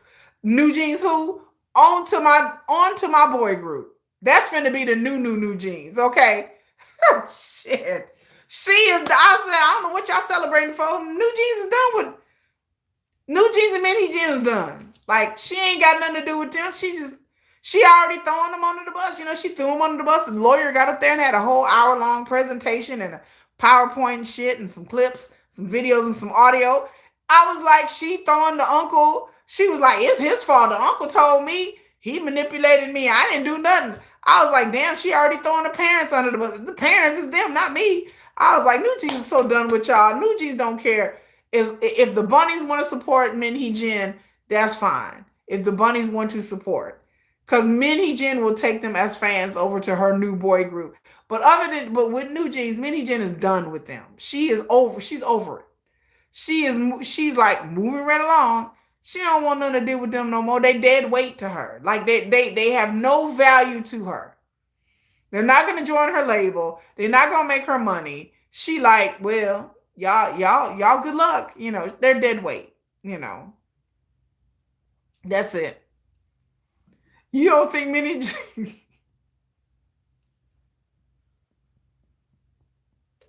You don't think Bang PD would want Min Hee-jin to butter his biscuits? You really? Maybe not. Maybe Bang PD don't want his biscuits buttered by Min Hee-jin. Maybe Bang PD's like, you know what? You can keep them biscuits over there. I don't have time. He's like, I ain't got time for them. Don't be touching my biscuits, honey. You know. Yeah, she thinks the bunny is stupid. I can't wait for the Danielle trial. I'm telling you, baby, it's gonna be you're gonna be like, it's gonna be shocking. There's things that are gonna come out of that Danielle trial that everybody gonna be like, what? Like that just. And then some things you're gonna be like, okay, like now, oh, okay, now I see what happened. I think it will clear things up a lot. I think it will clear, and then some things will be even more confusing, because I think that like, you know, it's just. Hopefully we'll have a glimpse of a better inner workings of like what really went on at ADOR. And I think it's a bit more chaotic than people really give it credit. I think what happened at ADOR was a bit more chaotic than people recognize. I think it was a bit of chaos. I think it was a lot of chaos there, and a lot. And again, I think I'm gonna hear things that's probably just gonna piss me off and confuse me even more because I think it was chaos. I think it was a bit chaotic there at ADOR. I think things were not done in order. There was a lot of order there. I think, like I said, I think Min Hee-jin had a lot more free reign than other people in other divisions and similar situations in other companies. I think Min Hee-jin just was like, just go ahead, girl, you got it. Do you, girl? Hell no. Like, you fully believe the Dolphiner guy is cute. Yeah. But he's a CEO too. Yeah, he's a good looking guy. That was our man. Could be. Her and that dude, they could have been knocking the boots, Gina. She might have been buttering his biscuits. Oh no, Jim and I talking about Min Hee-jin is not cute. I think Min Hee-jin is cute. There's some pictures I've seen of her. She she's I think she's an attractive lady. I think she's an attractive one. Hold on. Her tongue technology got him. Yeah, she said that. She said he was her boyfriend. I think yes. I think with makeup, she can be quite attractive. I think Min Hee-jin's. I've said it before. Min Hee-jin has a good mouthpiece on her. Min Hee-jin is one of these people that, depending on what she needs out of you, she can talk to you in a way that you will fall for her, that you will think y'all are really cool. I think Min Hee-jin is very good at selling herself and selling whatever. I think Min Hee-jin is a good salesperson. But I heard that Min Hee-jin got a good mouthpiece, that she knows how to talk to people. She knows how to get people on her side. She knows how to, when she wants to be manipulative, she can be. Like she can charm the hell out of people whenever she wants to. That's what I heard. And then when she's ugly and you have no use for that, she can be a rude ass bitch. Like she really can be very like dismissive and flippant and just kind of like rude. But I heard that yes, that she is the type of person that it can be very charming and personable. If you talk to her, you be like, oh, she's so cool. Then piss her off and you see a whole, and then she come out swinging on your ass. You see a whole another way to her person. You'll be like, oh my God, like when you piss her off and she ain't got no need for you, shit, Min Hee-jin be in them cacao messages trying to get the shaman on your ass. She be in them cacao messages cussing your ass out. Min Hee-jin mad at you and you a woman and don't let you be a woman because she be in them messages dog cussing you, calling you all kinds of bitches. Like them cacao messages. She was talking bad about NewJeans, and then that one chick that accused the VP of sexual harassment, she was in the I never forget. I never let it go. I ain't never let it go. She was in them cacao messages talking about, I hate working with bitches. I said, damn. Min Hee-jin, really? You want to do them like that? She talking bad about people. She was calling people slow. She was calling people the Korean version of the R word. She was like, I hate working with bitches. She was calling NewJeans member bitches, brats. She called one of them a fat. She called Bong PB a fat pig. I said, damn, don't do them like that, Min Hee-jin. Min Hee-jin was body blowing everybody. She was in no message talking straight reckless about air. I will never let that go. Them cacao messages had me on the ground. I said, oh, she really is unhinged like a motherfucker. Like Min Hee-jin is unhinged. She don't give a damn. Min Hee-jin be talking bad about people all the time. Min Hee-jin was in them cacao messages talking about, damn, I should have just slept with that motherfucker. I said, damn. Min Hee-jin said she should have just put it on him real quick. She said, damn, I should have slept with him. I said, damn, really? Min Hee-jin sound like you got some experience with that. The way she was talking was just reckless. I mean, she was just, I don't like that person. I don't like this person. I said, damn, Min Hee-jin, who did you like? I think she liked her VP. But all the rest of everybody else, Min Hee-jin didn't like nobody. She ain't like, I don't think not one of these people she liked. Again, I keep telling y'all, there are cacao messages out there. I heard allegedly about her talking about Kim Taehyung, and if those messages ever got out, I'm telling you, it would be smoke in the city. Min Hee-jin better leave the fucking country. I'm telling you, I heard of their messages where she has said things to other people. I don't know who else about Kim Taehyung and working with him, and she may have said some things that have not been that may or may not have been very flattering. And them messages would ever see the light of day, her goose would be cut. Because that's how Min Hee-jin, she talk about everybody behind their back. She talk about everybody reckless. So her working with Kim Taehyung, I like I said, I can only imagine, but the things that I've heard in these messages that I heard they was nothing nice, baby. That she was making fun of Kim Taehyung, that she may have said some things about his intelligence. I heard all kinds of shit. And if those messages ever would get out, and God knows, I wish somebody would be like, hold up, let me screenshot these messages. It would end her career. Like she would be like finish her. It'd be like Mortal Kombat, finish her, because she talks that way about everybody. So if she gonna talk that way about people she worked with and NewJeans, she for sure talked that way about Kim Taehyung. She done said some snide ass comments about him on the cool to somebody, but again, I don't know if those messages, I don't think they ever will come out. I hopefully one day somebody will get brave and be like, this is what she said about Kim Taehyung. I would gag. I would be on the ground. I'd be like, here we go. I was like, this bitch finna get it today, baby. Because Army would be like, oh, Army would want her head on a platter. They'd be like, no, bring her head. No, get her, go on, get her, go on, bring her here. Army would have her head on a platter. If these alleged messages would ever see the light of day, it would be no holds barred. Her head would be on a platter. They'd be on the chopping block, baby. She'd have to leave the country because they'd be like, she said what? No, not Tay Tay. Oh hell no. Armies was mad about the shit yesterday and today. I couldn't imagine if she was saying something smart about Kim Taehyung, baby. Woo. Billie Jean, girl, you better pack and leave the country. You better take OOAK with your ass with you because she be leaving the country. Armies would be like, that's it, bitch. And them fighting words. Like, what you saying? I was like, woo. Not Tay Tay. Everybody else, okay, but not Kim Taehyung. You know. They say you think they'll come out. I hopefully one day the messages will come out. Because I promise you, it would be, I would just sit back and be like, I bring drama, mama.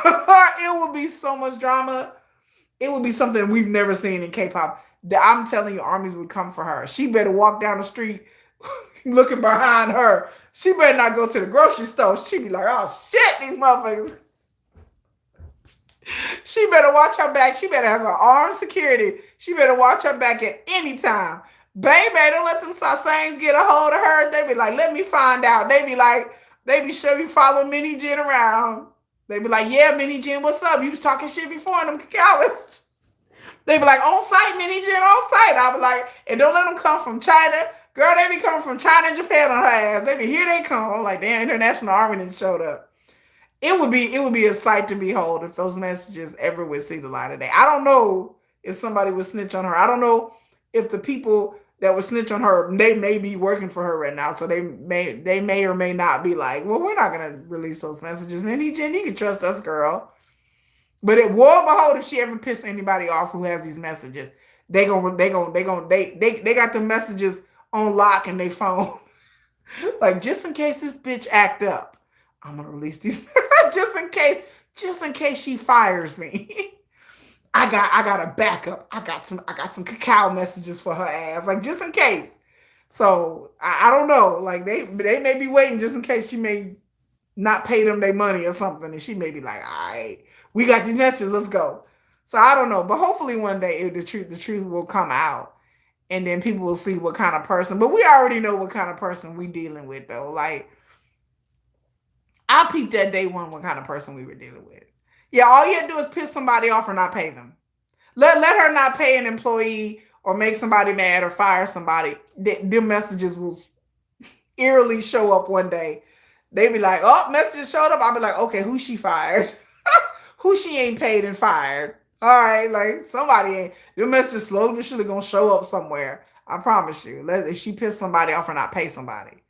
You know, Japan be waiting at the airport. Baby, China and Japan be like, here we come. I be like, oh no, here they come.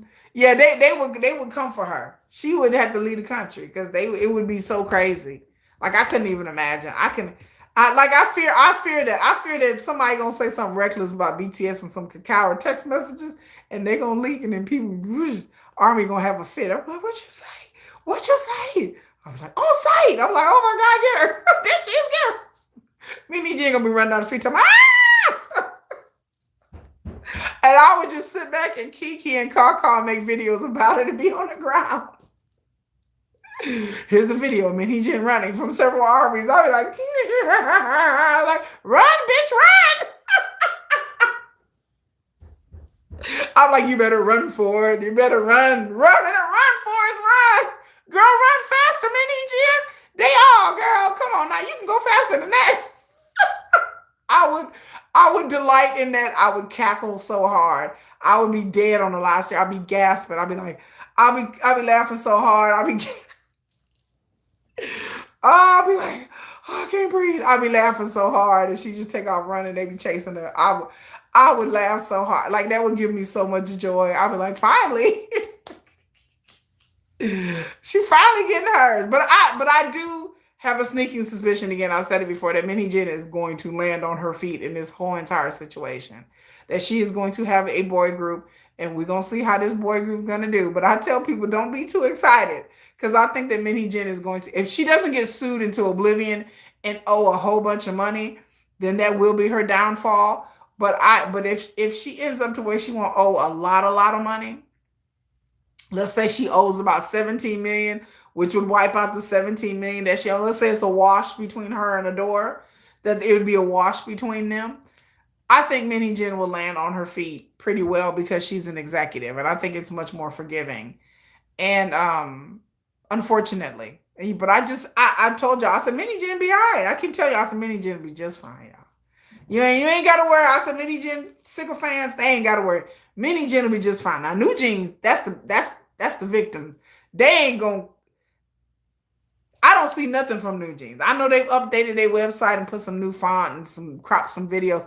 But with NewJeans not making money, the longer NewJeans goes on and they have not made an album, they have not released anything, the company is losing money like every week, every month they're losing money.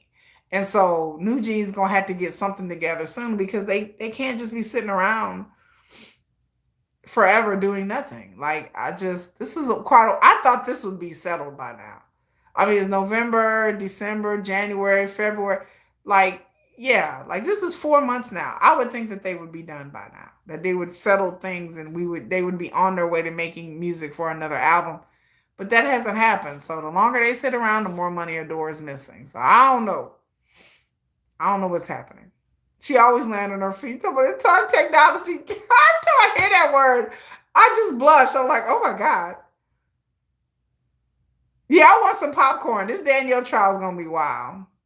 It's going to be wild. It is going to be wild how this trial is going to handle. But anyway, folks, that's it. I've been on her 4 hours because there's a lot to talk about today. There's a lot of shit going on in K-pop. I'm going to go grab me something to eat. And I'm going to... Sugar's your bias too? Sugar's my ult. Yeah, he's my ult, you know. Yeah, they would bench them until their contract went out. They sure would in America. They would be asked to be sitting at the house till the contract ran out. But like, well, y'all have fun, ladies. We're going to start a new group in the meantime. I wish ADOR would start another group. Either a boy group. I know they had a thing last year where they were looking for auditions. I don't know if anything ever happened with that. They were looking for people all over the country. ADOR had released a flyer and an email. I don't know what happened with that. I totally forgot about that until just now. They had a thing last year saying that they were looking for new talent. And we ain't heard nothing since. So I wish that they would move on and get something different and get the attention away from NewJeans onto another group. But they have not. Are they working on a boy group? Good. RM did look cute driving. I remember his mom talking about, was it AI? His mom is like, is this real? He's like, yeah, mom, it's real. It was so funny. His mom was like, is this real? Like, she thought it was AI. RM driving, she thought it was AI. He looked kind of nervous and scared. I was like, oh, RM, but he did look cute driving. RM always looks cute. RM is a cutie pie. So my wish for RM is that I hope he finds the love of his life. I hope he really finds somebody that loves him and that wants to be with him and somebody that motivates him. It just seems like RM has had a lot of, like, from what I can tell and heard, that he has had a lot of luck, like bad luck, in trying to have a relationship and finding love. Because he always mentions love a lot, a lot in his Instagram posts or Weverse. It's always every other time about something about love. So I figure that he has some kind of angst there. And I just wish that he would one day find somebody that sparks his interest, and that he can have a really good relationship with, and that he can just be happy and not be lonely. It's hard being, so lonely and being rich and having all these things, and then you're like, well, I don't really have anyone to share it with. And I think RM wants that. I think RM wants to get married and settle down and have all those things. And I just don't think RM, because he's so busy in his schedule and being famous, that's hard to find somebody through all of that. Yeah, she better know how to cook, because yeah, RM is not. He's not a good cooker. So hopefully she knows how to cook, or they could always order out. I do. I wish all the best for the members. Just, maybe it's that he has friends. Yeah, I think that's another thing too. I think as he gets older in his 30s, he has friends that are in relationships, friends that are having children or trying to have children. And I think that's part of it too, that he feels like, well, I want to have that too. I want to have a relationship. I want to have somebody serious. And like I told people before in the members video, when I talked about the BTS Love Live rumor, I don't think RM, from what I know, has really had like a serious type of relationship, like a long term, like we're together in love and all. I don't think RM has ever had that. I think he's had like dated and dalliances and jump offs and stuff like that. And I still don't think it's been a lot of those. I don't think RM is like this ladies man where he's just out here slaying bitches left and right. I don't think that at all about RM. I think RM is personable and all that, but I just think that maybe he may be a little bit picky, which is nothing wrong with that. I'm a little bit picky, and I think he really wants somebody that stimulates him on all levels, like mentally and physically. Wants somebody that's physically gorgeous, but then also the mental to go on with it, and somebody who's not maybe too ambitious. I think that he maybe don't want somebody that's just busy all the time. He probably wants somebody a little bit more normal, or has a more of a normal schedule to fit with his bad schedule, with his busyness. But I think that RM, from what I heard, he just doesn't have that many relationships. I don't think he's not like this ladies man, like he's out there with all these different women. I don't think so. I think I just see it in RM, the things that he says, and the things that he posts, and I'm like, that's a person that seems a bit lonely. He just seems a bit lonely at times. And for somebody who seems like they really open to being in love, and I think he's probably haven't had too many good experiences either. He may have had his heart broken a few times or let down a lot. I see RM and I'm like, yeah, I'm like, I can kind of tell and read between. I was like, that's a person that's experienced some shit. Like, that probably experienced a lot of disappointment and people just not using, in the industry, you got people using you, people being with you for clout, people being with you because you're rich and you're famous and you're good looking, and not really liking you, but just kind of tolerating you a little bit, or dealing with you because they got stars in their eyes, and not really like, they don't really like me, they like the fame. So I just hope, that's my last thing for tonight. I just hope that all of them find who or whatever they're looking for, or not, or staying single and being bachelors. But to see RM driving and his mom little cute message, I said, how funny. I said, RM's out there driving now. He's like, yay. I was like, I think about RM all the time, and all the stuff that he's been through this week, and all the harassments, and all the people taking racist shots at him and criticizing him for the past 4 or 5 months. It's just been almost nonstop. And the stuff he said on Weverse and catching hell because of all of that. And, I was like, oh, poor RM. So wherever RM's at, I hope he finds peace. I hope he finds somebody. I hope we all do, because I've been single for a very long time. So not just RM, but me too. But I've given up on me. It's not about me. I've given up on me. It's about RM. I keep hope alive for RM. He's rich, he's famous, he's good looking. I'm sure there's somebody out there for him. For me, I'm like, I'll be single forever. I'm fine to be single until I'm dead. But RM, I want, like, if somebody's gonna not be single, I want him not to be single. Like, if I got to be out here solo dolo, I at least want one of the BTS members to get married within my lifetime, to have kids and to see that. It'd be nice to see, because I ain't yeah it ain't gonna happen for me, RM, but it could happen for you, RM. I know. I feel it. I feel it. You left him a message on the Weavers and Curl. Oh, that's sweet. Them boy, that's right. They better learn some more English too, because he is tired. He's like, look, I'm tired of translating for y'all all the time. You know. But I would like to see it. I would like to see. We'll keep hope alive for you too. Jennifer, you know damn well that's Jennifer, y'all. Say hi to Jennifer. Amethyst Sky. We damn well know ain't no hope for me. I didn't gave up hope a long time ago. Jennifer. Yeah, they need some positivity right now because all the stuff, the drama that's been going on. Be quiet, Jennifer. And yes, Jennifer, I'm fixing to go eat and I'm finna go to bed, Jennifer. Y'all say hi to Jennifer. Wait a minute. I got to ask Jennifer a question. So I can't wear the wedding dress to the K-pop concert. My question is, Jennifer, can I wear a cat costume? Because somebody gave me the idea that I can dress up like a black cat. Oh, you still driving? I'll ask you later. Anyway, you're embarrassed to go to Weavers right now? K-pop fans they have become more dramatic. They have, of course. This is the nature of the industry. But I want to dress up like a cat. See, Marie likes that idea. I want to dress up like a black cat because Yoongi has his kitty, and so if I wanted Jennifer to let me dress up like a black cat, since I can't wear my wedding dress and my wedding veil, I want to be able to dress up like a black cat, like a cat. Well, yeah, I'll be the cat. I'll be yes. Yoongi's cat. Ah, no, Jennifer. Jennifer said no. Then Marie can go with you.